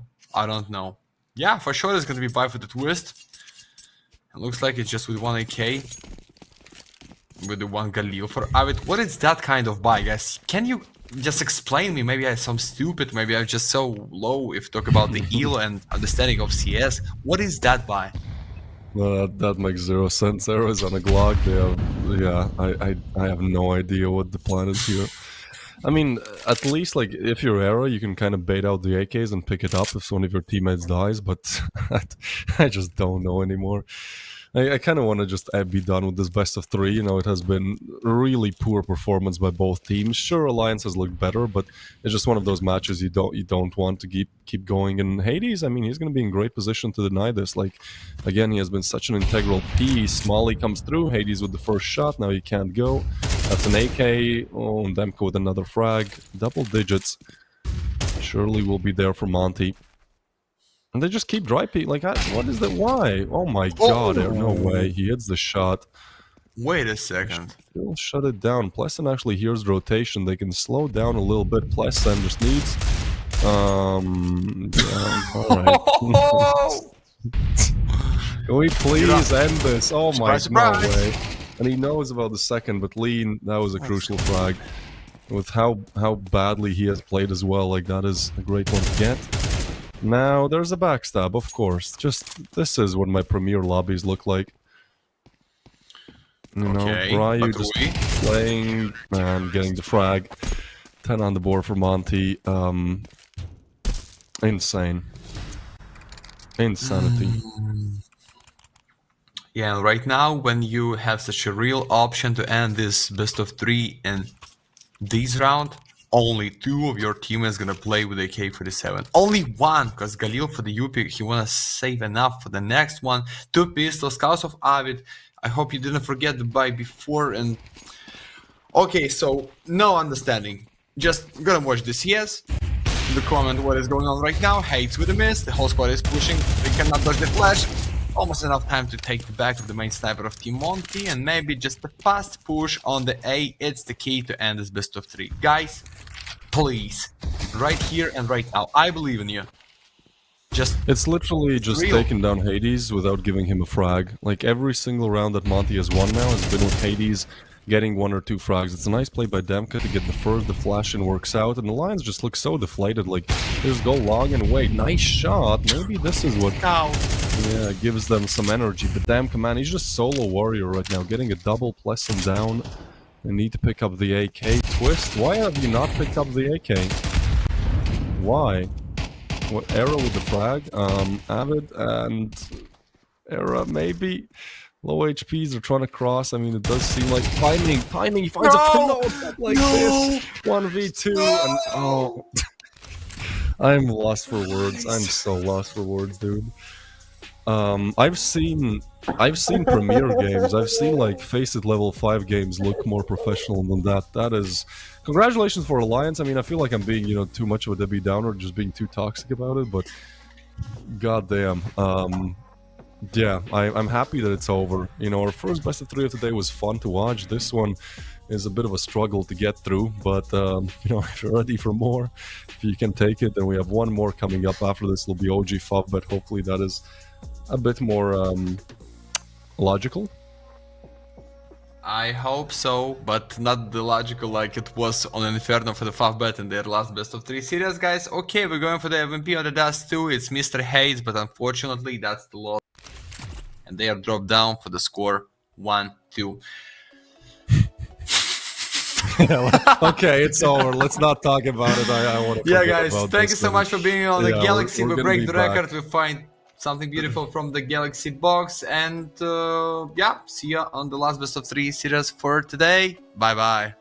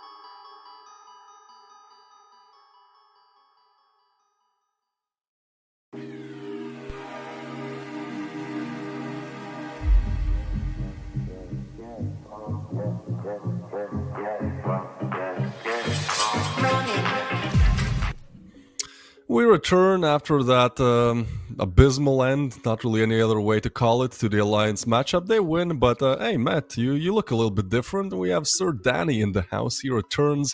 He used to cast Galaxy Battle. He's back, and he'll be there for the quarterfinals as well. So glad to see you back, man, and how you doing? Ah, man, I've been doing pretty fine, pretty swell, enjoying the latest season of Counter-Strike, though admittedly I've had some, some real life things, some papers that need to be written and all that jazz, but still have a chance, some free time to actually tune into some fine Counter-Strike, and that's exactly what we have here. Prep for you folks, Galaxy Battle Starter 2025, $30,000 on the line. And of course, today's matchup, I feel like it's gotta be a banger. I mean, OG versus 5bet. I'm expecting some really good Counter-Strike, all the maps, and absolutely, I guess, veto time it is, but no surprises here, Twist. We've got the ban coming out there from OG, Train being out of the picture, Mirage as well being eliminated, and yeah, I guess no surprises here. OG has been a solid team on Ancient, so fair enough. Go for that pick. Yeah, they've been solid until they've not been solid. Like, they lost on this map 5-13 against the Poji for the qualifiers for PGL Bucharest. Apart from that, they have actually been, just destroying their opposition. 33 maps in the last 3 months. That's crazy. That's an insane amount of ancient play. And let's get hyped for the matchup, huh? Oh man, so this is the banger. Okay, I was not expecting this, but there we go. Smooth transition, and there we go. First round of the first map of the best of 3. Ancient, it is a proper map for OG. And looks like we might actually get some early action happening here in the mid portion of the map. Or maybe not. No, it is going to be my favorite strat. Hit the B-bomb site through cave. Great smokes being deployed. Molly as well. And bomb plant is looking good. Raj B, and it works out. They open things up. Maybe a lot more players towards cave than you'd usually see, but we're on for a 5v5 retake, baby. Let's go. This is just going to be as chaotic as you like. 5bet are there's still Bondic on A. I don't know what the idea is here. Maybe he has disconnected. My man is just holding the line. Crizzen is moving in. Spook with the frag. Another one found. So a 3v5 now, and this is pretty much done and dusted. Spook even finished soft tension. He was running away. And man, OG could not have asked for a better opener, really. Yeah, I wonder how this one's going to pan out, because it looks like one of the players did, in fact, disconnect. So I'm not sure if this round will be counted as live or not. I was actually wondering, like, what's the deal with Fiku not going for the bomb plant instantly? I kind of started thinking that, okay, that maybe that is some kind of cool little strat. They entered the B bombs that haven't really shown themselves to the opposition, and I was thinking, does this mean that Fiku not going for the bomb plant means that we're seeing a swift rotation away from the side of 5bet, but I suppose no, we still have a technical issue among us, folks. Looks like one of the players has disconnected, so I do believe that round, sadly, despite what we saw, was fake and will not count. Yeah, most likely. So OG, at least they get to visualize how they want the first round to go. That was as smooth as they come. Obviously, I think there was just not enough defense because of probably somebody going, guys, wait, I'm disconnected. But I think we're just waiting for the reset. In the meanwhile, yeah, let's talk about the T side of Ancient for OG here. So it is really strong, right? Like, statistically, they have almost a 60% conversion rate on it, and we've seen games where they go up 10-2. They had a rematch up against the Poji. So first off, they lost 5-13 on Ancient. Then they had a rematch, went up 10-2 on the T side, and it almost went to overtime, dude.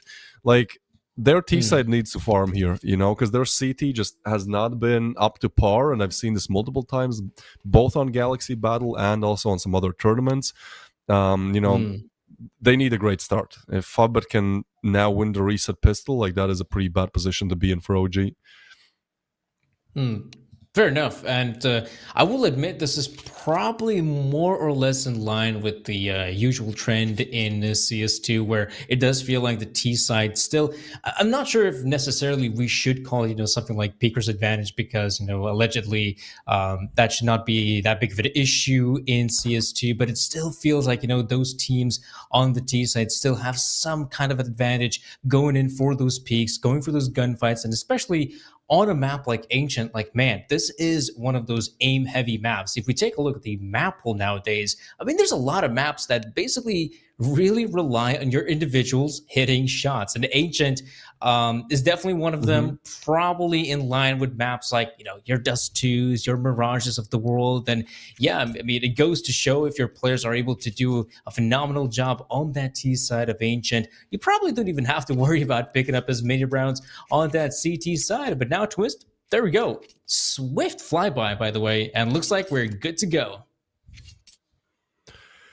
Yeah, so the reset comes through. OG now. This is interesting now because it's mind games, right? He just went for the B execute. Do you want to do it again? Do you want to switch it up? It seems like it's the same strat. They're literally going to be repeating the same thing. But Favbet, they're ready for this. There's a triple setup this time. The site is not going to be as easy to take, and that smoke is beautiful. Push through it, you're in big trouble. Mara extension, Jackie, man, they're just demolishing them. Not even bomb site in sight, as it's only Nikodas and Buzz left.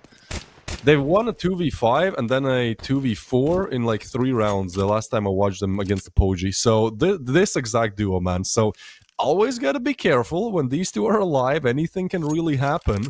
It's the beauty of Counter-Strike, but at the same time, can it? Like, look at the minimap, Danny. That is pretty as stacked as they come, you'd say. Yeah, Favbet, well entrenched on the B side. It'll be hard to find any of these players. In fact, if anyone from Favbet even wants to go for a fight, really all you have to do is just play it safe. Don't overcommit.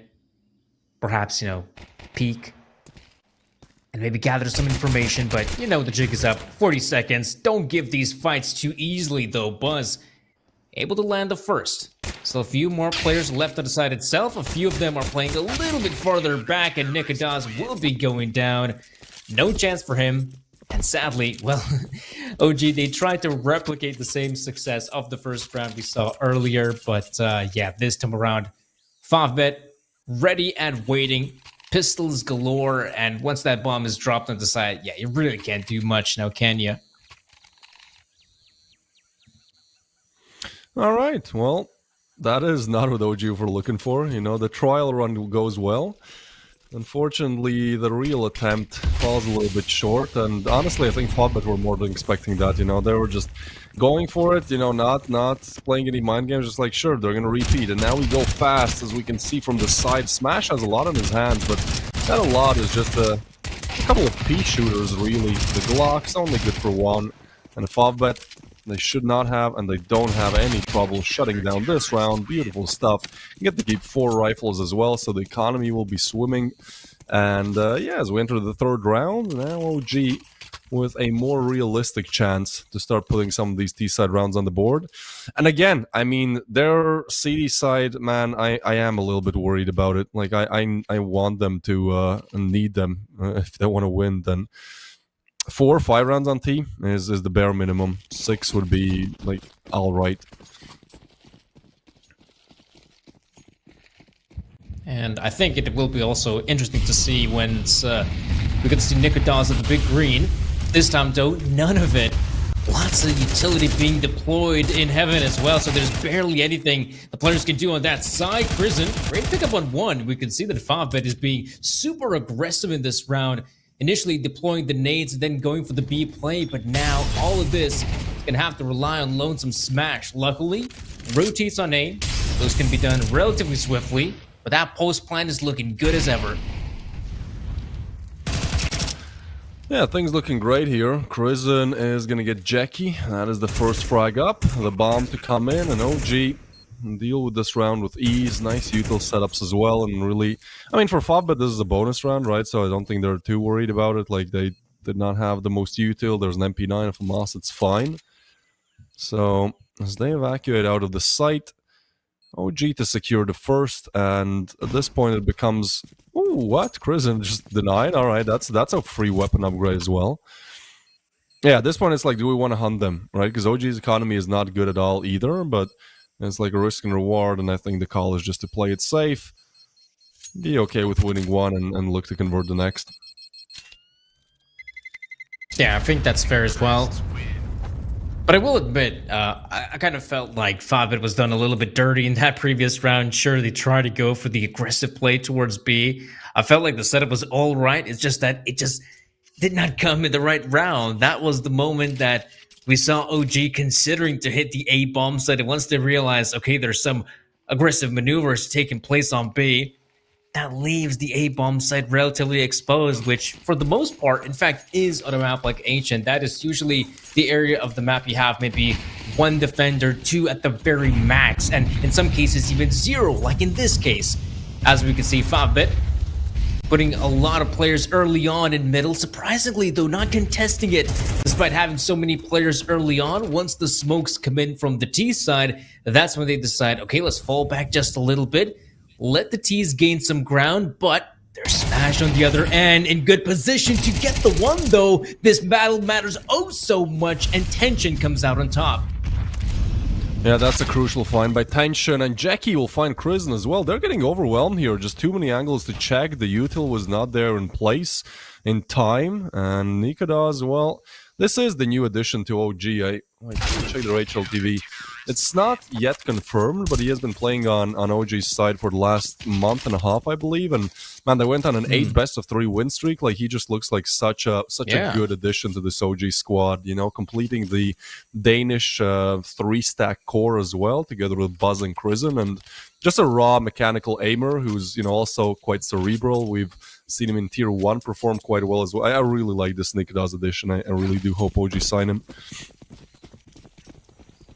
Yeah, and again, like what you expect out of Nikodas is probably to pick up the big green, but he's also a very capable rifle player. And in this case, I've seen some of that early aggression. Once again, look at Marix go. 2 big frags, shutting down any early attempts from OG to go out there and get any map control towards B. And their attempt has been thwarted, which puts, again, a lot of strain on the remaining OG players. Yeah, that's a 3v5 from hell. Like, I don't know how you convert this. At least HPs are there, and, you know, they take some nice damage. Ooh, Spook, alright, that's how you do it. You just go for the wallbangs, why not? And they find the low player, which was Marix, who did oh so well to get the double. And with a minute left on the clock, they do have some wiggle room to hold some angles, maybe hope that 5-Bit make a mistake and get over aggressive. We can see actually rotations being drawn in towards B, but OG, they're not quiet. They make some footsteps. I think they maybe wanted to fake out going towards A. It's a nice little addition, but look at his setup though. Like, as soon as they walk out of cave, Bondik, even if he doesn't get a frag, Tension can peek off of him.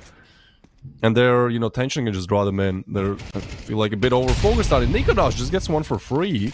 So Tension to fall, and a 3v3 that now is somewhat convertible, Danny. Oh, they're going for it. Nikodas. First point of contact. Sadly, those spokes is simply not quick enough. Perhaps if he were to coordinate his efforts with Nikodas, maybe we see an opening, but now 15 seconds remaining. Buzz should be going down. There's the double peak as expected, and that will be 5-Bit now picking up 4. And I have been enjoying watching 5-Bit here on the CT side of Ancient, constantly, you know, pushing and pulling, forcing the players of OG in some very uncomfortable early rounders.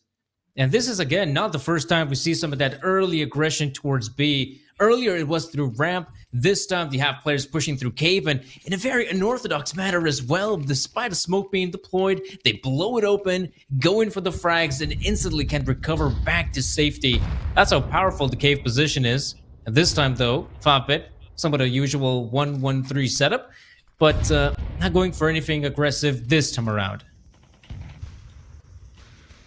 Yeah, I mean, they don't have too much to go aggressive with here, OG. They need to, they're obviously on the T side, but it's just the Eagles. My guess would have been that they should have just rushed it. Instead, they want to go for the slow and methodical approach, and Bondik, the fact that he's alive there is Bit crazy. Now Buzz is moving in towards Laga. This is chaotic. At least they're keeping Fubbit on their toes. It's like there's a player B, there's a player A.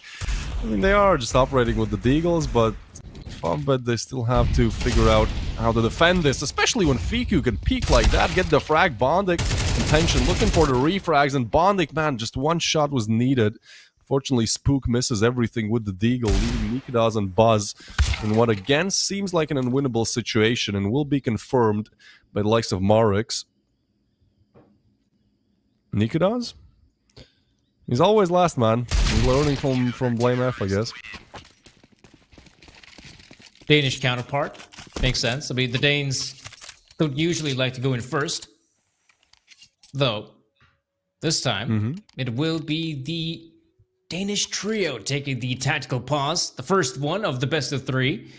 And fair enough, I feel like just, you know, here on T side, OG just hasn't really found any openings. I mean, if there's a player you expect to find some of those opening frags, it's got to be your boy Fiku, playing in the roster for, geez, what is it, almost, what, 3-4 years? Something like that. Insane amount of time in this one roster. And admittedly, if Fiku's not having a good time, that's, I feel like, usually the problem for a team like OG. This team doesn't really have, you know, a superstar player that would be able to, you know, just to uplift the remaining players, right? Usually what the case is that it feels like every single player on the team is able to have, you know, a good performance, and if they have it, then good. They can still compete. Otherwise, I feel like things, when the going gets tough, definitely it's pretty difficult for OG, but big control is the name of the game, as to be expected. Marix on the other end, picking up one big frag. Jackie as well chiming in. There's the chance for Nikodas almost to get the second. But 30 seconds have passed, and it is just Lonesome Crizzen remaining. Yeah, a 1v4 that seems rather impossible. Again, don't put down these odds. Like, I've seen OG, at least the games I've cast recently of them, convert some insane 1vx, 2vx situations. That being said, if we assume that this round is over until further notice, that is a 6-1 start for Favbet. At this point, they can just recline back in their chairs and chill for a little bit. It's a nice spot by Crizzen, but yeah, nothing comes from it. Because, like, 6 is crazy, especially for OG, when we talked about them having, what, 62% win rate on the T side. Like, it's not going to get any easier in the second half, and this is their map pick, so things looking really diabolical right now for the side of OG. As they're on for the Tech 9s, maybe the change of pace, Danny. You know, sometimes I've seen when you play with the rifles, you play differently, you know, and when your defaults ain't working, maybe you just need those pistols to change the pace, do something new, a fresh breath of air. Well, that's the hope, at least, you know? No, I mean, that makes sense. Especially now, it did feel like there was more than one round in which the OG players decided, okay, we'd like to maybe try out this default, but before they could even attempt to go for a default, we just saw Favbet picking up early big frags, demolishing the early forces of OG. And this time around, fair enough, go for the aggressive maneuvers. At least, by the looks of it, they might get themselves side control. A bomb plant is looking good, but they're not going to get anything more than that. I like the attempt to play aggressive, push through the smoke grenades, but no success. 3 big frags for the side of Favbet, and this round is going to come down to an abrupt end, I feel like. Jackie, great position.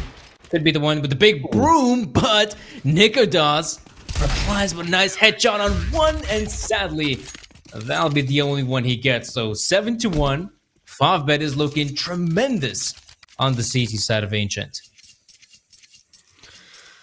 Yeah, I don't even know how you can accurately describe what's happening, you know? Like, Favbet are playing insanely well. I mean, OG, you can point fingers and say, yeah, you could have done that better or this better, but honestly, like, it's okay, you know? If we purely look at their T side, like, it's not amazing by any stretch of imagination, but it's okay.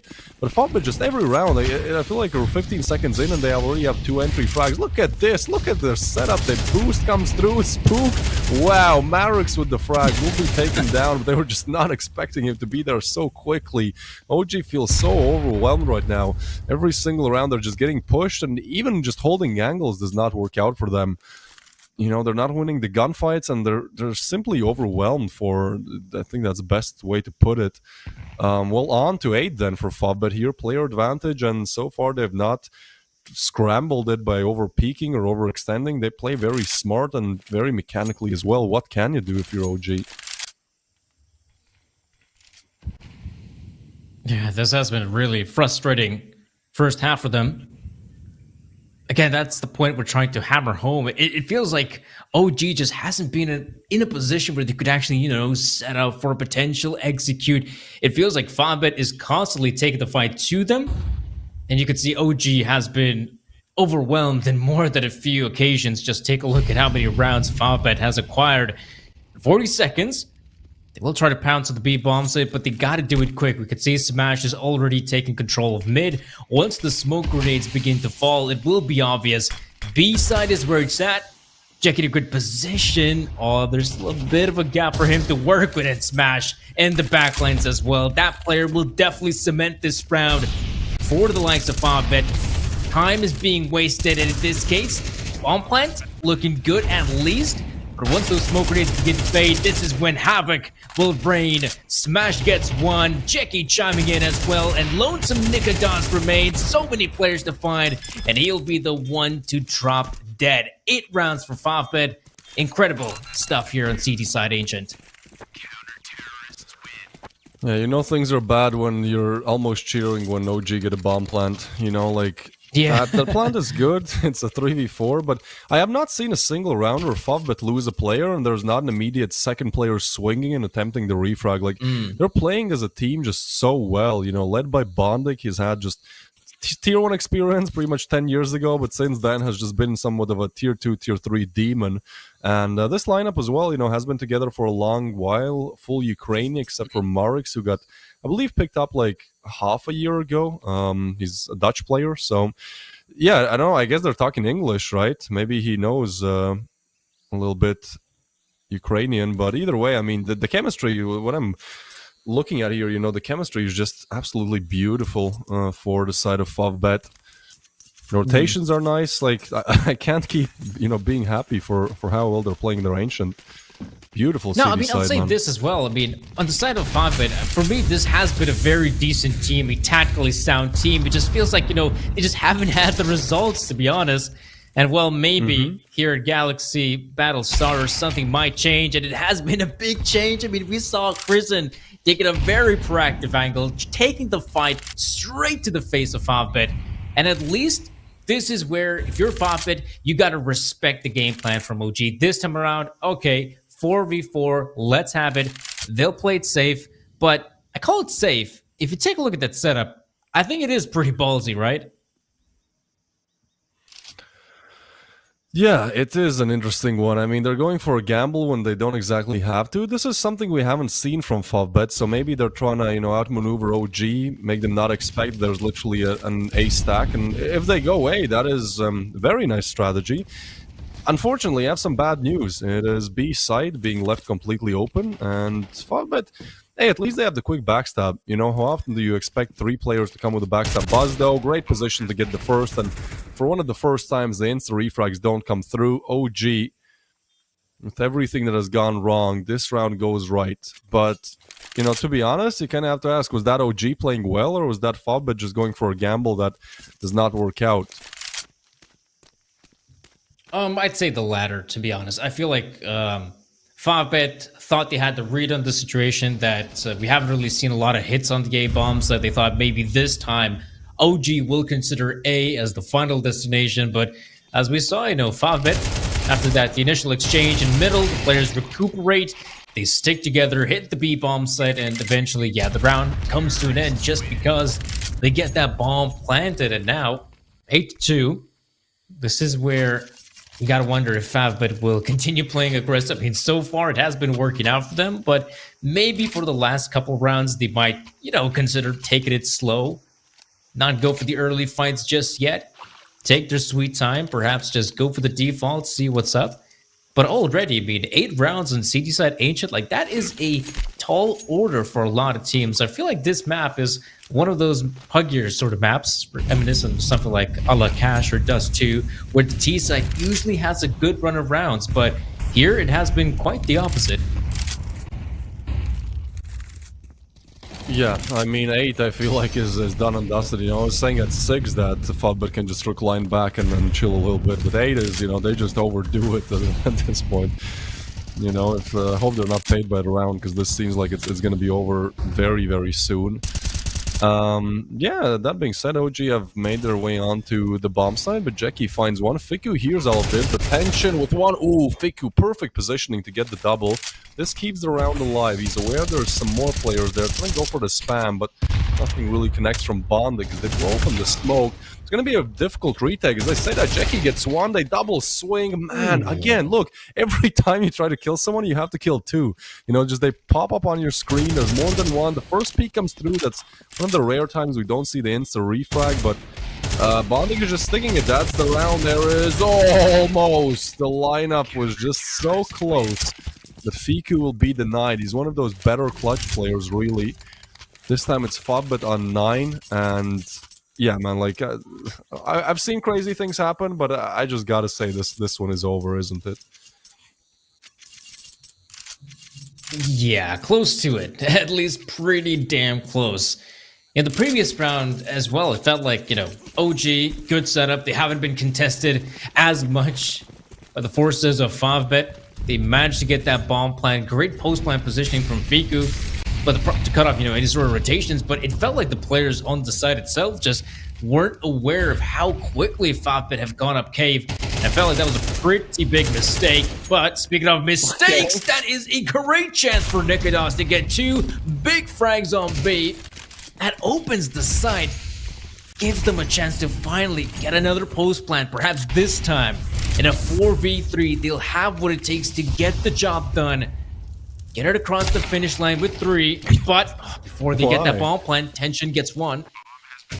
I don't know why they go for the peak there. It's like you have, okay, first one, sure, Tension just holds the line. Second, it's like you're on site, right? You can just play on the plant, play on the denying retake, and just not go for these peaks. It's unnecessary. OG pay for it. It's a nice nade layered on top of Buzz.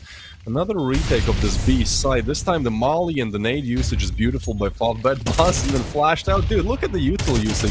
It has to be Fiku then. He failed in the last round. This time he gets 1. They know the exact position, but time is the issue. Let's take down Fiku. Spook is out of the smoke, and oh, I think there's time as well, dude. Oh, it's gonna be so close. Yeah, it comes through, dude. Favbet with 10. All that OG had to do was just not peek. Like, I get Spook. He wants, you know, play in front of the smoke, be aggressive, because, you know, if he's just there waiting, then he'll be expected, he'll be spammed. But with the time constraint in mind, like, he could have just hit. That is really unfortunate. OG, just too many mistakes. And on the other hand of things, you know, Favbet play amazing. That's how you get a 10-2 scoreline, Danny. Yeah, I feel like you summed it up pretty nicely. Yeah, Favbet was playing good Counter-Strike, but it also felt like OG was just making some mistakes. And think of this as well. I mean, the previous round, Nikodas decides to take matters into his own hands, goes in for the fights, wins them both, and still they don't have what it takes to secure the round win. But, you know, here at the halftime show, at least someone can definitely secure themselves a skin. So I'm guessing this is the big old skin bonanza. So Twist, I don't know. What kind of weapon should we be expecting? What? Okay, dude. Okay. That's the first. Okay, you don't know the context. That's the first time we see a knife ever, and he almost hits it. So it's gonna be a Glock Vogue. Obviously, not a knife. Congratulations to whoever won it. You know, the admins will be in contact any second. You need to type in your Discord, I believe. They'll send you a DM. Man, that is crazy. I know you don't understand this, Danny, because it's like your first time casting the tourney. But yeah, I've been here for like 20 plus games. I've seen a knife go past maybe once, and it was never like right next. So that is crazy. I think it might be, you know, you're the talisman, you're the skin talisman, man. You arrive, and now suddenly everyone is starting to have good pulls. Listen, I feel like that's a substantial reason to keep me on the show. I'd love to be here as long as I can bring some more luck to my fellow Counter-Strike community members, those in the chat, absolutely don't forget to keep on typing !Galaxy for a chance to win a skin yourself. Perhaps even said knife. We'll see how that one turns out. But right now, action is upon us. Mid is where it's all happening. And so far, so good for Favbet. They're the ones getting headshots, but hold on just a sec. Bomb plant going down, but OG, they have the man advantage. Definitely not the HP advantage, but we'll see if it's going to matter because it is all up to Lonesome Bondik and a 1v3. Yeah, how did that shot Marix there? Can't blame him too much. Oh, wait, we have a Molly lineup. Bondik, yeah, he's smart. They're going to try to run him down. The time is the problem, and he will be taken down. That's a nice attempt, though. That reminds me of that I saw on Twitter, like Lexi B was like on a pug match. Somebody clutched a 1v5 on Mirage on his team by just camping in B apps and knowing the lineup, you know, like... Mollies can be really, really powerful, especially on maps like Ancient, especially in pistol rounds. I saw a lineup. There is actually a lineup where you plant and you can pretty much throw the molly from almost T-spawn, and it just okay, not from T-spawn, from double doors, you know, and it pretty much lands on the bomb. So even if you're in a 1v3, you know, you know the lineup, you plan for the lineup, like that is going to take away 10 seconds. So yeah, nice attempt by Bondik. Can't speak down on it. But it is going to be yeah, OG, I mean, listen, I feel like that's a really cool thing in CS2 when you think about it. I mean, smoke grenades have been more or less nerfed by the way, you know, how HE grenades work. So I do feel like, you know, Molotovs have become the sort of go-to sort of grenade that can actually be very useful in dishing out damage. In fact, causing a lot of ruckus for the opposition. And speaking of which, though, I mean, Favbet, they're definitely causing a lot of ruckus here in mid. 2 big frags from the get-go. Another one bites the dust. And I guess that's it's how over, the Danish cookie crumbles. Wow. Lonesome Fika remains. Yeah, I guess some little hope maybe for the OG fans, but ultimately it will be destroyed. There is a Galil retrieved, so Fiku gets to save it. Honestly, I think at this point, like, he could just go for it. Like, yeah, they know where he is. Yeah, it's almost impossible, but if you go for the save, cool. Next round, it's 3-11, and you have an extra Galil. Yeah. Like, I think the push should have been better here. It's fine, though. I guess OG don't believe in this as much either. Like, I think OG is also a team that they really, really, really struggle with consistency. Like, you know, they were on 8 best-of-3 win streak. They play Apogee in the PGL Bucharest qualifier finals, and they lost the map, and they just looked... They lost actually a 11-4 lead, went to overtime, and a 10-2 lead, went to overtime, back-to-back. And then they just got tilted, and they lost. And we've seen this in some other games as well. Like, these guys literally won CCT, the other, you know, kind of big tier 3 tourney as of recent, and then they lost against Chimera, which is like, you know, decent Russian aimers, but nothing to even put in tier 3. So consistency has been a huge trouble for OG. We can see it in this game as well, where, don't get me wrong, Favbet are playing amazing, but for having a 76% win rate on Ancient, like, we expected more than 3 rounds. Yeah, I'm definitely on it with you. I feel like this was supposed to be much more competitive first map, and I was definitely expecting OG to be a lot better on it. At the same time, Favbet, this is a team that's been on my radar for quite some time, a very decent team, a tactically sound team, or at the very least a composed team, which is, you know, it's just something you don't really get to see that often with a lot of modern CS2 teams. And in this case, I mean, Favbet so far have been doing a fantastic job, but I mean, right now, OG, we got OG's Fick in a good position to snatch away 1.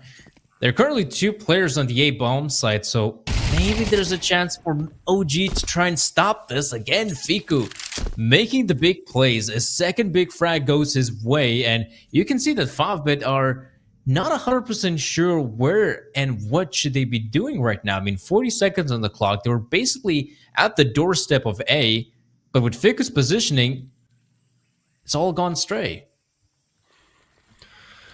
Yeah, I can't tell you, like, again, it's your first time for this iteration of Galaxy. Well, I can't tell you how many times we've seen eco rounds converted on Ancient. And just in general, like, yeah, Fiku is just gonna go on a tear. 4 kills for him, looking for the A's, beautiful stuff, and Bondik on the save.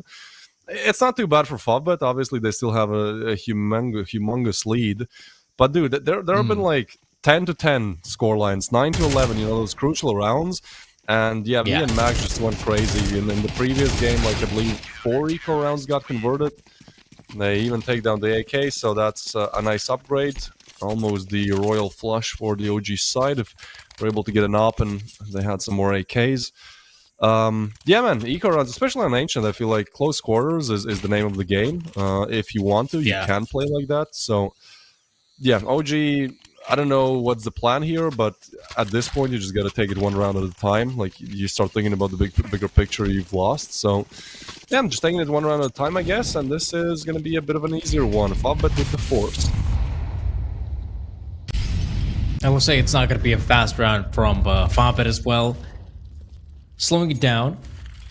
They still have some util to work with, which I'm sure will come in handy. But now you can see OG, garnering some confidence from the previous round, going a little bit aggressive themselves.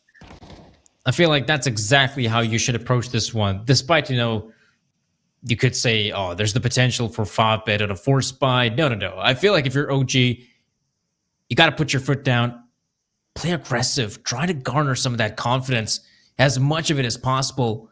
It's great to see that someone like Fiku, he went for the aggressive play in the previous round, got some big frags for the team, and now you want to see the rest of the guys perform as well.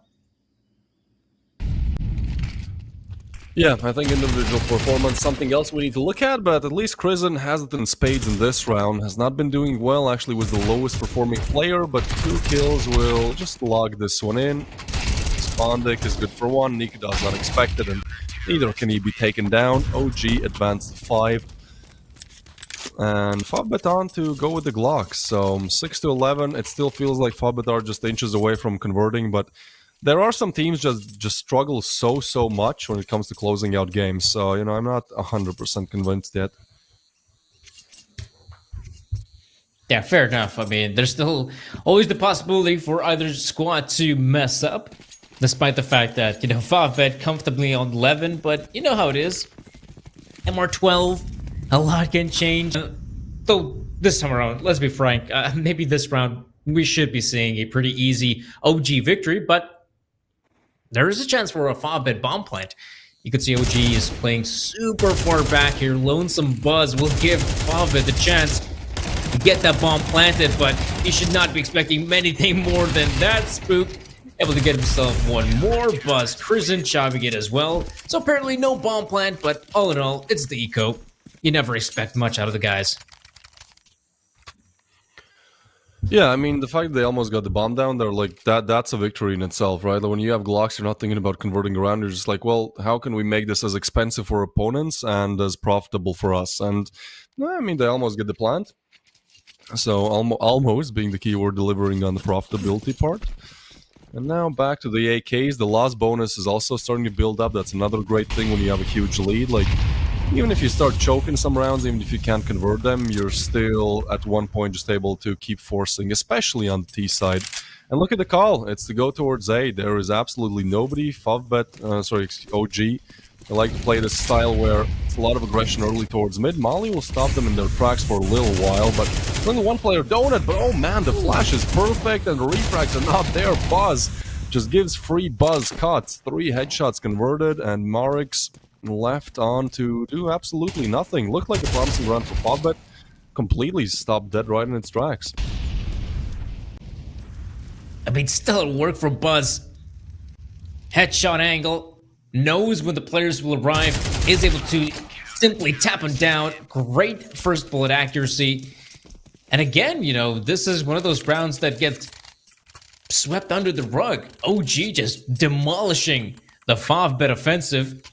Admittedly, Buzz doing some fantastic work, and this has been the storyline for these past couple of rounds. And it was someone from OG just having a tremendous hold. We saw Buzz doing some good work.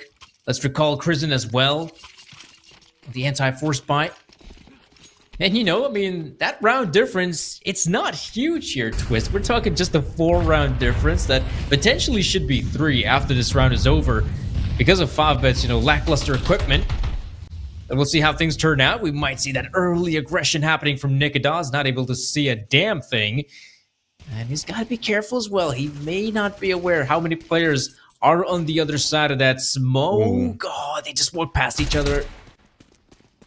Oh gosh. This is so chaotic. There's very little idea for both sides where the other one is. Like Nikodas, you should be aware of the K player. That's an easy elimination.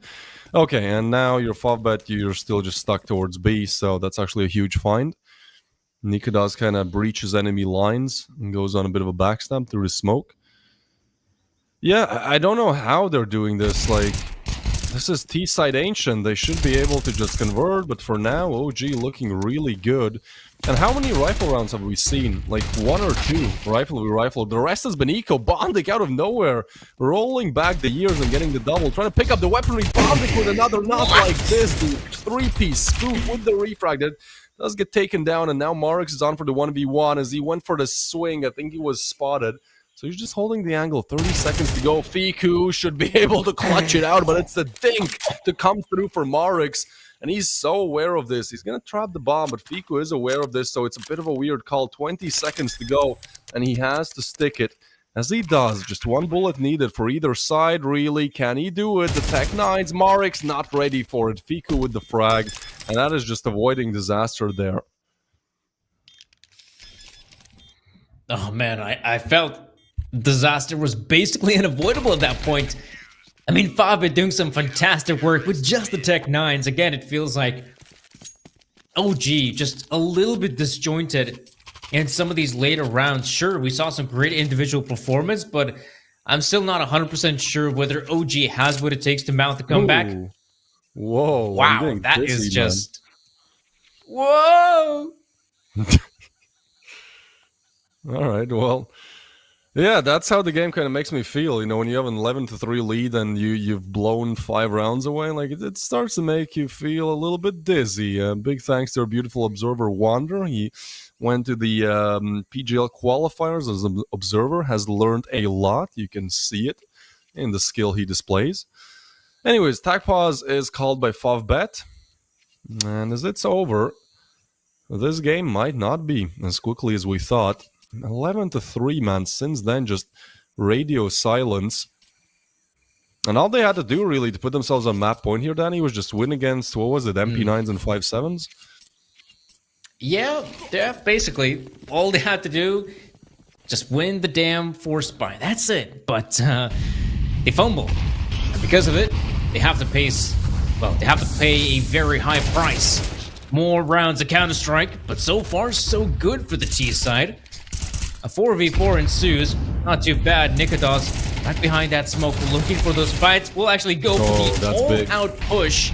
That was a very risky maneuver, but I felt like he just had to go for it. He thought he had some good timing, but apparently not. Whoa. There's one more player dropping dead. Marix up close and personal. And the rest of the boys, well, admirably, they will try to play aggressive in ramp. I feel like that is the right call. Will it be enough, though? Buzz will try to go in for more. Fiku will get himself one more. Buzz goes down, and they all go down to the hailfire of bullets that is Favbet. Yeah, nicely done by Favbet. Respectfully, I feel like they should have just evacuated towards A, especially in that 4v2. Like, you don't want to keep lingering around B. Like, you know that certainly one player and most likely both have already arrived on B. If there's a backstab, you can just overwhelm him, cut him down. So, I guess the calling could be better at that, you know, at the same time. Who am I? You know, it's Bondik with 10 years of experience, and they still managed to shut this one down 12-8. So map point locked in a little bit later than expected, and now 4 more chances to convert this, secure it, and take us to Inferno. Their map pick with a rather big lead.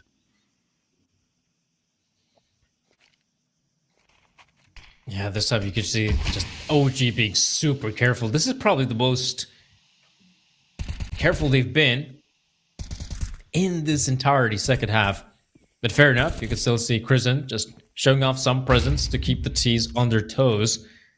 And right about now, if you're Favbet, this is by far the most amount of security they've had. If they want, they could play super slow. Right about now, taking mid control is also an option. Oh, Crizin always playing a dangerous game out of cave. It'd be going down any moment if he's not careful enough. And with 50 seconds remaining, oh, it's going to be Crizin to pick up the first frag. This might prompt someone like Marks to swing out, but Crizzen wins out a fight again, a third time. Almost a 4 for Crizzen. He's done his job. That's it. That will be enough for the team. He's already given them so much space to work with. It would be a miracle if Favbet bounces back.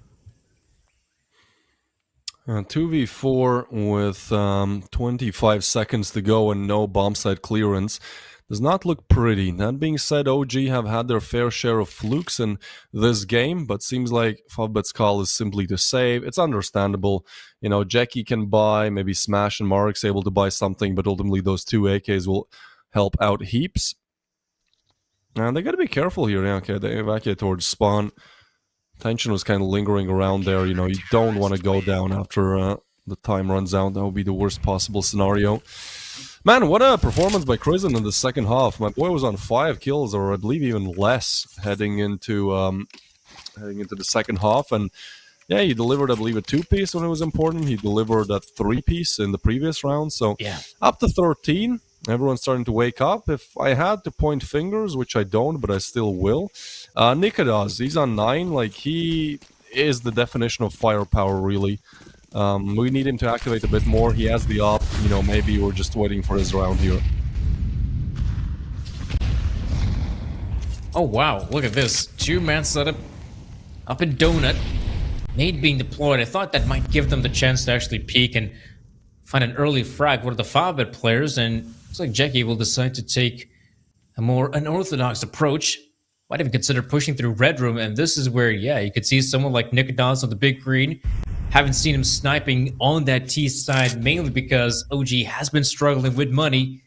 And this is one of the few instances we can see with There the we rifle, a sniper able to do some good work in mid, getting the first, but they need a lot Why is more B to finish open? this one. OG, like, fine, they've taken map control. They want to push up towards Donut, and they'll have a very quick backstab coming through, which might not be expected. At the same time, B is open. Like, that shouldn't be a thing when you have the player advantage. Crizzen, well, he's the sole defender who'll shut down 1. But I think the bomb line should be good, and Ikadas, big miss, had to hit that shot. Smash will find another one through the smoke, but here's the backstab I was talking about. Oh, and it's beautiful from Spook. The bomb plant is denied. He knows the lineup, and he does secure it. OG put the 10th on the board. It's maybe not pretty, but they make it work. And this was an 11-3 game again for Favbet. So now a tech pause comes through, but man, they'll have like one good chance to close it out. Look at their cash. Oh man, this is where things are starting to get tricky. It's tricky, tricky, tricky. Shout out to Run DMC. 10-12. Yeah, it's not looking too good for Favbet, especially now. They're going to have to go for what seems like just a partial investment, some util, armor, and that's about it, really. I am quite surprised to note that this game has gotten as close as it has. Admittedly, OG has had some stellar individual performances coming out from the guys, and really, some of those individuals have saved the team's butt more than on a few occasions. We can remember players like Buzz picking up 3-4 frags, Fiku as well, Crizzen having a tremendous performance in Cheetah. And let's really hope OG has what it takes to not only get this round across the finish line, but also give us that 12. And then I feel like all cards are on the table. Yeah, I mean, when you look at the score, you still feel like Favbet should easily win this, right? They have 2 chances to close out. Maybe Big Nate missed, and they're going to go for the straight-up B execution. Crizzen not expected to be splashed. Good for 2, that's big. The third not there. And oh, Smash! The Tech 9s have been so good for Favbet in this game. So they get on the site. Molly will be laid down, though, so bomb plant denied and very low HP. As they now punch in the digits, this still looks very favorable. Nikodas, now he has to hit the shot, the flash, and oh, he misses again! Not like this, out of bullets, though. Bondik with the frag, Spook with one, and we're down to the 1v1. Spook will drop the smoke on the bomb, and going for the fake. Bondik, he drops the molly. Oh, he bit. Why did he throw the molly? That's such a weird play, Donnie. No, what, like, Didn't you hear the smoke? I don't know what the idea was there. Bondik had a huge chance to close it out. Unfortunately, we are going to go the distance. So 11-12, and now overtime might be locked in for OG here. Yeah, I felt like Bondik must have thought that the smoke was thrown out on the right side, actually. And I guess he thought, okay, smoke's deployed to the right side, not of the bomb. I'll just quickly get in just a little bit of a peek, chuck in that incendiary as quickly as possible. But yeah, once he realizes that he's already pulled a pin, he sees a smoke, and then, of course, the player peeks. Yeah, he's donezo at that point. And yeah, bit of a shame there was another chance for Fabit to maybe get another. And it's another confidence boost for the likes of OG. Spook now finding the opener in this. 4 players left standing, and look at Buzz. He's getting up close as well, getting the first big frag on Marix. There's the peek from Bondik, but it will not save the day. In fact, it will be a disaster for Favbet, as they have not, well, basically they've run out of opportunities to close it out here in regulation. Overtime is where it's at. And I gotta admit, though, confidence must be high on the OG camp. I have no idea what's happening in this matchup anymore, dude. Like, that, how 11-3, T-side Ancient, like, that should have been as easy as they come. Every single round they get shut down. There's maybe some unlucky rounds or some weird rounds. Like, Bondik just had to close it out, man. Like, he had all the advantages. Yeah. I mean, that's going to be 12-12 then. We go overtime, and I feel like at this point, like, your mental is just completely crushed and ruined, isn't it? Like, you were up 11-3, and you can't do anything on the T side. I guess you need 2 rounds, given how CT-sided Ancient is all of a sudden. You know, like, you need 2 rounds here in the first half if you are Favbet. Oh, well, the good news at least is that we get to roll another case, and so we almost got a knife. Danny, you are the skin talisman. Take this one away. Listen, I mean, I'm not sure how lucky I could be for the second time in a row, but I guess we'll have to wait and see. Right now, I guess I gotta ask the big question: what would I like? I'd probably like a Fama skin. I actually don't have a proper Fama skin, so maybe if I could get something like that, okay. And M4A1S. What is it? M4SOAR. All right. So that will be a skin going to Chester04. So obviously, guys, if you also want to participate in the giveaway, be sure to type in !Galaxy in the chat. And I'm sure that our lovely team will be able to reach out to you and also give you that said skin. Yeah, just like that. Simple as it is. Type in !Galaxy and participate in the giveaway, whereas we'll be participating in this matchup. See how it turns out to be, because 12-12 already, we saw an amazing comeback from OG.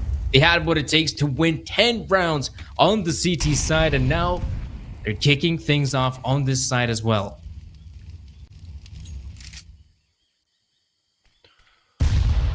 Yeah, I don't know. Like, I'm just not expecting anything from Favbet anymore. Like, maybe that's just me, but like mentally, if my game and like Premier went to overtime like this, I'd just be out of it. And Nikodas, well, he's in it. We talked about him having a poor performance, but yeah, he shows up when it is the most needed. Bondik is going to burn down 1, so still the bomb site is open, but so far they've been really bad at securing and denying these retakes. As I say that, Jackie equalizes the playing field. So a 3v3, there's 2 towards Cave coming in. Oh, but Tension finds it. Now a player advantage. Tension, they know where he is. Timing is weird. He finds another, and of course, Favbet, you know, that they can't convert like 10 rounds straight, and then they just do it out of a 3v5. Like, that is as CS2 as you can really get here, Danny, isn't it? Yeah, I also feel like it's something we actually saw in the past as well. OG doing a pretty good job when it comes, you know, to finding some of those early fights. But when it comes to the post plants and retakes, I feel like the squad is just a little bit disjointed, to be honest. And that previous round was a good example of it as well. OG struggling when it comes to winning these gunfights, peeking out there one by one, being demolished by Favbet's players who are, you know, usually going for a double swing, winning the gunfight, trade at the very least. Yeah, OG struggling on that retake, despite having the initial success early on. And this time, OG again, not wasting any time. They got lower mid control. This might prompt a player like Prison to go just a little bit more aggressive. Once again, Fiku will face the wrath of the incoming 5-bet player. He's only good for one. Retake will have to take place. In fact, rotation's got to be swift. But Nikodas with Yop, always a valuable soldier to have. We'll secure one, but that bomb plant, I don't know, it's looking good for now, but the retake, it's on. Yeah, they did well to deny the side last time, and Jackie is very aware of this play. He just needs the first shot. He gets the first. Refrag. Marix gets another intention. Again, the hero of the Beast side just holds it down with the op. And Nikodas, he wasn't even in a position to arrive and refrag, so maybe a bit of a disjointed retake coming through for OG. They do all of this, man. 11-3 to put it to overtime, and then, well, it kind of falls apart. There's low time. Nikodas, he's going to go for it. Cash is there, but wait, whoa. Marix, I don't know about that swing. Could have played it safe. Goes for the swing.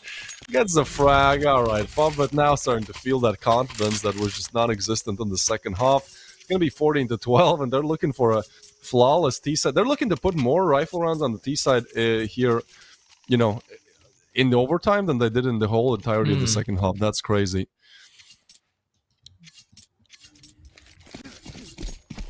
Yeah, that is pretty impressive.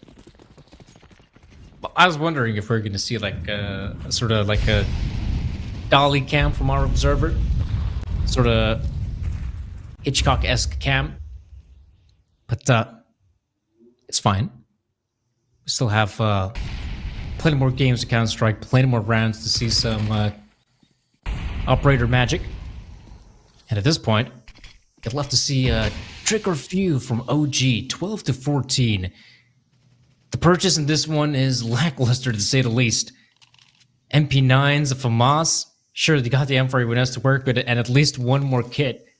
But you could see OG just turtling up on the A bomb set, on the B bomb set as well, and just hoping for the best. But I'm sure that 5-bet, as they move in with the rifles, they will be more than happy to scold these OG players for being as audacious as they were to try and go and win this first map. And this is where things will turn out either terrible or good. In this case, it's pretty good for OG. They get at least 2, and now Buzz has got a lot of intel to boot.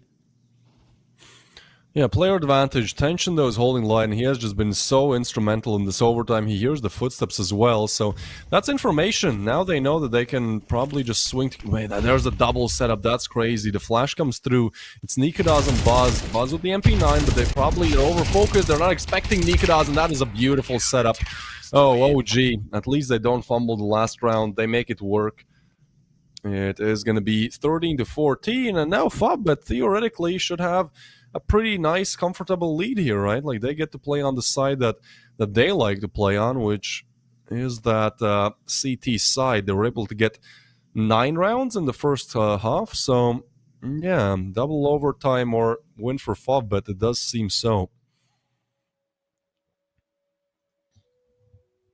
Yeah, I wonder how it's going to pan out, because I feel like, you know, these past couple of rounds have been pretty solid from 5-bet. The exception being the previous one, that was pretty, I don't know. I felt like that was just disjointed from 5-bet at the very least. It also felt like they could have just handled that situation just way better than they did. And I was quite surprised to note as well. I mean, they had 2 players close by the entrance of A main, and yet they somehow did not manage to secure those frags. But hey, mistakes happen. 2 rounds on T side. I mean, we saw in the past that 2 rounds basically were enough for you to get 10 rounds of the CT side. Of course, you don't have to accomplish the same feat, but now both teams have loads of money to work with. No sniper on the hands of Nikodas. Looks like rifles for days. I wonder where will 5-bet aim to be aggressive at, because we saw how aggressive they've been in regulation. I'd be quite surprised if they decide to play it safe, but looks like that's exactly the case. Yeah, they're taking their time here. Maybe a bit of a switch up, you know, like it could be fear, it could be them just thinking that OG will expect it and have a counter, so instead they choose to play a bit passively. ultimately it's not a bad setup. They have 2 towards A, and oh, this is a nice fake by OG.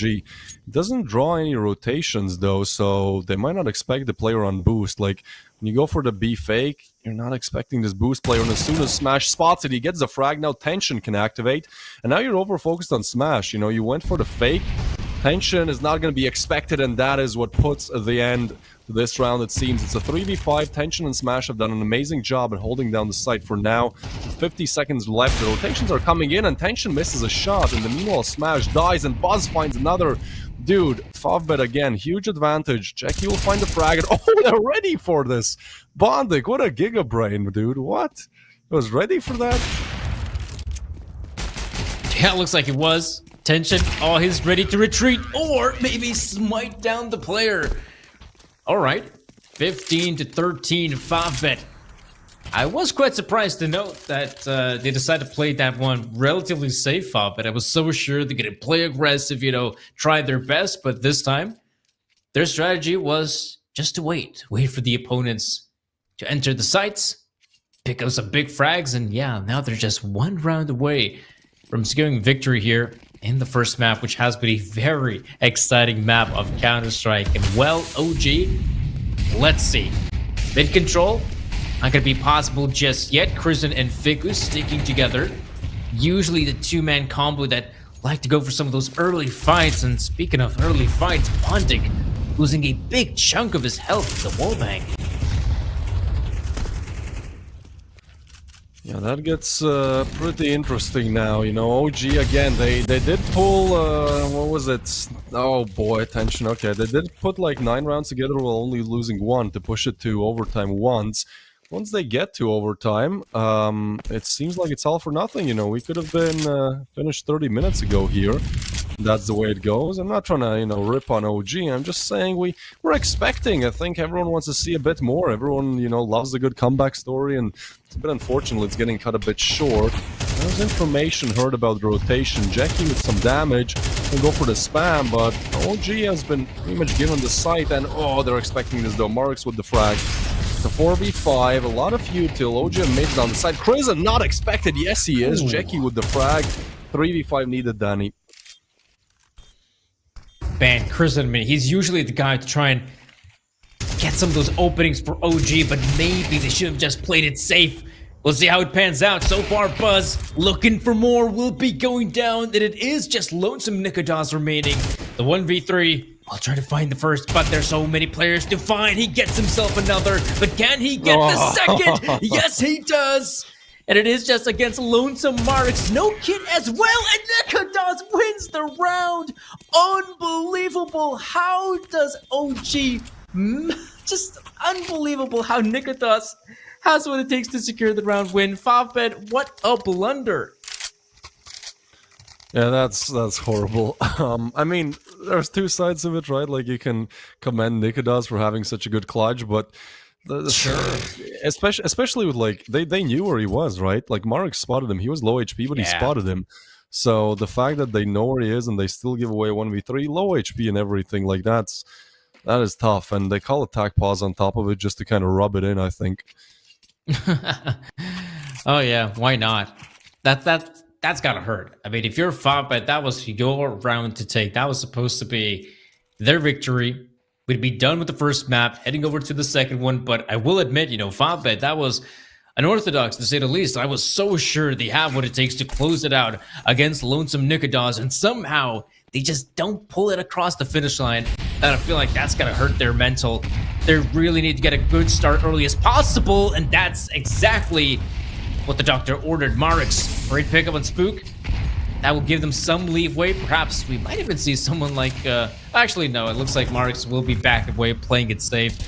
But I was kind of hoping that he might even consider pushing T-Spawn, but looks like that won't be necessary.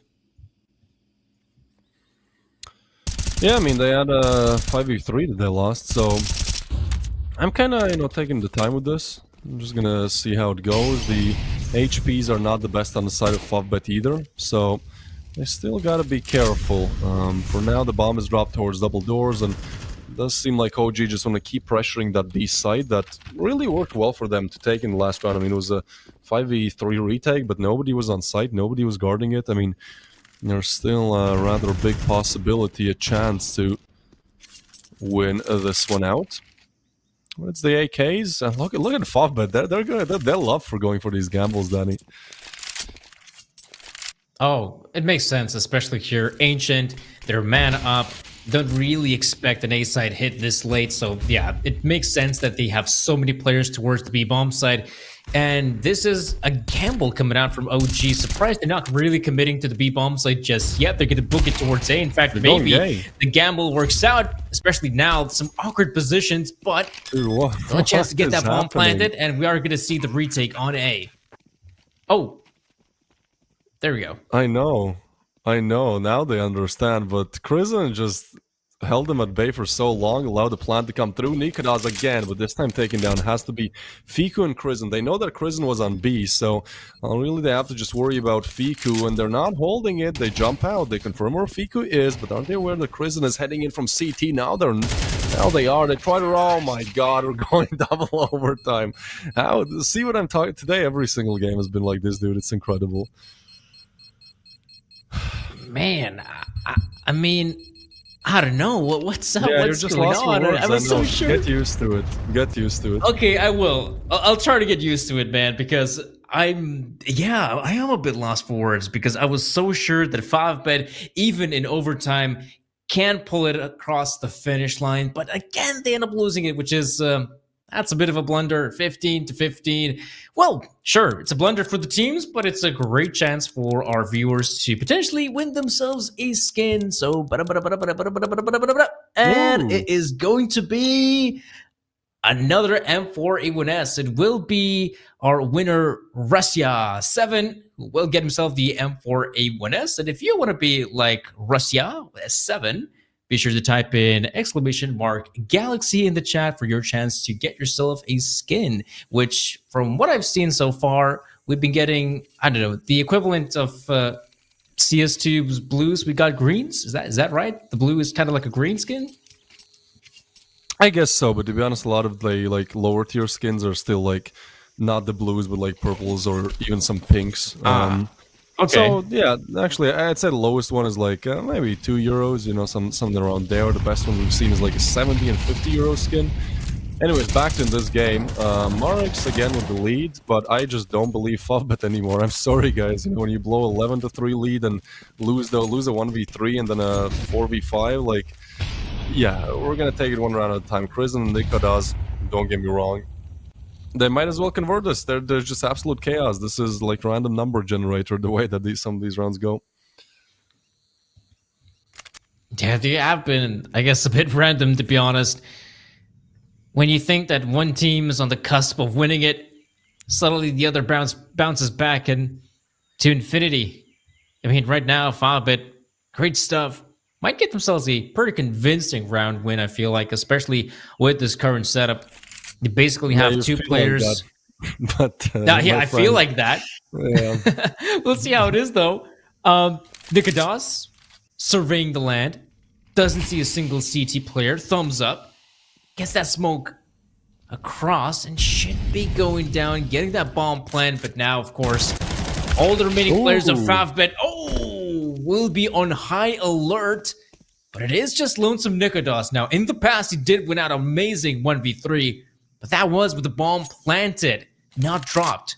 So this time, with 25 seconds remaining, I feel like Nikodas in a difficult position. So many players to find. He's got the glasses on, but looks like that will not save him. 16-15, Favbet get the first. Yeah, I mean, again, I like the best thing to really do here is just take it one round at a time. Like this match has every time you have any kind of an expectation, it just gets broken. You know, we've seen crazy things back and forth. Favbet, yeah, CT has been the side that they do love. That being said, they won 2 T-side rounds and then, even with the huge leads, kind of threw away the rest. Why is there a Mac 10? Oh, well, I guess that's why, because Buzz is just going for a drive-by. Will be taken down by Smash, though. Favbet like to play mid quite liberally here. They just give it away. It's fine. They have the info, and honestly, I like their CT side holds. You know, at least their side holds are looking strong. So yeah, let's see how this one goes. It's a triple setup towards B. Frags exchanged already. And OG, they do have a proclivity to go B. They do love it way more than A, which might come to their detriment because this is a very nice setup on Tension. You know, they're gonna the same setup actually. Tension being the one to draw them in, and Bonding being the one to drop the hammer and punish.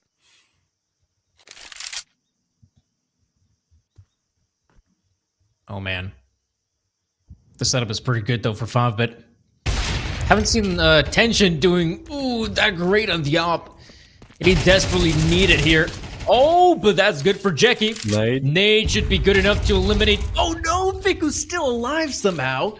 No need to worry though. More nades coming through, but Ficku survives once more. And someone's got to deliver the lethal blow. What is happening? It is up to Jeki in a 1v2, so he should win. No, he doesn't win it against Ficku. Oh my goodness, how does Favbet lose? The players are barely alive. They got their thrusters on, and yet they still have what it takes to pull the trigger of the AK. Not only that, they have what it takes to win the round. Snatch it away from Favbet. Damn, I'll give it to you, Chris. What do you think? Man, I don't know at this point. Like, Favbet, every time they have a lead, they just blow it. No better explanation for it, really. There was so many like things I could touch on that they just purely did wrong, like that at a basic CS understanding level you should not do in that situation, but it's fine. I mean, they're overwhelmed maybe, you know, it gets crazy, but yeah, this time OG are gonna get the opening frag and maybe end the half with a 2-1 lead. That is the dream. And they have plenty of time to work with here, 1:20 to be exact. As the util is getting dropped over, I guess the call is to just slowly move towards B. That has been what they've been doing every single time, and honestly with great success.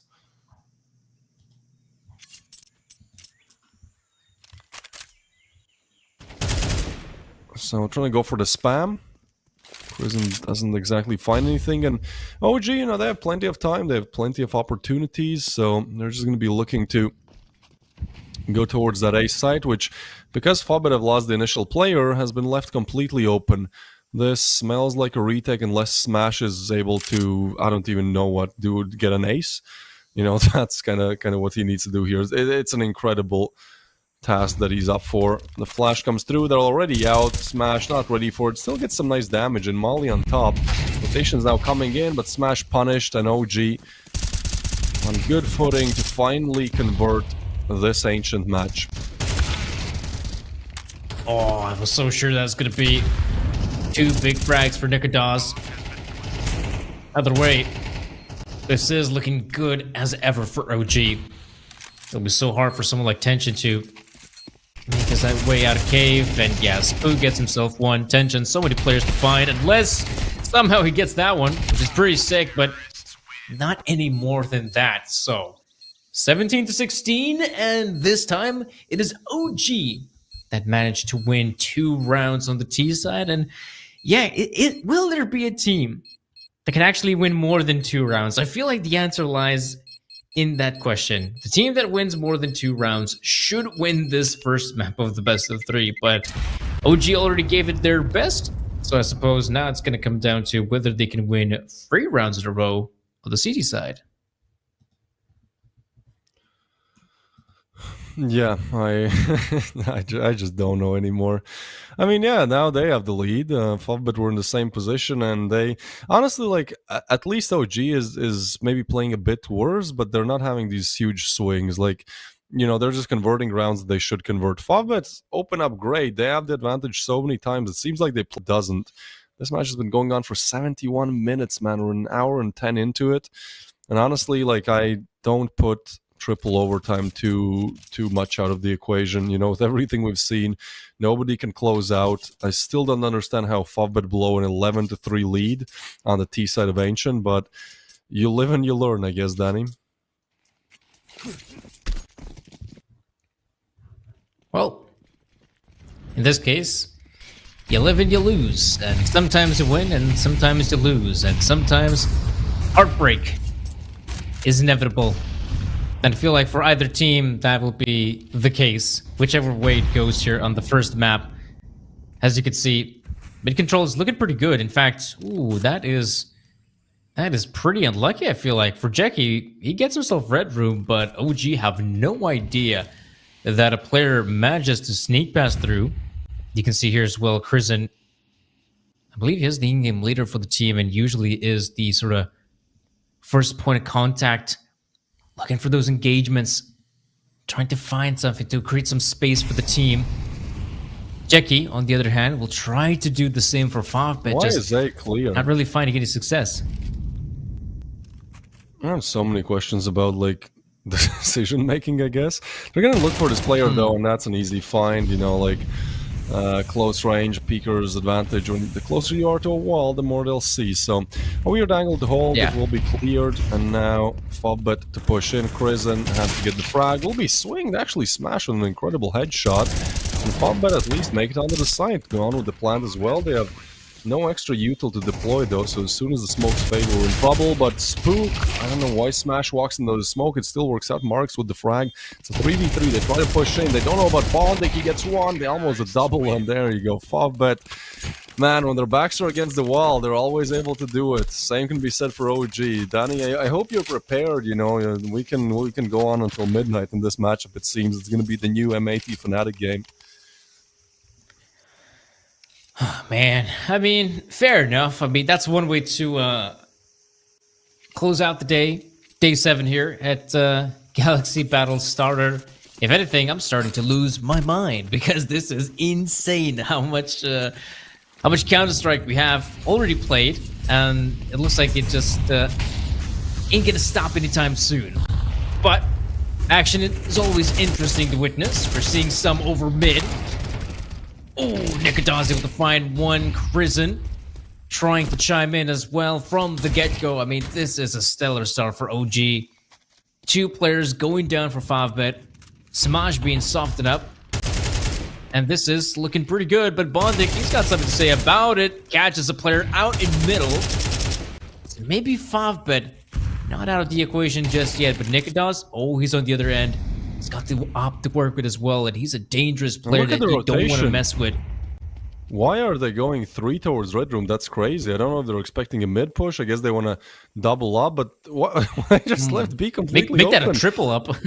That's so crazy. Yeah. Well, Smash will still be punished, but hey, man, the B bomb side is open. I guess they're working on retake. Like, it's fine, at least with them getting that frag. You know, it's still a very favorable position to be in. Smoke is down. Bondik. He's walking through. Wow, what? He's walking through the smoke. Maybe he heard the defuse. I don't know. Sorry, the reload. But yeah, that's an easy cleanup for OG. Favbet. I'm just lost for words, man.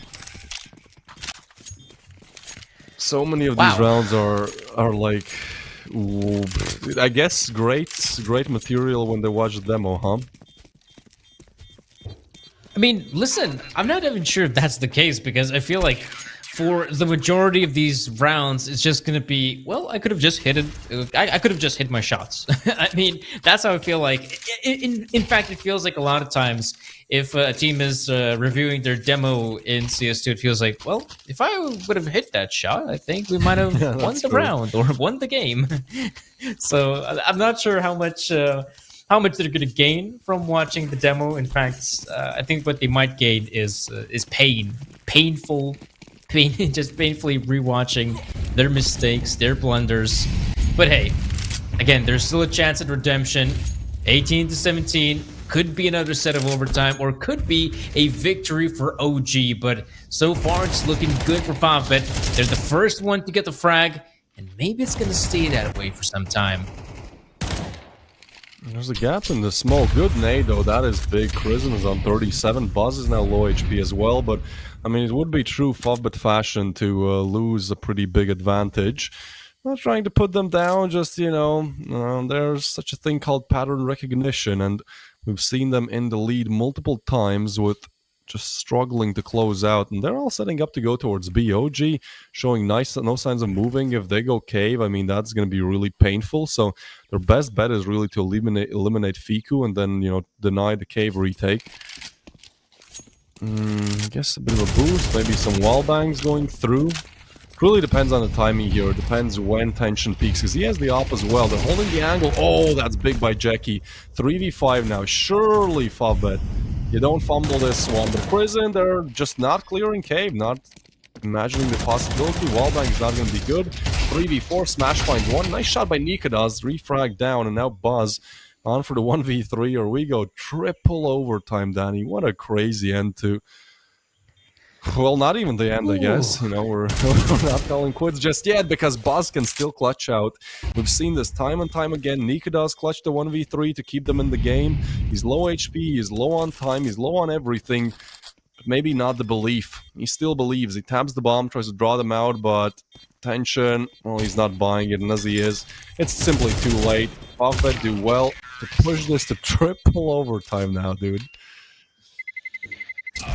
Man, oh man, this has been it's been a grudge match to say the least for both teams, and fair enough. I mean, OG has been playing, I think, just a little bit more Counter-Strike these past couple months than, say, the likes of Favbet. So I'm sure OG is used to it by this point. And I mean, really, are you a tier 2, tier 3 team in Counter-Strike if you haven't gone, I don't know, if you haven't played a single map with, I don't know, 40 plus rounds? That's the big question. That's the big question I'm asking.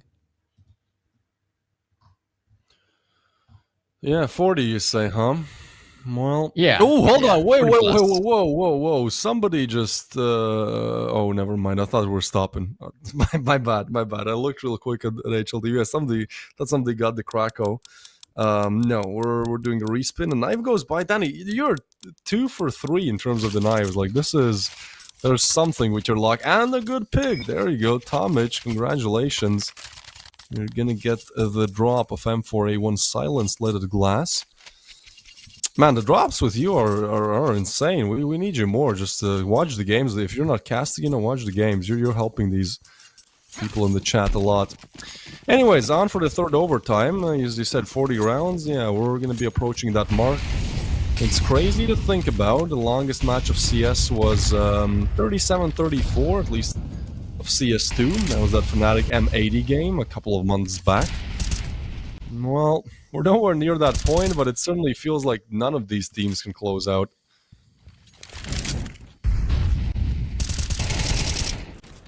Oh. Okay. But we might see his first blood, and we sure do. Smash is able to find 2 big frags. That gives a great chance for Favbet to keep on pushing. Fiku, though, on the other end, doing some fantastic work, and Buzz is still alive. And so far, it's looking pretty good for OG, I'd say. Peeking? Tension, though. Damn, how does he get that frag? I'm surprised Buzz even goes for the fight. Fair enough, in the case of Fiku, he was in a very difficult position between a rock and a hard place. And now it is Lonesome Spook who remains, and obviously Favbet not wasting any time. Straight to the A-bomb site.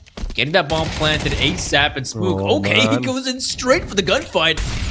And they actually pull it off, though. Headshot angle, and this time it's bonding. He will not fail his team. Gives them 19. And that's a wrap.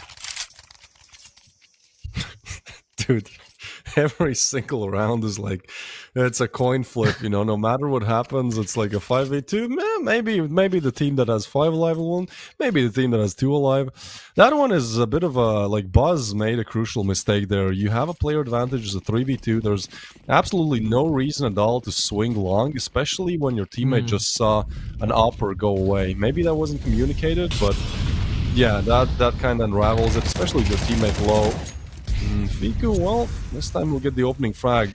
But we're looking for a lot quicker of an approach. Tension still equalizes the scoreboard. Prison, again, he loves doing this. He just gets in the smoke and just sits there. And it has caused a lot of drama so far. That's one way to put it. I mean, drama in itself is somewhat exciting. As a viewer of that case. For the players, I'm sure this has been... they're not acting. This is real life. So for them, it's... frustrating, I feel like. They're not happy about it, I'm sure. But we are getting some free entertainment, and some people are getting free skin. So there's that. Yeah, talking about free, the A bomb site was just now, but now it's actually B bomb site free. I like what Crizzen has done because of his aggressive positioning. Like, B has been called completely empty, which means you can put all the resources on A, you can throw a smoke, you have some more util to go. Walking through the smoke, that's crazy. Nikodas still gets a frag. Surely you don't peek him. They're not expecting the donut player. It's Spook. They were just not ready to there to be 3 players on A. It's a very nice play from OG, right? Like, you got to give it to them. Crizzen's aggressive, all or nothing positioning just gives them so much info. Nikodas will shut it down. It's 19-19 again, a nail biter game in which Favbet can never close out, and well, OG actually starting to struggle with closing out now as well. I mean, 19-19, neck and neck. Now their team having the substantial edge, but I guess you could say that is to be expected. But one thing I'm definitely expecting is someone to finish this damn first map already. I mean, I've been seeing a lot of Ancient. This is the best of 3, so there is a chance that we might go all the way, see all 3 maps. But right now, I mean, earlier we talked about how it felt like initially in regulation, OG was a little bit disjointed. It felt like Favbet was, putting some good legwork, playing aggressive, fighting some opening frags. In fact, tactically, they felt like the better team. At least they had way better cohesion on that CT side than what OG offered us on the T side. But right now, it is quite hard to say who might even come out on top, because I feel like, both teams right now are just making mistakes left and right. I would even argue that perhaps Favbet has made more mistakes in overtime than, say, OG. I think in general, right? Like, for one, you cannot lose 11-3 lead without making a couple of mistakes. That 1v3 that, if they just denied Nikodas, they would have won the map in regulation. Like, that's the biggest one in my mind. But yeah, in general, there have been a lot of moments where for either team it's just like, what are you doing? And no disrespect, like, obviously these are professional players, but sometimes I guess everyone kind of feels the same vibe, the same energy, and you're just, it reminds me of, I don't know if you've seen Danny, but the Amcol NIP game where it went out on for multiple overtimes. It was just so legendarily, probably the worst. I think somebody made a video that got real popular called the worst map or game of Tier 1 Counter-Strike ever played. And it certainly, it certainly was like that. I wouldn't call it that this one is such. I think we still need a couple more mistakes made, but it's certainly not pretty CS in some of these rounds. But with the aggression, Spook somehow gets the frag first, so opener secured. OG picking up the first, not too surprising, I'd say.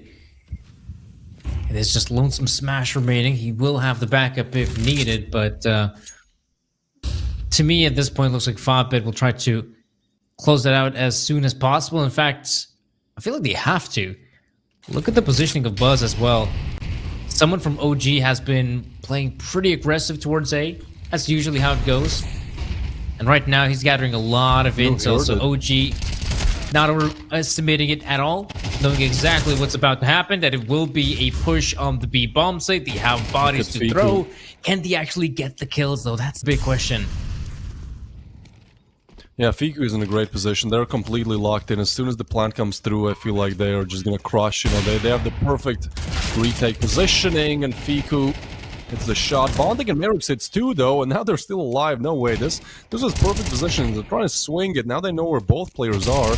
Got to remain alive, but Bondik and Fiku will go down. So there you go. Rather Fiku with the frag. It's going to be 20 for OG. It feels crazy to say 20, man, but 20 it is. And so far, we've seen actually quad overtimes in this tourney. So far, we have not seen a penta. Would it be? What is 5? How would you say it? 5x overtime? Not yet happened, so maybe OG shut it down here. Yeah, I mean, we have... I think by this point, we basically have had so many rounds of overtime that man, I just have no idea who's going to come out on top. I mean, we basically had as many rounds of overtime as we've had of regulation, and that's not something you get to say quite often in a game of CS2. And right now, I mean, you got to wonder, OG has managed to, get themselves those few rounds on the CT side, but once again, it's the T side where I feel like, either team seems to flop the most. And right now, OG should have the edge. They have the edge, but do they have what it takes to get those last few rounds and put us to that second map of Inferno? Which, again, think of this as well. I mean, we've already had a grudge match on Ancient and Inferno. I mean, it's notorious for being for having some of the closest halves in the game. That's the sort of map where you never or very rarely see a team finishing with a 9-3 scoreline, right? Yeah, I still can't get over the fact this was 11-3 for Favbet, and now we turn into, oh my god, OG just go for the push and they're not ready. Jackie gets one, needs a double, can't get it. Tension with the refrag though, it's a 2v3 and we've seen both sides struggle with closing out the advantage. The smash arrives, he's gonna get a frag and there's still no bomb plan. Ooh, the back-to-back wallbangs will go the way of OG. As Tension plans, he has one of these players locked in. Both of them are so low, if only he knew. Molly doesn't touch anyone and Crizzen will eliminate him, so 19-21. OG, please, for the love of God, let's just end it here. I'm all for good CS, but when that good CS goes the distance of 5 overtimes, perhaps, and we still have Inferno and potentially Anubis loaded up, it's for me as well. This is my third best of 3 today, man. So I'll be honest. Normally I try to be unbiased, but come on, OG. I feel like that meme where you push them with the stick. Come on, OG, do something. Listen, life is about balances. It is about maintaining a balance, and right now we're having an unhealthy game of Counter-Strike. This has been an unhealthy map. Balance. Yeah, that's true. And that's why, we'd like to shift the balance towards more methodical, more... I am kind of expecting this kind of level of Counter-Strike. And right now, we might see a quick finisher. Look at that, so many players in Donut. In fact, this is quite surprising. That is a swift rotation from Favbet, without being 100% sure if this is in fact the commitment towards A, but I feel like the bomb has been dropped, hasn't it? So... yeah, that's the... oh my god, dudes, they can't help themselves. No. It's like a deer in headlights. As soon as they see that, 21, as soon as they see that map point, they just look at it and don't do anything else. It's on their minds for sure. That being said, it's a 2v4, and I'm still giving time to see how OG do. Tension, wow, we are always in the backstab, man, with the op, finds a bomb. Yeah, now that is it for this round. So we're gonna be seeing 21-20. Tension, certainly huge impact in this round. 3 kills on the board, and yeah, I guess we're in for this again. Danny, predictions? Yes or no? We go penta overtime or we stay on the quad? Oh man, let's stay on the quad, man. Let's stay on quadruple overtime, and I'll be fine with that. But let's see. Maybe the players have other things in mind, and I wouldn't blame them. Especially now, OG. Gotta take it somewhat slow, but checking in a good amount of utility. In fact, he might even have another player coming through heaven, but looks like that wouldn't be necessary. Spook gets the first big, major, tremendous frag for OG. 4 more to go. Obviously, that's what we're thinking, but Favbet might have other plans on the agenda. That's a big nade. Bondik loves this position as well, so you're a couple of rounds in, maybe you don't expect it, but when you're in round 42, you're gonna start expecting some of these common angles they like to hold, and Nikodas finds Bondik. Is this finally it? A 3v5, all that OG have to do is just lock it down, and Nikodas has the scope. This should be the frag, and I think this will be the game. As Buzz finds another, it's just Tension. And then after all of this, Favbet just can't help themselves to close out the 11-3 lead, and another big chance. They had 2 chances to close out. They lost 2 pretty bad rounds, and 3 overtimes later, here we are. The finisher, OG, win their map pick 22-20.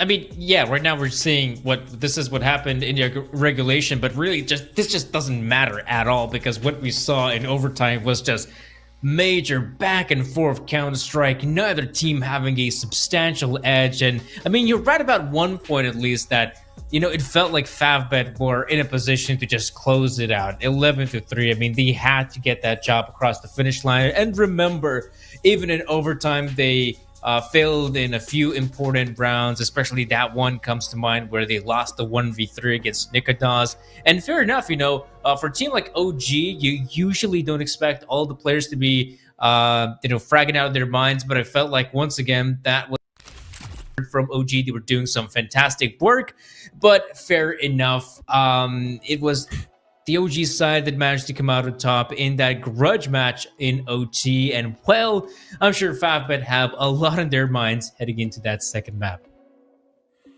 Yeah, yeah, we're only through map 1. We started about an hour and 30 minutes ago, but I mean, this is what it is. It's just a long day of CS. Next up, we have Inferno. That will be the map pick of Favbet, and they are known to always first pick it, so probably a chance to make a comeback and take us to Anubis, which will be just the even more, maybe an overtime. Who knows? Ultimately, we'll see after the 15-minute break.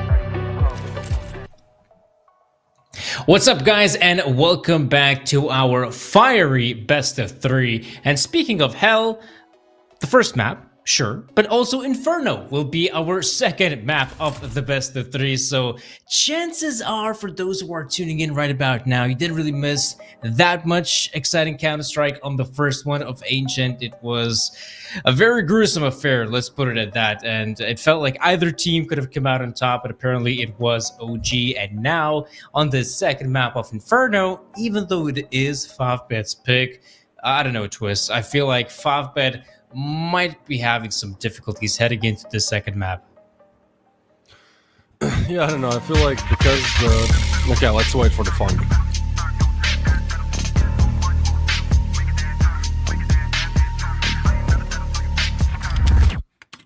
Yeah, man. As I was saying, like I feel like because this is just like random logic, but this is bro logic. But I think because the first map goes to 5 overtimes, I think this one will be like a very easy game for one of the teams. Which one? I can't tell. This has been the most unpredictable day of CS2 I've ever casted.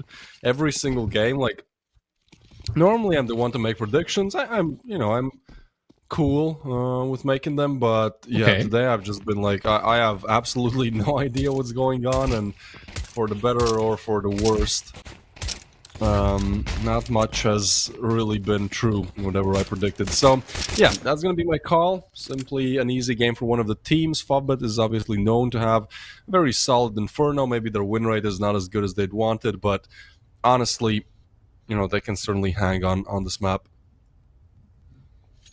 Yeah, I mean, I feel like a lot of teams in CS2 are able to hang on Inferno, to be honest, or at the very least, give us a competitive game. And I guess that's also quality of Favbet in general. I mean, this is a team that rarely goes down without a fight. If they end up losing let's say a map in a pretty convincing manner, sure, they will still somehow pick up, 5-6 rounds. But this is a team that will not go down, let's say 13-2, right? At least that's what I've noticed from experience. But obviously, after losing that first map in a pretty heartbreaking manner, all that can change. But let's hope they can still aim, and that will be necessary entering the B-bomb site. Yeah, this is a very slow pistol round, and OG just looking to make a slow victory of it, I guess. 2 kills connected, it gets a bit messy. Jackie with the frag, actually, how? Spook and Buzz. And again, they have the sight. All they had to do was connect one more headshot, and unfortunately, that does not happen. Oh, and retaking the B-bombs is always a pain in the buttocks for either team. In this case, OG is on the receiving end. Oh, wow, that is a swift shot from Nikodas, and the problem is both players on the same position, so this could be going down. Oh my gosh, Jackie's able to find 2. Can he tap away on the third? Time is of the essence. Nikodas, simply doesn't have any time to defuse the bomb. It's already in water, and boom. Dude, he had the kid though. Like that was literally as close as they come. All right, well, that is going to be the first for Favbet. Certainly Jackie, just a baller, man. Crazy. 1v3, he clutches it out. Last one maybe gets a little bit lucky. But yeah, I mean, congratulations. You've found a way to the first round.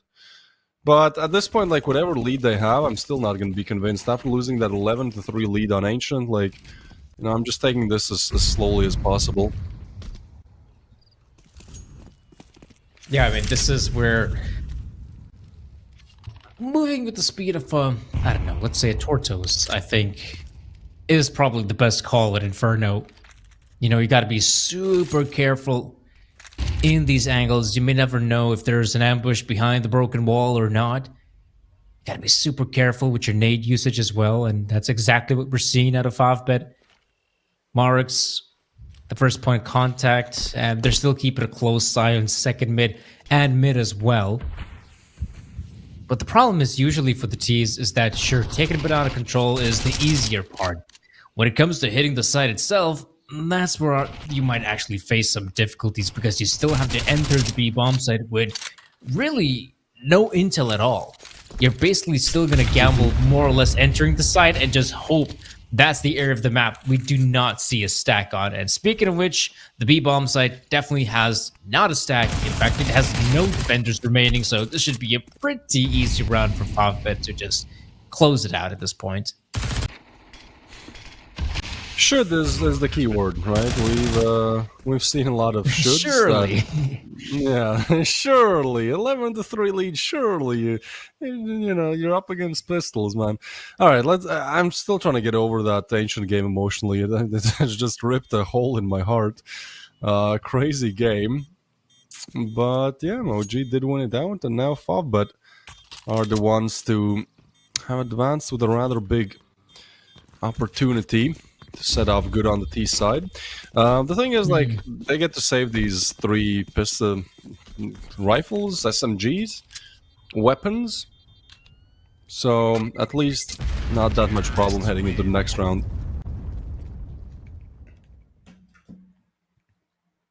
Yeah, I mean, I feel like that's usually how it goes as well, right? On the CD side, the second round, you go for a force buy. That has become, you know, modus operandi for a lot of teams, right? So if you go for the force buy and you realize, okay, we decided to stack one area of the map and the opponents are apparently, you know, going B, it's not the end of the world. You can still maintain your upgraded weapons, your armors into the next, and hey, you could still deal a lot of damage. I mean, those 2 MP9s, Galil as well, nothing to sneeze at. Yeah, again, you know, I think Inferno is, again, the second best map, in my opinion, to go for, like, a low buy or have bad weaponry on the CT side. First being Ancient, as, you know, we saw that to be true in the previous matchup. Inferno is also, like, just close alleyways, you know, close angles. Whichever way you go, Bead, you know, Banana, you can play how you like, close range. Abs, there's players as well, but Spook, he is the first one. Big flash! Oh my god! One piece of util that's gonna shut down 2. They try to look for the refrag, but Buzz is actually in the corner with the USP, so he's just trembling. Shiver me timbers, but oh yeah, taken down. Favbet slowed down a little bit. It was great initial play by OG, but they would love to retrieve one of these rifles. Yeah. Dunder, Crizzen left standing in the A-bomb side. Nothing much to do but ponder about life itself. And in this case, yeah, Crizzen, I don't know. I thought might as well. Fine. It's okay. No, why not? It's probably going to clutch us one out. Yeah, I mean, it is going to be Crizzen to be really lucky if he can get one. There's 20 seconds to go, but I'll just jump on him with the USP. This seems impossible. So bomb plan to go down, nothing to lose if they try and go for the retake here, as next round you have the buy anyways. Nikodas and Fiku would have the opportunity to convert this, but it is going to be a difficult conversion, especially with Favbet still having quite a big percentage of this utility belt. They can re-smoke short if they so choose to. As soon as the first peek is going to be made by OG, you know they're just going to launch nades and mollies at him. Yeah, sounds about right. And I guess in this position, if Nikodas and Fiku just can, you know, with their puny little MP9s, you know, dish out at least some bit of damage, maybe some of those players could actually go down to the bomb explosion. There we go. We've got Fiku dealing the damage, and I wonder if it's going to be enough. Ah, no, it isn't. So, Smash, Tension, left standing, Galils remain. But most importantly, Favbet to get themselves the early lead. I feel like after a disastrous performance, as we saw on Ancient, it is, you know, utmost important to get a good start, and they've absolutely done so far. Well, for sure. 3-0 start, but you know, I feel like he's going to that Ancient game, but like, you know, it was as unpredictable as they come. They had a huge lead, they fumbled it, and this is a 3-0 where OG are playing, in my opinion, on the worst side of Inferno, which is the CT. And it's the first rifle, you know, it's the first chance for OG to really put themselves on the board. The pistol means so much, sure. We should have never lost that 1v3, but There's just plenty of time to still go and convert in this one.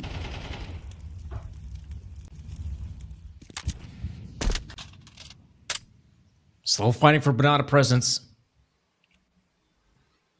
Not giving up that easily just yet. You can see on the other end of that smoke, 5bet have 4 players in lower banana, but not committing to it just yet. But right about now, 1 minute left on the clock. That is still a decent amount of time to make rotations from one area of the map to the next. But so far, I mean, 5bet has been somewhat successful on the B hits.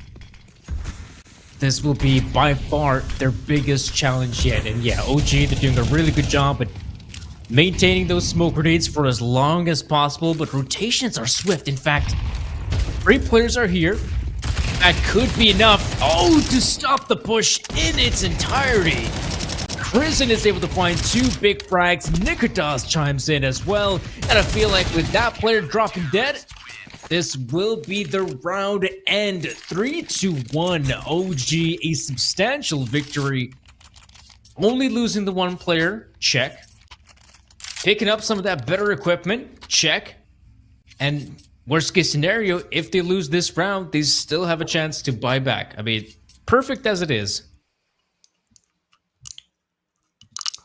Yeah, this looks pretty good for the side of OG. When it matters, they convert. They don't let the game slip too much out of their hands. And 5bet does kind of feel like their backs are a little bit against the wall here. Like, when you lose it, you're gonna be on a lower buy. Obviously, that doesn't matter, as we've seen the pistols, Tech 9 against Rifle, Tech 9 wins, stuff like that. Nikodas, oh, he's gonna start farming them. 2 is there, the peak comes through. Maybe getting a bit too aggressive here, no, but I mean, it still works out, can't blame him. They get 2, and they get even a bit more greed, push down banana, but it works, so Tension and Bondik left to, well, just hold angles for a minute 20 and hope and pray that they can save the 2 AKs. It would really matter because their cash is at an all-time low in this map.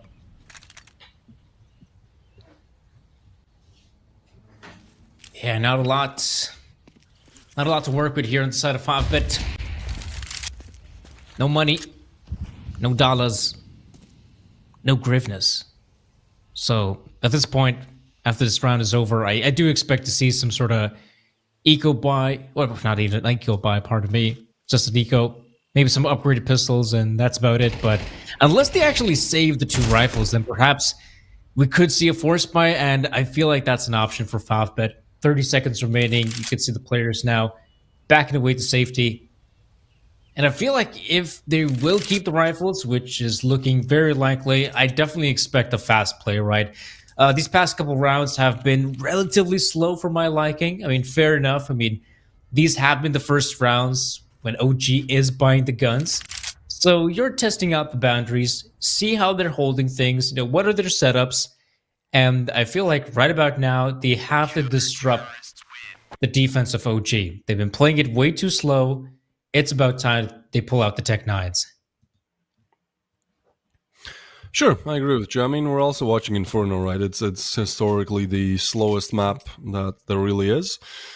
So for now, we're just gonna chill out a little bit. Chance for you to type in !Galaxy and participate in the giveaways. Sir Danny here is just an absolute beast when it comes to us watching these giveaways, because every single time there has been a good roll, we almost got a knife as well, which is crazy.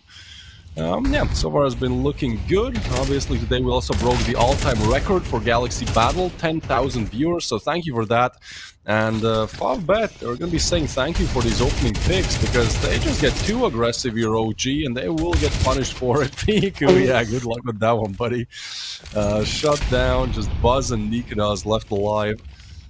And, well, this is about how it goes. Get used to it, Danny. I know that you've taken a bit of a hiatus, but yeah, so many of these rounds just don't make sense when you look at the buys and then you look at the outcome. Yeah, I'm perplexed. I'm dumbfounded. I'm shooked. I mean, they only had the 2 rifles to work with, 5, but now they're currently fully armed and dangerous. All players on rifles in a round where they had barely anything to work with. In fact, I was talking about a potential force fight, but the remaining 3 players were just pistols. That's it. Right now, Buzz, a lot on his puny shoulders. So many players to go up against, and yeah, position compromised. He'll be an easy target. Bomb plant is looking inevitable at this point, though Buzz tapping away. Oh, but the swing is a bit too wide. Give it a great chance for Fabit to get that bomb planted and for Nikodas to simply hide and hope that you can keep that big green. But yeah, that was man, I'm not really sure what went wrong in that round. I felt like, yeah, OG, they thought they had what it takes to go for the aggressive plays, but I think plain and simply, they just got out-aimed in the apartments. That's it. They just got out-aimed by the 2 AKs. Yeah, I do side with your take here. Not exactly what they were looking for. I also think they just got too aggressive. Like, they should have expected to be playing against, you know, maybe a lower buy. And it just doesn't make sense to me to go aggressive with 2 players as well. Could have just waited out, could have just held angles, you know, when you're getting rushed down by the pistols, you can just work on the refrags. So maybe a bit of careless aggression. Maybe they were expecting to surprise Favbet, but yeah, some nice shots by, I believe, Bondix Deagle as well. Ultimately, you can spin it multiple ways.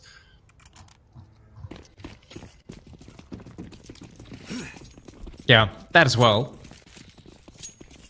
Hitting the shots from the D definitely helped for Favbet. And right now, I mean, OG checking in some of those early smoke grenades as well, giving them a really good chance to fight for mid control and very easily take banana presence. Counter nades fly in, but nothing major. I mean, Favbet have been forced to play this one super safe. Right about now, you could see a player like Jeki alongside Smash to take apartments control. And if you have a player like Fiku on the other side of Banana just holding his angle, I mean, it makes a lot of sense to put a lot more emphasis on the A side hold. That's usually how it goes. The big question is, where will be the first point of contact? I feel like the apartments is where it's at. Could be so. For now, it's again one of those slow rounds. OG learned from the mistake in the previous, and actually they have still decent cash to work with here, so I don't blame them too much, right? They're kind of testing the waters, figuring out what sticks, and well, certainly the op shot though. Nikodas should have hit the first one with ease. The second one, sure, it's a difficult one, but gonna just run over. Correct, Buzz. That is a crucial peak. Not only he gets the AK, he also gets position. That's hard to eliminate, but oh my god, the wallbang almost finishes them, but it's Buzz with the double, and Spook finds another. That is unexpected, really, but they will find a round, unless Tension can do it all. The young Opera certainly is talented, but time is not on his side, and you're just running around the Rosie there. Tension still finds one, but problem is the time. He has to commit to the plant ASAP. Actually, why wouldn't we just stick it? Dies after time as well, that's bad. Yeah, something tells me he probably didn't realize how low he was on time, right? And once he goes in, tries to fake it out, I mean, yeah, it's obvious that round is over and done with. And a good hold from OG on the A bomb site. Shout out to Buzz. So far, Buzz has been doing some really good work on the first map as well, you know, holding on to the bomb side here as well.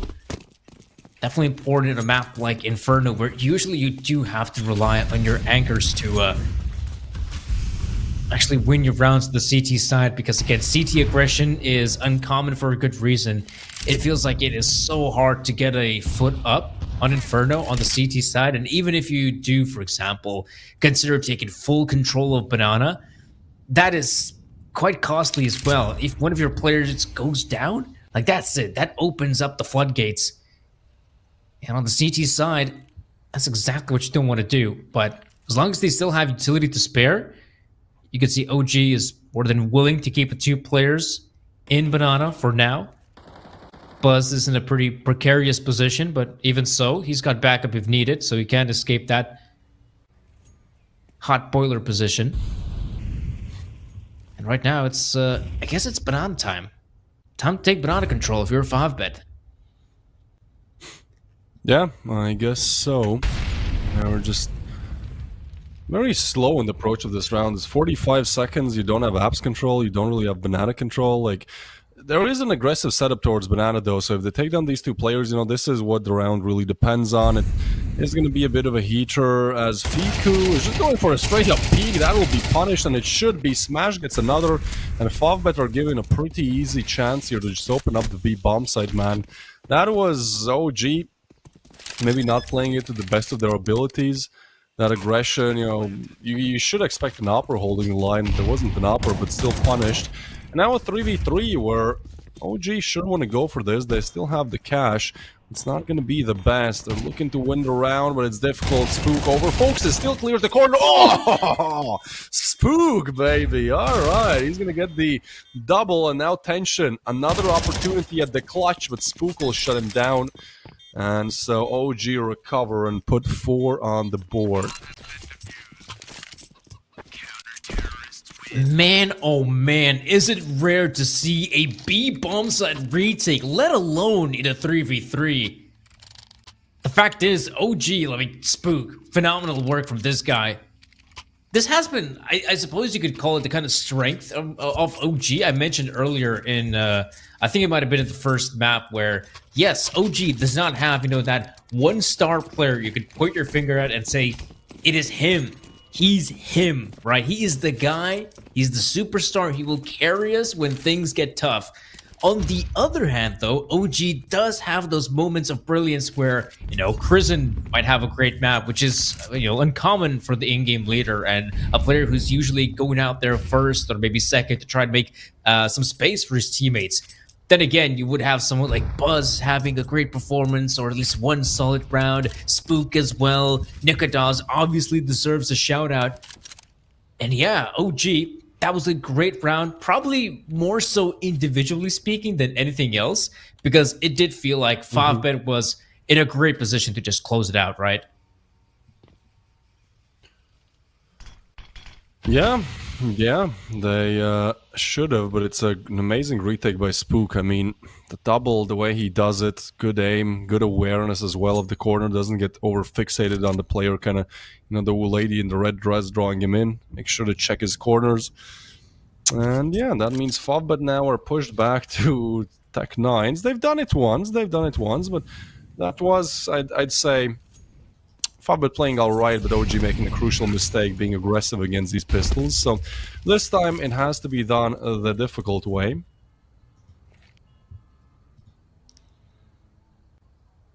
Man, these rounds are so slow, dude. There are 20 seconds left here. You're gonna go for the A explosion, but the read is kind of there for OG. They have 3, they drop mollies, they have full util belts as well. Spook, though, he might be overwhelmed, and Foz is fully flashed as well. They're almost, whoa, dude, that's close. 10 seconds to go, and they can still plant the bomb. This is a success in their book for sure. And now the opportunity presents itself to convert. Fiku should have gotten the frag. Now he over-fixates on this player of Bondig, but in the meanwhile, there's tension you need to worry about as well, as this frag creates so much tension. And Nikodas, guess what? He's on the up. I can't believe it, OG. Well, I certainly feel overwhelmed. Trying to push in with the P2000. Good for 1, but not the double. And so 5-bet twice now have converted with literally no cash to their names, really. I mean, it felt like Bondig just taking a strat straight out of Flipside's playbook, you know, leaving, what, 20 or so seconds left of the clock and still makes the execute happen? And fair enough, I mean, he does it through short as well, but just so difficult. I feel like that is so difficult for the T's to make their way into the A-bomb site if they just have players coming in through short and maybe a couple through apartments. But yeah, the surprising thing was that OG actually did get the initial good frags. It was looking pretty good for OG. It felt like they will just close it out, but yeah, in the end, not really sure what happened there. How did they end up losing that round? It felt like it was theirs to take, but oh well. OG, feeling the pressure off that previous round, will consider and go for the save in this one. Nikodas, though, opting to go for the rifle. I suppose this round he might be a bit more proactive than some of his other teammates who are just on some upgraded pistols and armors. Man, look at the change of pace, though. Favbet, insane. 1 minute 40 already in bracket? Like, we have not seen this pace from Favbet. Yeah, they're slow until they're quick. They don't exactly take map control piece by piece. They just push in and try to take it all with one bite, and they certainly can stomach it. They are gonna get the 6th one on the board, most likely, is Buzz and Nikodas. They do have some cash, but at this point, okay, that might never mind. It doesn't, yeah, we already have Buzz in apps, so... yeah, I mean, that is going to be Favbet on 6. This is a strong map for them. I am kind of expecting this to go the distance of 3 maps. I might be wrong. We shall see. But ultimately, Favbet are no joke on Inferno. Yeah, I mean, 6 rounds already on the T side is pretty good, I'd say. And that's already a pretty good scoreline, though. You know what else is pretty good? Being up 11 to 3. All right, I can still sense you are a bit distraught from that first map there, Twist. If you want to talk about it, come on. We've got the broadcast. You can say what you feel. How do you feel today? I'm just saying, I feel like today is as unpredictable as they come. Like, this is your first best of 3. For me, I had the Alliance game, and then I had the Aurora game, and both of them were very close in terms of just not making any sense, like, logically, like, odds-wise, what should happen. So I've kind of been already warmed up. I've already been conditioned to just expect the unexpectable. And that Ancient game, man, it still messed with me. So, yeah. We're going to be seeing how it goes for now, as you said. Favbet certainly in the lead, doing well in the first half. T-side, Inferno, looking solid. And a possibility to convert 2 more. 8 to 4 half would be looking solid. And then the question becomes, can you close out? Listen, I'm good you got that, got it out your system, right? Sometimes you just gotta say things out loud to feel a bit better. I'm sure Favbet, after losing that first map, might have also said something terrifying in the Ukrainian language that perhaps we should not even think of in this broadcast. And again, Favbet is already at 6 rounds here at the T-side Inferno. The pace is looking good to take Banana control. Not gonna commit though. And that's scary because it's 35 seconds left of the clock. They have no control of brackets. And if they are considering returning back towards the A-bomb site, then man, oh man, they gotta be quick about it. Yeah, this is a pretty tough call to make. Where exactly you want to take this? I'm kind of trying to fake B. I mean, that is going to be drawing a lot of rotations, but still, the A players is there, and Boz, he's smarter than that. He gets a frag, and they're not expecting Spook. With the B fake, you're not expecting 2A. Tension still, expect or not, is going to get the frag, so... Oh, time! Time, man! What? Yeah. What happened? I didn't notice, but yeah, they're drawing these out. Yeah, I mean, that's always the big problem if you want to play, let's say, around super slowly, and you want to execute when there's 20 or 30 seconds remaining. You really got to be close near the site itself to make that play a reality. In this case, though, it kind of felt like Favbet just decided to make the late decision that, okay, let's try to go for a bit of a fake towards B and a potential hit towards the A bomb site. But that, in some sense, is even worse, because for the fake to actually work, you still need some time for rotations to take place, for perhaps those players towards B bombs and pick up a frag or 2, and we simply just did not see that. But man, oh man, Chris, and what the hell? The man just pushes through the smoke, snatches himself 2 big frags. Again, there's a reason why he's the opener for this team. He's more than happy to take those risks to put his team in winning ways. And at least this time, his team will equalize the scoreline. Yeah, There you go, OG. They found a way. I thought it was going to be Fobbet closing out 7, maybe even 8, but no, that's a huge double from Krizen.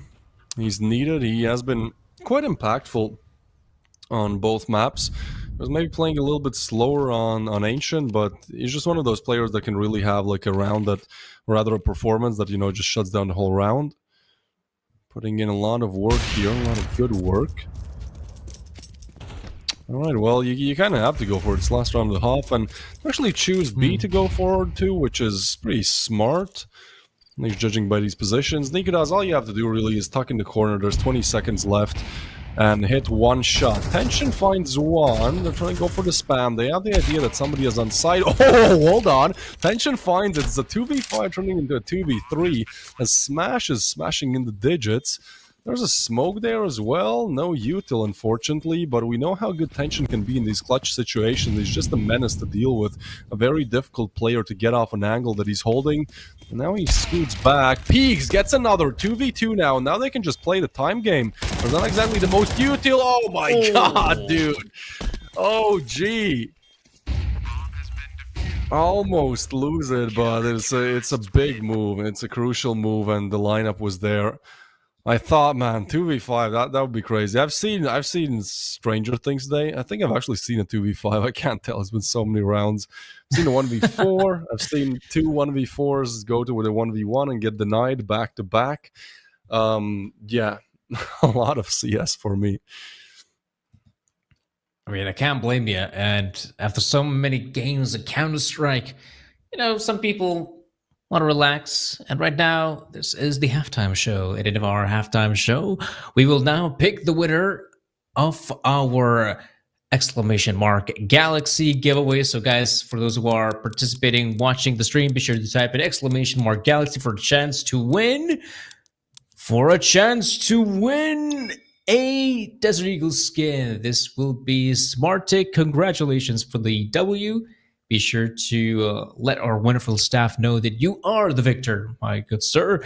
And now, of course, we will return back to the real action. 6-6 is the current scoreline. OG doing, I feel like, a pretty good job there on the CT side because, remember, again, the pistol was won by Favbet. OG ended up losing, I think, one crucial round against a Force Spy as well. So the fact that they still managed to claw their way back, get those 6 rounds, that's all right. But that's the big question is, how good can OG be on their T side of Inferno? Mm-hmm. Yeah, that is the big question. Ultimately, Favbet, I think they've done a fine job. I think actually 7 or 8 would have been better. Fun fact, you can actually cut those open with your knife. If you go there and stand on any of the fruits that have fallen out, yeah, you can cut them open. Looks pretty nice. Looks like Fruit Ninja. Oh, that's a banger. That's a 2012 banger. Mm-hmm. What was your first smartphone twist? Do you remember? For smartphone, Yeah. no, this is gonna. There was a.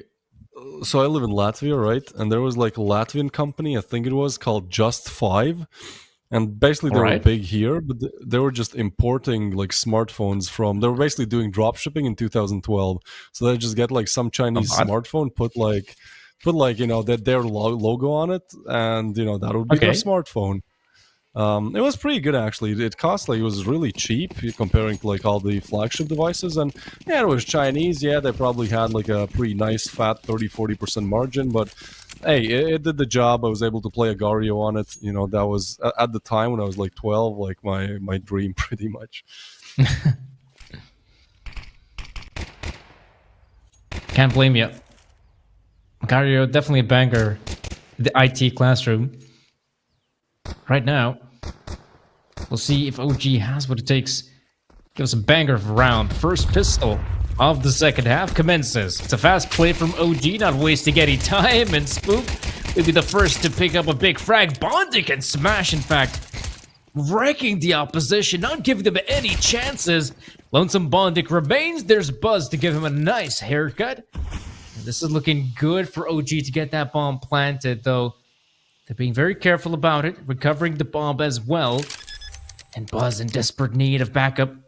He's got Nikodos, and that's one hell of a partner to have. But right now, Jackie and Tension will end the madness on the B bomb site. But man, that was a swift retake coming out from 5bet. I'm surprised to note how swiftly Jackie and Tension just dispatched of the two players without really, basically without putting up much of a fight. Yeah, that was a pretty nice attempt there by OG, but some problems certainly they need to figure out. So far, OG haven't actually been the best in terms of pistols, at least from what I've seen previously, on some other best of threes as well. So maybe that's something they need to work on in general, as this pistol round loss will go a long way. I mean, if we just look at the score, right? FOPBet won the first. They had, after that, 2 easy rounds to convert, one against a Force, one against USPs. They win this one as well, or other Glocks. You know, we're looking at 5-6 rounds here being converted, not as a rifle, but just off those pistols, and that goes really a long way. OG certainly know it. And actually, I go for the Force. What do you think about the Force, Danny? You think this is a good call? I mean, this early in the second half, why not? And in general, I mean, it's not like they have some really poor weapons. You got the AK, the Galil, and fair enough. Close quarters encounters, Inferno, you know the pistols can be lethal. So fair enough, I'm down. But you gotta see some sort of upswing. And Prison, first put a contact, Flash comes in, the backup is desperately needed. Oh, no way, he goes for the jump shot. I mean, if I'd be a CT on the other end, then yeah, I would not want to go against the Mac 10. Yeah, some early damage dealt. For now, OG can just exploring the territory, trying to figure out what could be done here. Figu, first one arrived with the Deagle, needs to hit a pretty nice shot. That's some easy damage given for free. Tension could have played it a bit better, but it's fine. Should be all fine and dandy still, as 3 are on the A-bomb side, but look at that. Bondic and Tension, they want to rotate over a little bit. Chrism gets the frag. That means there's only 2 defenders of A. Tension, he does stand strong, and with his positioning, I'm not sure if they're going to be expecting the pit player. Smash, well, he's expecting to get all the headshots. Now they actually go back towards B. Look at this over-rotation from FOPBet. This puts them in a position where they'll have to be playing Retake Simulator. There's no smokes for the cross, but I think, yeah, they get a cross in time. Spotted, noted, but the bomb will be planted. Yeah, I feel like that's a bit of an overcommitment from 5bet in this round, and retaking the B-bomb state is always a hassle, though I feel like as well, one of the big problems you could be making as a team is that if you do not commit on the early fights, and I feel like Spook in that position, he does a really good job, get himself one. Nikodos, he definitely needed a lot more than that. And now Lonesome Fickle, yeah, simply doesn't have what it takes. Man, I feel like as well, it just really comes down to aim in that position. If Nikodos is able to get himself one, that's it. I think like that could have been enough for a guy like Fickle to still close it out. But in this position, yeah, OG ended up losing the round, still getting that bomb plant, so at least that's the one saving grace. But the problem is 5bet. I mean, those 9 rounds are looking pretty doable. Certainly so. At least OG get the plant, as you mentioned, but Galil's Mac 10, not a single AK. This not only has to be the aim, it has to be the dink, and one more bullet. And there's an AK on Jackie as well. Trying to push through. Man, they're going really fast for this. A completely different approach to the T side by OG. FOPBet were playing pretty much, paid by the minute. Here, OG just want to be through with this. They want to surprise. It has drawn all the rotations from, again, they leave B completely open. FOPBet just love going for these gamble stacks, and it does seem to be working out. Oh man, more than working out. Just the complete shutdown. 100 total HP damage dealt in this entire round by the side of OG, and that is a huge 9th to put on the board. Yeah, that's actually a pretty impressive victory by all accounts. Not losing that much on the offense. 5bet will be quite happy to note that worst case scenario for them, even if they lose this upcoming round, which again, I don't know if that is too likely, that they'd still have plenty of money to work with. And man, OG, I really want to see them get on those guns, get on the rifles as soon as possible, because right now, I mean, those pistols just haven't been doing them justice. No, it's not what they wanted. Double digits seem almost inevitable here by Favbet. Smoke is in, but I think they're just gonna disrespect it. Get in front of it. That leaves one player on the side. It's Smash, but oh boy, he can't smash them down. Skrizen actually not expect. Okay, he still gets a frag. Damn, now they have the opportunity to run down Smash, and he's a little bit stuck. Needs a frag. Another one is needed, but he'll be shut down. Damn, we're down to the 3v3 now. I mean, Smoke's down as well. No extra util to deploy after the plant, which still has not come through. And Tension is just waiting to hear where exactly the plant goes. I have to be careful with the smoke spasm, you know, on low HP. Fortunately enough for him, it's silenced. They need a plant, man. Smoke now disappears. Prison ends up going down, but I felt like they had a pretty good thing going there with Buzz. Damage being dished out, but at some point they really got to get that bomb planted. And Buzz, now he's in a very awkward position. Might just get that bomb planted. Not sure why he's looking towards CT. He really wants to get that fight, but he's got the backup of Fiku.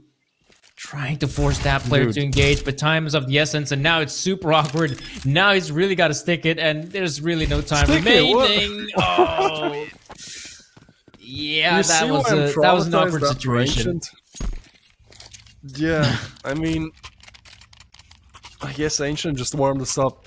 I mean, it's a really good side take by OG, don't get me wrong. Simply the way how they played the last 40-50 seconds is just so questionable. Like, at least stick the plant. I get that they're worried, but ultimately, if you don't commit to it, then at that point you have to commit when time is not on your side, and then they know that they're just going to swing you, which is exactly what happens.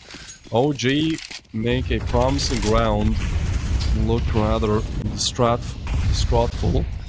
10-6, double digits, and this is like any kind of a safety pillow I feel like has been removed. OG, they need to convert this one. Sounds or no, right. it was 11-3, so maybe they don't. I don't know. Perhaps OG enjoys playing under pressure, but Could be. if anything, that previous round kind of tells me that if you get too much pressure, they kind of fold like a paperclip. So, OG, I feel like this is a squad that once they get the early advantage, then perhaps you have a much better chance at converting a victory, which in general, I mean, this is basic CS2 stuff.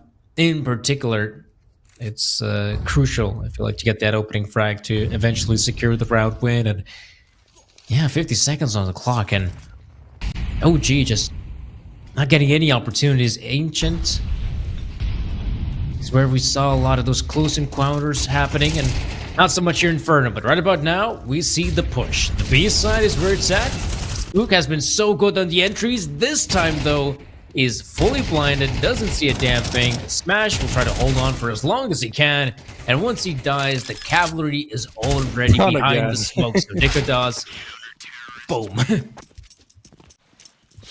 Yeah, I mean, Nikolas, he had to fake there. It's just, you know, reminds me of the previous round. Yeah, it's 11-6, and at this point you'd say, well, surely Favbet win the sound, but if you watched Ancient, you might not be so sure, so we shall see how it goes, but ultimately, the cash is still not looking too good for OG, even with the max loss bonus. They are gonna call a timeout, a tech pause, and try to figure out how they can make the most out of this remaining game. Yeah, because things are looking pretty grim, I feel like. You know, in terms of rounds, there's only a few more rounds remaining, basically. But obviously we saw Favbet fail in an Ancient. But something tells me Inferno is a different beast, so I feel like this time around you should have what it takes to close it out. especially now since we've seen OG's game plan on Inferno just not giving them any fruits off to their labor.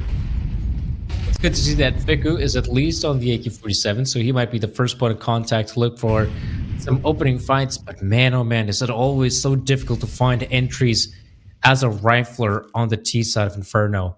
I mean, it feels like whatever position you try to peek at, there's at least 2 or maybe 3 angles that the CTs can kill you from, and brackets is probably the epitome of that. If you just make your way out of boiler, I mean, you can get shot down from long, from short, from porch, like basically anywhere. Well, Jackie is able to find the first, but oh, look at that! In quick succession, it is OG to find 3 big frags, and I mean, already the round is over, and you know it. Once that bomb gets planted, that's it. Smash and Marix will try to save their guns, and OG, they will at least have a fighter's chance.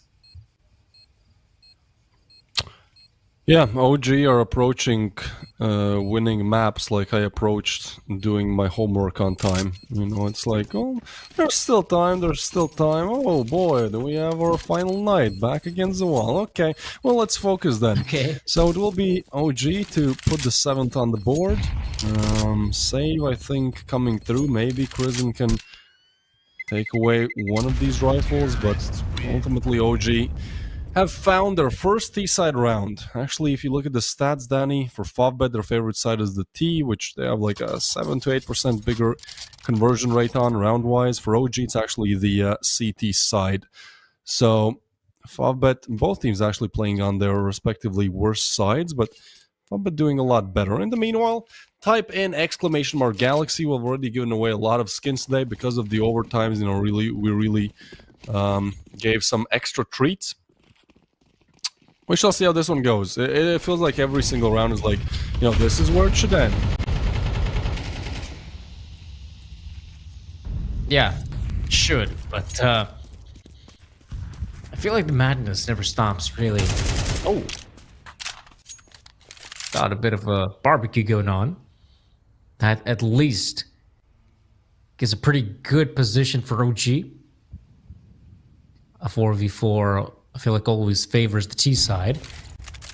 And the question is, can he actually overwhelm Lonesome Jackie here?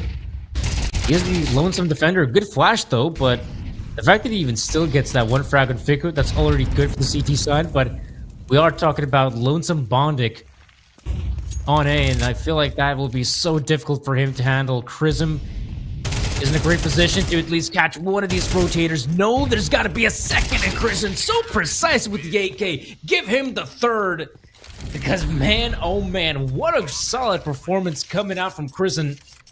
Single-handedly shuts down the rotation and even takes care of Bonding on the side. Man, that was solid stuff from Crizin. Not usually the guy you expect to see on the top of the scoreboard, but this time in Inferno, he's putting up some big numbers. My friend, are you ready for overtime? What do you think about that possibility? I mean, I feel like my caster senses are tingling, right? I kind of feel like, you know, I sense overtime, right? I have been relatively lucky today, I feel like. And I sense that overtime could be upon us. So we'll see if that will be the case. Because right now, if we were to look at it in a more pragmatic manner, if Favbet lose this round, we're talking 11-9, a potential eco, if not double eco scenario, and that 11-11 scoreline is looking possible. Let's be real. Yeah, I'd say so myself. This is still OG trying to piece together their T side, which has not looked like the best, but it seems like just these players individually have really activated. And if we talk about the buy, yeah, there's a 5-7, there's a Masam tension. Things are rather slow here. OG went for a very quick approach at first, but now they've considerably slowed down. And Crizin, boom, he dropped down Smash. Crizin with another nice nade by Bondic. They will lay down the molly. Intentional find another. That's huge. Now as he tries to evacuate back, he actually fakes this one out. Goes back. They're not expecting this, and that is huge. That's the bomb confirmed, and the players are disjointed. So Spook not going to go for the frag, for the plant rather. Goes for the frag. It's taken down, and well, that's a fumble by OG. That should have been an easy round, or at least the plant. Nice play by Tension, though. I don't think they heard the fake out, but he just had the good timing. 2 kills in general. The FAMAS delivers when it matters the most. 12 for Favbet locked in. And as we approach the 3-hour mark of this best of 3, you know, we started at 6. Now it's 8:41 for me. As we approach the 3-hour mark, you know, normally you'd expect the third map to end. We're just getting ready for that third map, man. Favbet is map point away. One more point away from taking us to Anubis, where it might as well be overtime. Who knows?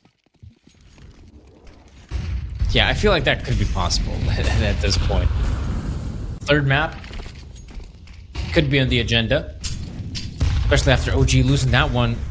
Spook will try to take matters into his own hands, and man, those are some deadly hands. But Smash, oh, I mean, that's it. Smash has done it. He's got himself 3 big frags. And even though Buzz and Fiku have been doing some good work on Inferno, I'm not sure if it will be good enough to win against 4 players.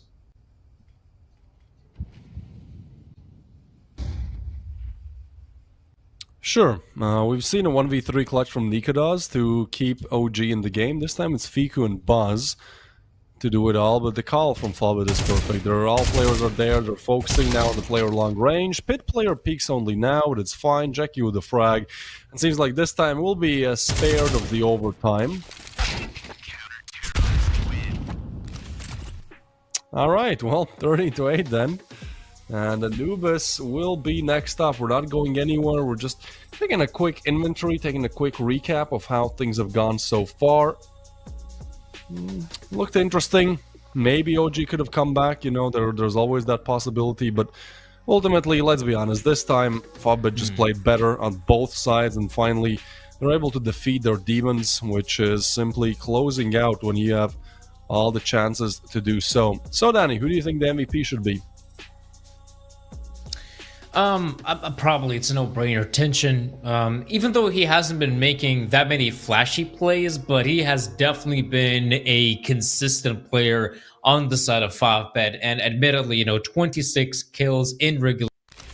Almost getting what it feels like maybe every single round, 1 or 2 frags, and it really goes to show that he was a pretty impactful player for Favbet's side, and let alone the CT side. It felt like, you know, everyone from Favbet was contributing, which definitely made, you know, OG's campaign that much more difficult. And all in all, I feel like, yeah, Favbet finally, you know, after that loss on Ancient, still managing to give us some good Counter-Strike and good level-headed Counter-Strike as well. Sure, we had some great individual performance coming out from Tension, but once again, I feel like this was also more of a team effort coming out from Favbet, and that's the sort of squad that I know and love. Yeah, they again defeat that demon of closing out games, and they take Inferno, which, as you mentioned, you know, just a staple, a household name at this point for them.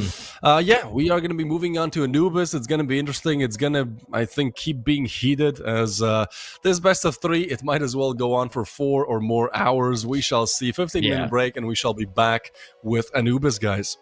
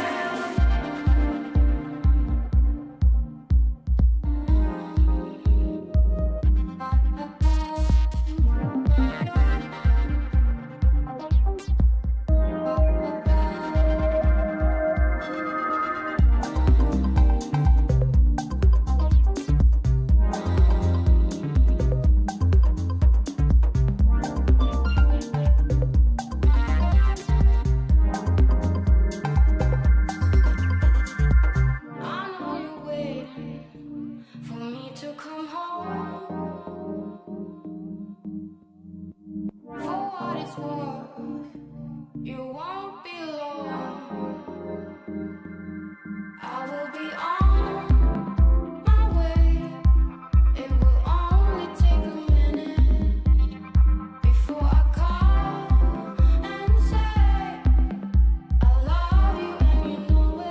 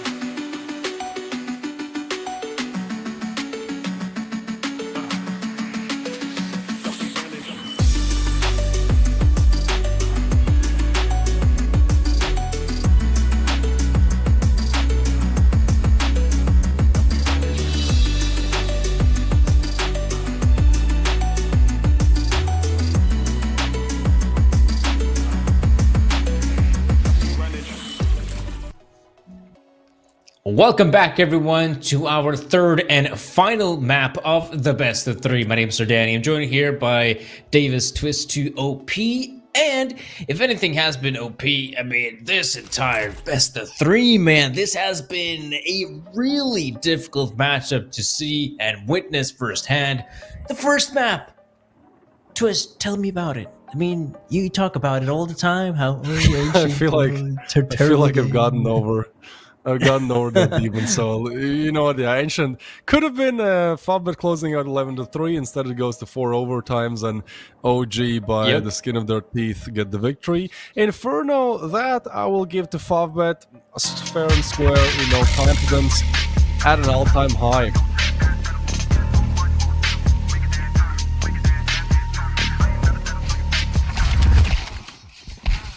So, knife round starts and ends in a matter of seconds, and seems like it will be Favbet getting to choose the starting side. Shout out Wander, he's been doing a really good job as the observer, and yeah, looking forward to this matchup as well. This is the longest best of three, Danny, that I've had in Galaxy Battle, so it's interesting, the dynamic exchange. You arrive, you give everyone really good skin pulls, and at the same time you give everyone really drawn out best of threes. And I mean, Ancient, to be honest, I mean, it was cinema. I gotta be honest. Maybe it wasn't like a AAA Hollywood movie, but man, it was fun to watch. Like I can imagine as a viewer, just having a blast.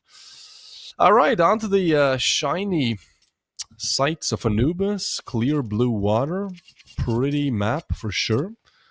Let's see if I can start with a pretty conversion of the pistol. Yeah, let's see if that would be the case. Clear blue water, something the Baltic Sea is definitely not known for, but here we'll have to wait and see. Oh gosh, Buzz, I'm sure he must have heard the footsteps. Right now, if not the footsteps, then the bullets piercing through bodies as Jackie's able to find himself. One frag. We got Cruzen. Oh, unable to retreat. Will be going down to the Glock, and just like that, the initial aggressive maneuvers from OG get pinned down. The bomb plan is looking good as ever for Favbet, and let's be real, I mean, Nikodas and Buzz, instead of going for retake, they should be going towards a hospital. This round is looking Favbet, and I will admit, I guess the push there from OG was a little bit disjointed, but also fair to Favbet. I mean, they had, 3 or 4 players in water. So for the OG players, I felt like, that was a tall order to go against, let alone to have players push out a maid when you have, 2 or 3 players in water. Yeah, it is a pretty tough round here for OG, as I'm not exactly sure what they're trying to save. Like, you... Alright, Buzz. He's gonna get the headshot. I guess he's saving, armor? That's my best guess. It is what it is, though. It's fine. Favbet, they win the opening round, put the first on the board, and honestly, they're looking to reverse sweep OG here. That's a little bit crazy. Actually, we've seen a reverse sweep today already. It was Alliance who defeated all expectations and all odds, really, and made the reverse sweep possible. So, yeah, looking for two for two, back to back, really. And attack pause. I guess because Bonic has disconnected, they could have just taken the tech one, but as the in-game leader is just kind of chilling there on the boardwalk. Some time to reflect for OG. They fought so hard, made that incredible comeback, and yeah, staring right into my soul, man. Goddamn. That is incredible detail to the eye, no? Yeah, I mean, would have loved to see the same detail for the game as such. I mean, I'll give you that. As a game, a visually one, speaking. So, I mean, CS2 does look pretty damn good. I mean, you cannot deny that. Would have loved to see, the same level of detail to optimization. But hey, a gamer can only wish for so much, right? think that's only you. Nobody else is thinking that, my friend. This is everyone just wants more skins because you know that ultimately, if you have good skins, if you have more skins, then when you have cheaters in your games, you can kind of just look at your skins and forget about the cheater misery. You know that is the way to go. Supposedly there's anti-cheat coming. I've seen on Twitter the last 2-3 weeks there's just, oh my god, new operation, new this, new that, new anti-cheat. But I feel like a lot of those Twitter accounts just, you know, they kind of farm likes and engagement. Not too sure. Valve, nothing official announced just yet. CS actually yesterday or 2 days ago broke the all-time peak for concurrent players. It was like 1.8 something million. All the skins are going up as well. Bitcoin is down, Ethereum is down, S&P 500 is down. Skins since January are up a lot, you know. So CS2 doing good, better than ever, really. I mean, at this point, skins to the moon, to be honest. To be fair, skins to the moon. Yeah, talking about them, exclamation mark Galaxy will land you a chance to participate in the giveaway. Get yourself a skin for free if you're lucky enough, and the price ranges can be something cheap, like, you know, a free McDonald's meal, maybe a cheeseburger, some McFlurry, whatever you like, or you can just have lobster. You know, have what you want. Somebody won like a €50 skin today, a USP whiteout. That was our first red hit. So it's free, you know. I'm not gonna keep forcing you. I'm not gonna type in the numbers and digits myself, but it certainly is a good opportunity. This tech pause really taking its time. Not sure what's happened with Bondic. Probably some internet connection. So we're just looking to extend the best of 3 even further, I guess. Danny. Might as well. I mean, if we are going for records, might as well go for the longest best of 3 in Galaxy Battle starter history. I mean, why not? Might as well go for it. Yeah, I guess right now we're just adoring the map as well, the flora as well as fauna. Let's be real. Lovely place. Wow, I actually didn't know there were. I never noticed there were boats actually in CT spawn. Did you know that? No, not me. And then there you go, Wander. We got to give credit to him. He has been doing a really good job observing the matchup, and Bondic has returned, so we can hope to observe the rest of the game. I do like how some of these ancient hieroglyphs are like, you know, smiley faces and such. I think they've done a pretty, you know, it's a humorous touch.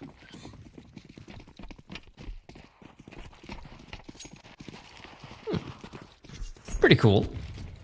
Mm-hmm. But what's also cool is to get back into the game. That's exactly what we have for you, folks. Round number 2 is upon us. OG have gone for the Force Buy. Some pistols, MP9s as well. Bondic might be the first point of contact, eager to continue playing. And oh, this is a dangerous game. And it's Bondic to come out on top. Good early frag, and that's such an awkward fight to go up against as well. If you're CT, you constantly have to be jiggling. If you're stationary, that is the worst thing you could do in CS2 on the CT side. You always got to be active, proactive, moving, crouching, standing up. And now, this round is looking like it's going to come to an abrupt end. 5-Bit have just killed everyone on the side of OG. No need for bomb plants if you can get them fragged. So 2-0, good start for 5-Bit. And for OG, as to be expected, it is eco time. Time to save up that cash.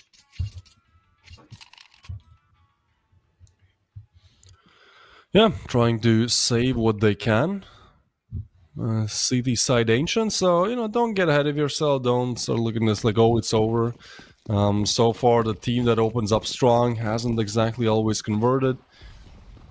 But these pistols certainly should be punished. And they look to go for actually the A gamble.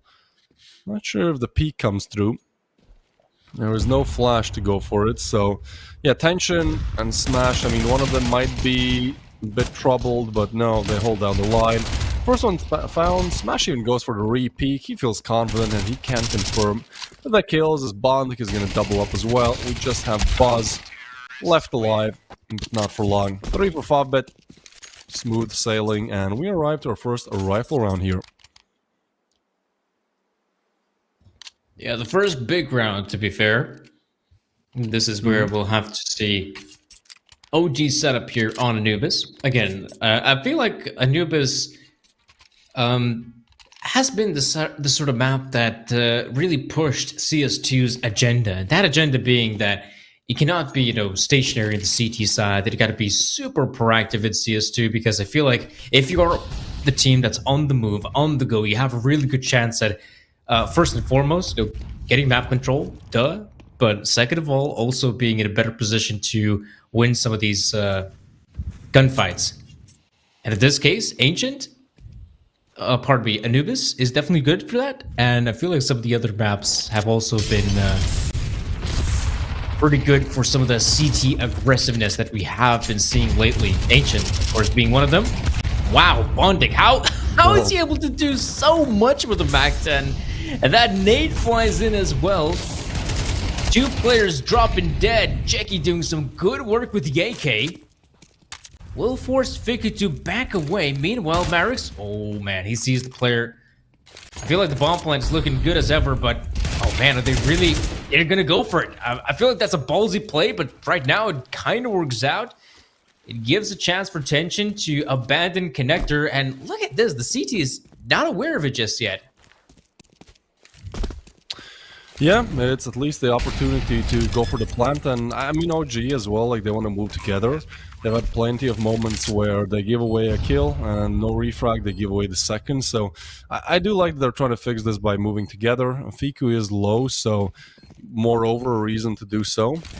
Tension has gotten away. It's a molly on site, but nobody is there, so they've cleared out some of these angles. They should be aware of the Tension, camera or have another position he can be in, but he can play on the time. It's not a lot of time left. It's planted for him as well, and they're not peeking him. Oh, he finds a first. I think Tension might have done it because the time is everything here, and he's not buying the stick as he goes for the wide swing, finds the headshot, and it's Tension to put the 4th on the board. Well deserved 1v2 clutch. OG just cannot stop giving away positions where they should convert.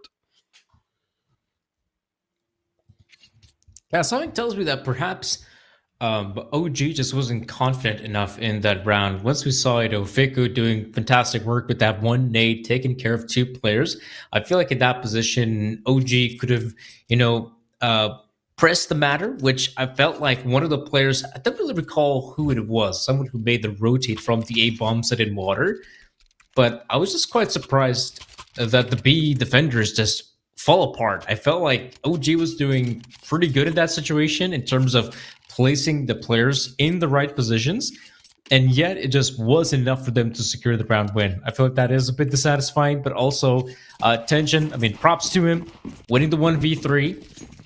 I wonder if he can actually keep up with that same level of performance we saw on Inferno. If that would be the case, then yeah, Favbet looking pretty strong in the 3rd one. Again, this is a map that both teams tend to play relatively often, and I think both teams even have the same level of success on it. That is a 67% win rate on HLTV. So that is pretty impressive. This has become one of the more... I feel like I would say that back in, what was it, maybe, let's say a year ago, if Inferno would always crop up in the best of 3, I always feel like Anubis is also the sort of map that always crops up in the best of 3, and if you know how to play it, then man oh man, you have a good chance to take at least one map in the best of 3. Yeah, Anubis and Ancient, that is the 2 meta maps that always seem to be played. We get both in this matchup, and we also get Favbet with a spectacular start, 4-0 up against the Deegs and the MP9s. Even some 5-7s in the mix. Looks like they made the correct call. They're going to go towards A, but time is of essence here. The longer the wait, the more time OG has to arrive with the rotations. And actually, by the time they move in, this is going to be a quad stack on A. So you got to be careful. Those pistols, especially close range, might get overwhelmed. They can do a lot of damage. Chris in a nice position. Good for 1. But they account for it. MP9 also only delivers 1, and Fiku needs it one of these shots. Bondic is low, Marix also close range Deek shot away from dying, so it's Fiku and Spook. As the backstab is coming in, it's not being cleared for now. Tension, full HP, should be able to shut it down, and he does. And with that, the chances and the hope of converting this for OG is gone. Boom. Bondic with the headshot. 5-0 for Favbet.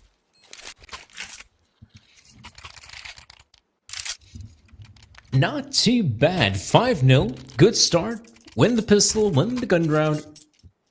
That's usually how it works. And this time, it's no different. Let's see. This is going to be the all-important round for OG.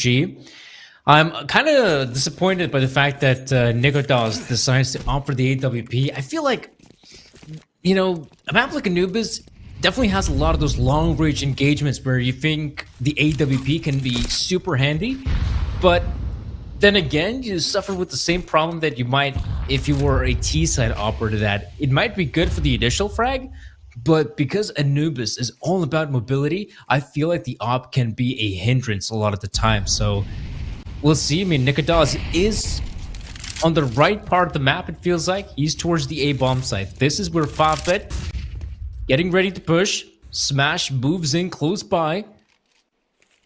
Unable to see anything right behind the smoke. Oh no, Nikodas, the first to drop dead. Buzz is right behind the smoke. It's always so difficult to push through it, and he simply runs out of bullets. Luckily, Kristen has made the rotate. So Favbet, they still have plenty of time to work with. And amidst all that chaos, I feel like Jackie has put himself in a really nice position. Yeah, depends on the timing here, but I think he hears this information. So Figo almost kind of fakes it out. He makes some noise, tries to draw Jackie in. That's the plan. Oh, but Kristen, he spots this. But Jackie still finds a frag, and actually Kristen's shot now exposes his position. He's still able to get the shot.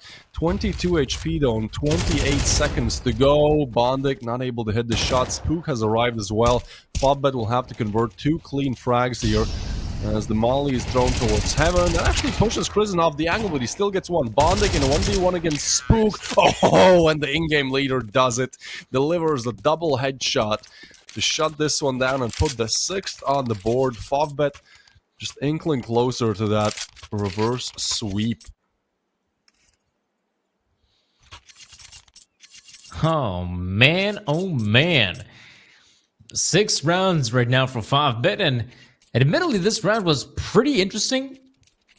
At the same time, OG is starting to struggle, I feel like. You know, 6 rounds have already been lost. The 7th one is also looking pretty likely just because of their equipment, which is pretty lackluster. And, oh, look at Kristen. He has sneak pass through. And no one from the T side is aware of it, but Smash might be in for a nasty surprise. Or in fact, no, he just returns back towards A safe haven for the CTs. You can see how slowly Favbet is playing this one. They know that, okay, economy is pretty grim. This is one of those rounds where you could expect someone from the CT side to play aggressive, you know, to do something unorthodox. And speaking of which, aggression outside B.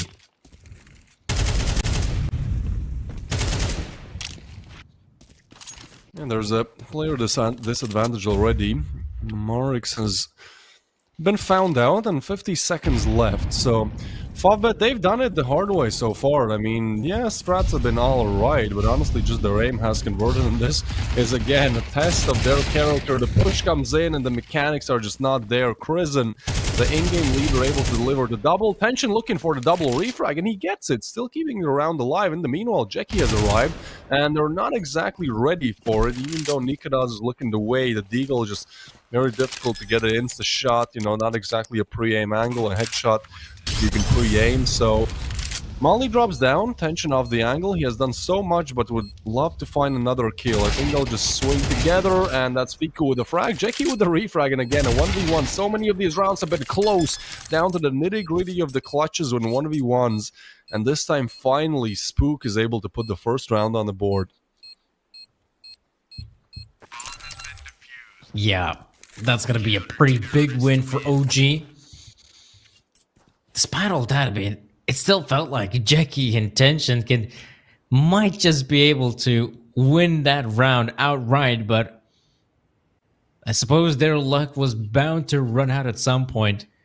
And for OG, this is a chance. For OG, this is a chance to finally string a few rounds together.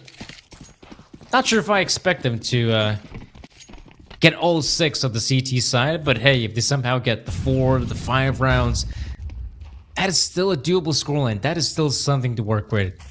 And Nikadaz back on the sniper rifle. These past couple rounds have not been successful for him, but maybe that's about to change.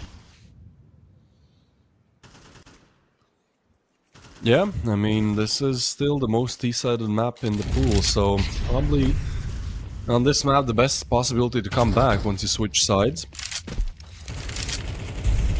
But they're really playing this slow. I mean, it is kind of the meta on Anubis T side where you're waiting for the CT peaks, because CT side is very difficult on Anubis, so you kind of have to get that information. You know, you have to go for some swings, try to confirm, try to gamble a little bit, to then hopefully allocate resources towards, you know, what you found out with that information.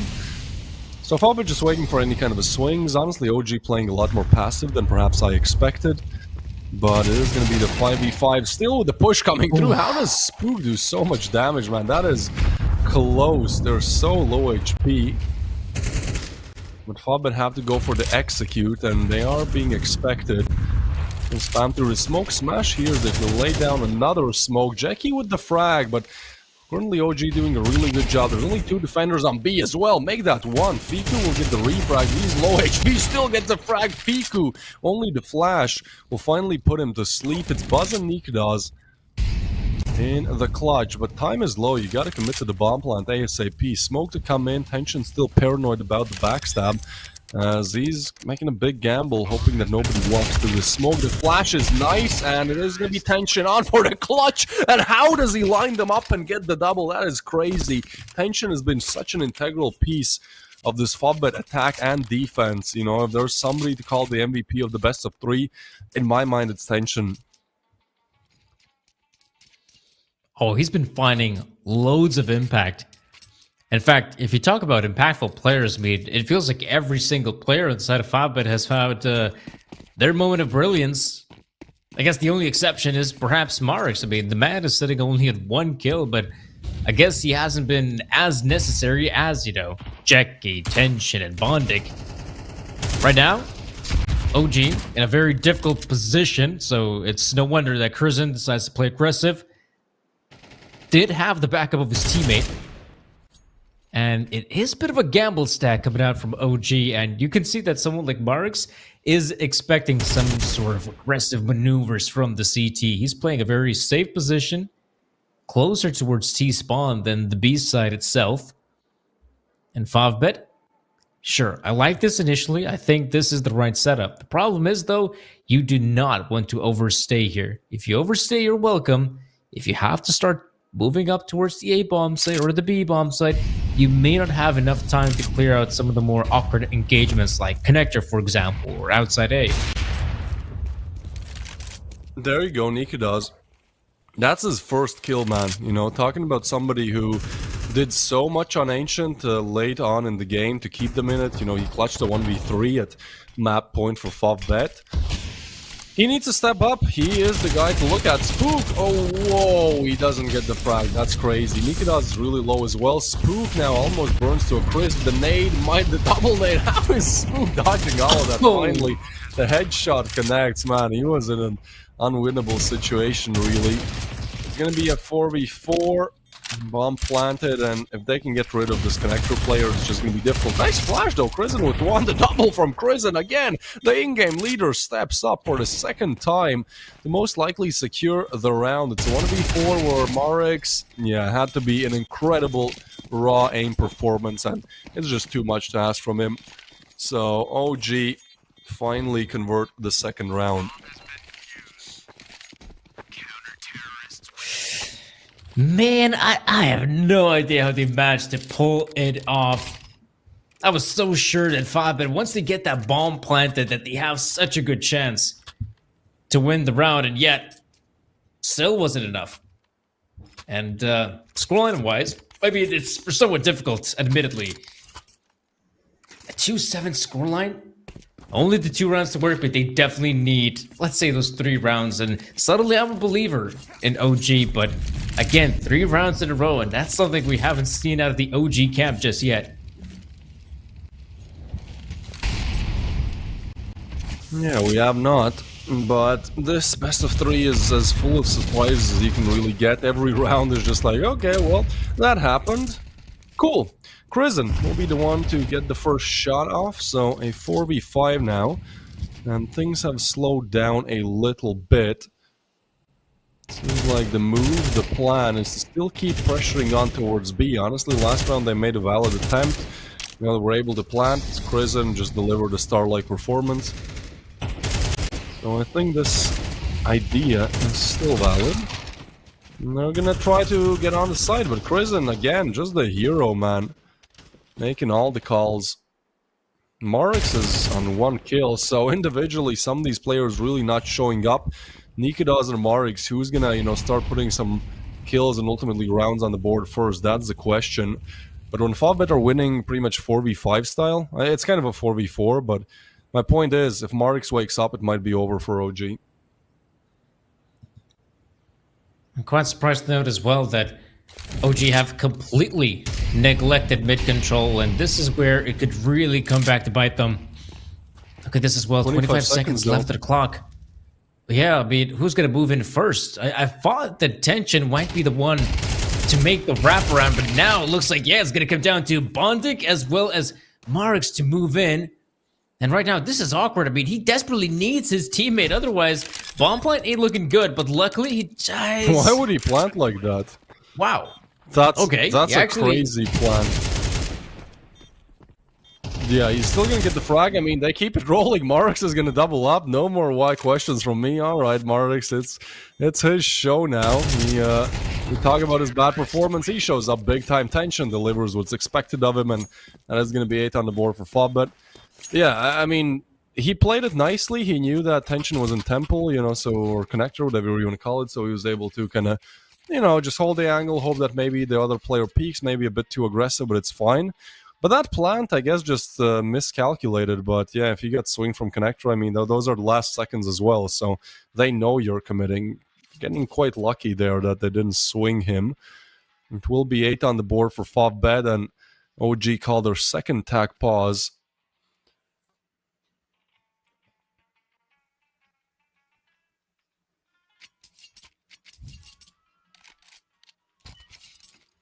Predictions? You think Favbet can lock this one in? Gee, I don't know.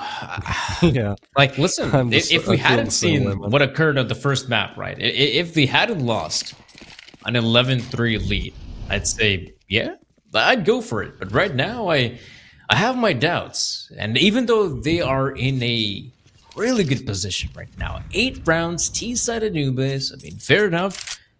You expect the team to get the majority of the rounds on Anubis' T-side. At the same time, though, Favbet has been looking really solid, and I hope that translates to a good and solid CT defense, but I cannot be for certain.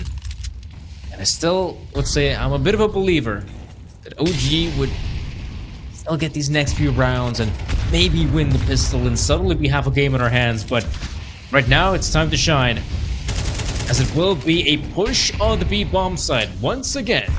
Spock is the one to hold the line with the MP9, but players are moving in swiftly. Fiku using the smoke to his advantage, in fact doing a lot of good work in this round. Intention with the sniper rifle, he's a goner, right? I mean, it's a 1 versus 3, hiding in the smoke.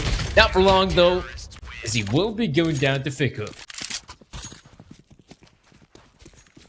Yeah, half the time we're just in a smoke, dude. Like, this is chaos, really. And it truly is your last chance, because on the half time we always do these skin rolls. So if you want a chance at a free skin, type in !Galaxy and get yourself a chance to win something good, especially with Sir Danny in the studio, in the house. I mean, he's just blessing everyone with amazing luck today. It's nice to see. Giving back to the community. Thank you also for 10,000 viewers. He broke our all-time high viewer record today. And yeah, it's looking like it's going to be a fun year for Galaxy Battle, and it's looking like it's going to be a fun round for OG. They go back and forth, but remain in the player advantage. The mortar from the sky is going to drop Jackie, leaving nobody alive. Marix down, and OG at least put the minimum needed on the board. 4 to go. 4 on the board, and well, 8 or 9 more to go.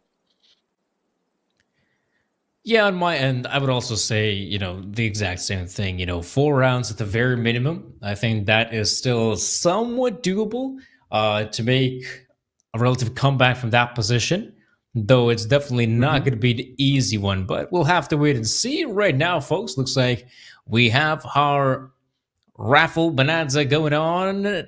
Well, come on, let's get that spin. Yeah, there we go. Okay, let's see. Who's going to be the winner in this one? In our Galaxy Battle raffle. Damn, that was close. That could have been a proper AK, but either way, it will be Drink 17. And I hope that you are of the age eligible to drink, my good man. After such a win, hats off to you. And if you'd like to win in our amazing skin raffle as well, be sure to type in !Galaxy in the chat, of course. And if you do win, I'm sure that our wonderful staff will get in touch with you and you will be rewarded the skin that you've just won. Yeah, for sure. That is just us giving back, trying to be a bit different than other tourneys. Thank you for reduction. Oh my god, Marix, he was jumping there, dude. That's an insane first Glock connection. Unfortunately, it's not the USP, so you're still gonna have to find him and take him down. But Marix is one top still away from dying. He moved the wrong way and you'd go down. Looks like it's going to be the B execute. Rotation's coming in, but there's a lot of early damage dealt. Tension, though, he has been such a good player. Finds one. Fiku with the refrag through the smoke. And now I think the low HP of Marix could be a bit troublesome. Nikodas finds Jackie in the meanwhile. And yeah, the util is really good as well, right? The first smoke fades, so that opens up the chance to retake the bomb site a little bit. But how do you deal with these 4 players towards long, Danny? You gotta kill him, but I just don't see it happening. Good one. I mean, 5 bets. Yeah, this is not looking good. Oh man, look at Nikodas, who's been relatively silent, I'd say, on that first half, especially in those, early 6 or 7 rounds. And, you know, I mean, racking up kills on the pistol round, that's always a nice little bonus to start building up that confidence. And in this case, I mean, you win the pistol, now you got a good chance to get a few more rounds in if you're OG, and I mean, that's exactly what they needed to start off a comeback. Yeah, looking rather solid here. It is going to be 8-5. T side is something that I think in general works way better for OG than their CT. Like they fumbled 10-2 leads. They fumbled 11-4 leads. I know Fob had also fumbled a lead, but just in general, I think OG are a bit better on T. To reiterate my point. Yeah, let's see. This still can be a very close game, especially with the force coming through for Fobbet. I'm not a fan of this at all. Maybe Ancient or Inferno I'd be like, maybe. But here, I think the force is just going to mean 7 on the board for OG before you know it. Yeah, I feel like that should be the case. I mean, this round should be pretty easy to secure, but Bondik, on the other hand, doesn't want to give up that easily, and a very peculiar gun as well. The CZ75 is a pistol you don't get to see too often.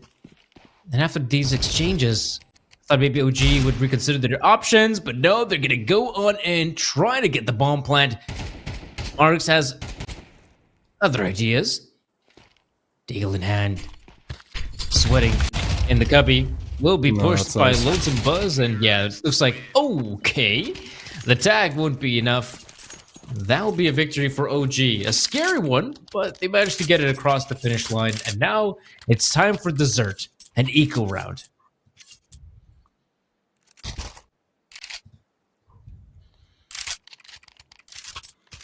Yeah, I mean, this is going about as predicted. Should be the 7th on the board now. I don't know, I feel like Fobbet, you know, they're not exactly known for being able to close out when they have the lead. They did so on Inferno, but I think OG actually has the advantage at this point. Certainly have a bit of an upper hand, and this again comes off after a huge initial lead by Favbet in this one, right? They do very well to open up the games, but just a lot of trouble where there should not be much of it. It's a slow round though. There's only pistols on the other side. OG should be well aware of this, judging by the buy in the previous round. I like they're slow, I like they're calculated, you know, making sure that they don't make some pesky mistakes that lose them the round.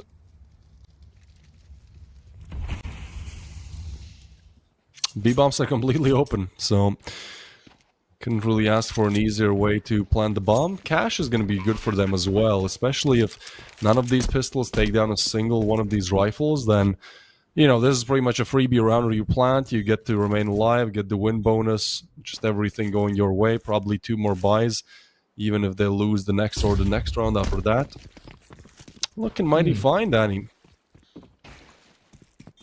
Yeah, I'd say so as well. I mean, the only way it could have gone even better for OG if someone like Crizzen would be in a position to just rack up kills with the MAC-10. Or I suppose the players with the rifles could also get the job done. But the MAC-10 can definitely get that lovely $600 bonus. And so 8-7 it is. Just the one round separating both teams. And I mean, not that long ago, it felt like Favbet was in a major lead. I mean, what was the scoreline? Maybe, let's say 8-2, 8-3. And I mean, right now, you can see OG is slowly but surely trying to claw their way back into this third map. And by winning the pistol, now the rifle round. Let's see how much success can he find, but him being the A-side defender, he's not going to be as impactful, I'd say, at least not the initial round, because usually you expect the operator to play aggressive in connector, perhaps middle, but if anyone's going to have to be impactful, it is the free B defenders. Yeah, OG are silent, just silently in the night approaching here. Don't think OG will... Yeah, they're just going to overwhelm, pushing it on the side. They were not ready for them to be so close up. So little information was given, and out of nowhere, you know, just 3 players appear on your screen. And Smash and Tension already considering saving. There's not really any other option. You know, that's a round 1 fair and square here by OG. A quick approach, goes their way. They'll put the 8th on the board, equalize, and at this point, Smash and Tension would just love to save these 2 rifles.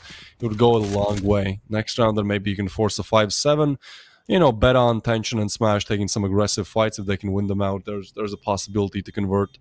So, huge opportunity for OG to just completely ruin that dream.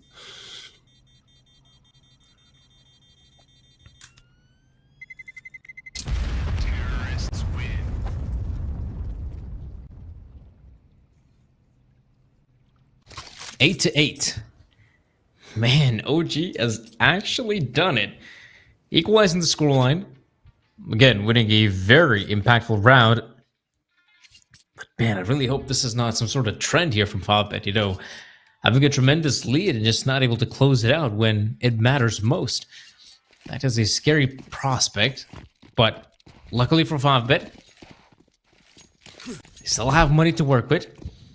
Again, the sniper rifle is in the hands of Tension, but again, I felt like an operator playing on the A bomb site is not going to be as effective. You got to be in line of fire, and we saw at least initially Tension was playing towards middle, now forced back by the smoke grenade. And this time, you could also see that OG taking it relatively carefully.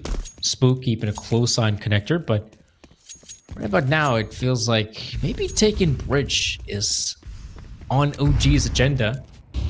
As we could see some players moving up, I feel like Crizzen, is getting dangerously close, applying some good pressure, and now OG, whatever they do, they have to be incredibly careful off mid as well.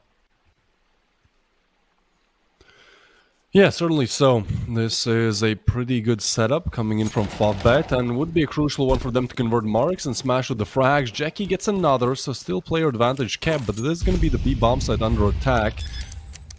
As Nikadas and Buzz on for the clutch. I mean, there's no better player to have in this clutch situation as Nika does. So much experience under his belt. Raw aim as well. He clutched a 1v3 to convert the first map as well. I mean, so many things to look at here. And time already half ticked down the clock, so Fobber will have to move quick, but it's Buzz taken down and just Nikudas now left alive for the 1v3. Low on time, but I think they've spotted, maybe not. There you go, Smash finds him. Alright, it is going to be Fobbit after all. Able to find it and convert.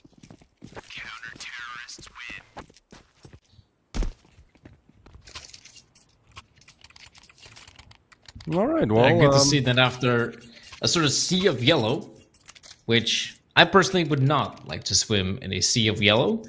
I would prefer the sea of blue. And in this case, at least, Favbet have managed to break the monotony. They're able to pick up the first round, an important round, I'd say, for them. But the big problem is as well that this one round win is still not confidence boosting. I feel like winning the second round would be much better for them in terms of economy, in terms of confidence. And right now, I feel like that test is going to happen sooner rather than later, so they got to be ready.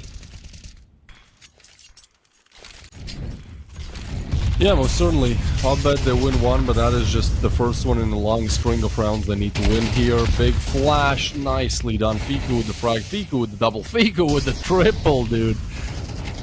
Just solo cleans out the bomb site. Smash and Tension should be saving here. Tension will pick up the frag. It's a 2v3. It's a difficult call to make because your cash is just not really there. At the same time, maybe you can go for it, you know, find a kill or two, but seems like they've already evacuated, just too far away. So going for the safe call. Tension wants to keep his up. That's understandable. Maybe would have expected Smash to, you know, take a peek. Maybe he can get a kill. If so, then Tension can activate as well. But they decide to play it safe. Can't blame them for it.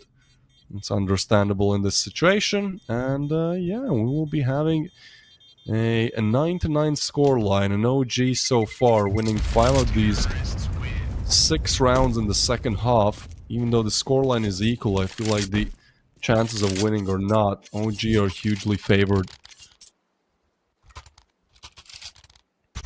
Right now, with the amount of momentum they've managed to acquire in the second half, I'd say you're right. I mean, you take a look at OG, and they have been looking pretty solid so far. Admittedly, Favbet, despite them losing a fair amount of rounds, still haven't gone for tactical pause. Now, maybe if they fail in this round, you could say maybe that's when they do it. But at that point, it could be a tad bit late. Oh man, look at the pace as well. Fiku moving in, Bonded completely unaware of the pace. Fiku, by his lonesome, opens up with 2 massive frags. That's already the B-side defense out of the equation. And yeah, what more can he do? I mean, Tension and Smash are gonna have to run away and save their little guns. And that's the scary part as well, because Tension, you know, has been doing some great work on that first half on the T side, but on the CT side, it feels like he's just never amidst the action. If he were, you know, part of that, let's say, initial B-side defense, maybe with the sniper rifle, he's able to find a lot more impact. But in this case, I mean, it feels like every single round he's somewhere else and he has to go out and save his gun. Yeah, and I mean, he's on 18-9, so I can't blame Tension. I feel like he has been just such a staple for Fobbet's attack and defense. He can combat up on the T side, CD side, he can hold down angles and almost, you know, avoiding certain death here because of time. Yeah, but I mean, it feels weird saying it, but we need more from him because nobody else is activating. Smash and Marix, these 2 players, especially Marix, you know, somebody you know to just deliver on the individual departments. So far, really underwhelming performance. So, yeah, sometimes when you're having a good game, you just need to play a little bit better. That is what is expected of him. Maybe he needs to take some aggressive duels to start things off. Because it feels like the rest of his team dies and then he's just left kind of trying to save. Crimson is so aggressive, they're so confident, but there you go. Jackie, he should punish that, man. How often do you see somebody just running through mollies with a MAC-10? Jackie has a lot more to do on his hands though. The spray down not there. Neither it is from the other side. Nikudos does find Smash though. And now they're trying to clear out heaven as well. Go for the fake plant, it's cool. Oh, the molly is going to be huge. And that is Spook with so many spotted, so much information confirmed. There's a flash on top as well. Another flash. Tension somehow finds it. Dude, he's hitting everything right now, but that smoke might as well shut it down completely. Like, what's the plan here? You have a player advantage. You kind of have to go for it. You know, you can't keep just going for the saves, but $300 is what wins this round for OG, 100%. Dude, they even find another. It's a 4v2. You're not going for this. You're saving. That's just bad. I understand why it's happening, but that's just bad, man. Yeah, I feel like that perhaps Favbet at this point in the game, when the scoreline is 9-10, well, potentially 9-11, that you might consider going for a retake, right? As ballsy as it may be, perhaps that would have been the better choice. Not to mention, in their case, I mean, they still had the kids to work with. And in terms of economy, it's all right because they can once again reinvest. But if we're being honest, they just haven't won the rounds. They got the money, but just not the rounds. And I feel like it's about time that Favbet, even if the situation is, looks detrimental, if it's, let's say, a 2 versus 3 retake, I feel like you have to just go for it. No more saving. It's time to go out there, win these rounds. 100%. Even when the situation is as dire as possible, you just gotta go for it. Yeah, man, that, like, again, it's understandable, but it's just not something you want to say is okay. Like, they should have gone for that. And now, this is their, well, penultimate chance. Yeah, mates coming in, going towards the B side. This has been a pot of gold for OG. Every time they go there, they are able to strike on it and get the bomb down. Spook still so aggressive. He's shut down again, but this is just back and forth. Tension hits the shot, needs another, but it's Crizin and Buzz to get the frags, and now Smash with a pretty bad performance in this game as well, just relegated to saving again. That is probably going to be as much as we get out of this round. 12 on the board for OG and Favbet. I mean, overtime? Are we going overtime, Danny? We've seen this before. Maybe from Favbet, but OG are known to blow away big leads as well. Ooh, that is true. And considering how let's see how close the scoreline is. I mean, the possibility of Favbet still winning the next 3 rounds in a row. I mean, it is possible, but I'm not really sure what's going on in the Favbet camp, because like I mentioned earlier, I was so sure that they should take some sort of tactical pause at some point, but we just haven't seen it. They're just going as if nothing happened, and I feel like that is a big mistake. At this point, maybe, no, I guess they're just going to keep on playing as it is, and so far, the way they've been operating on the CT half, it's just hasn't been good enough, to be honest. I'm quite surprised that this matchup is essentially going the way it's going. Yeah, me too. I mean, this was 7-1 for everyone wondering where we're coming. Oh, Favbet, come on. You can't be making mistakes like that. Spook will take down Bondik. Marix at least gets the refrag. But it just seems like it's over. With everything we've seen, maybe there's still a chance as Smash tries to revitalize that defense. Looking to head back. In the meanwhile, Buzz is scouting out A. The footsteps are heard. Jackie so far not calling any kind of rotation just yet. They're still worried about B. It has been a very loose hold. So things slow down. Minute to play with here, and that one player disadvantage means nothing for OG. Yeah, I mean, OG will just play for it absolutely. A ballsy play by the looks of it. Yeah, this to me spells like they might just start to fake out the A bomb site and then eventually commit B. And looks like those 2 nades might have actually done it. And look at how heavily Favbet has rotated on the back of 2 HE grenades. And now, yeah, they realize that maybe this will be the B hit eventually. So Swift rotate back. 30 seconds. They have all the players needed to win this round. Can they get the Wow. shots in? Krisen, once again, he opens up the round like a can of sardines, and well, Bomblin is looking good as ever. Nades come flying through, but check intention. The positionings are so awkward as smoke comes in as well. And oh boy, Tension, he desperately needs an opportunity. He needs a player to appear in his crosshairs. Yeah, no, OG, all you have to do is just play this as slowly as possible. Just hold an angle and tension. Oh, yeah, they don't see it. Nikolas is going to be the upper to get the frag, and it's just Jackie left in an unwinnable situation with no time left either. Shot missed. Okay. But no matter that, yeah, they get the refrag. This is going to be OG winning out 13-9. So, you know, fighting so hard on Ancient to convert it really will matter.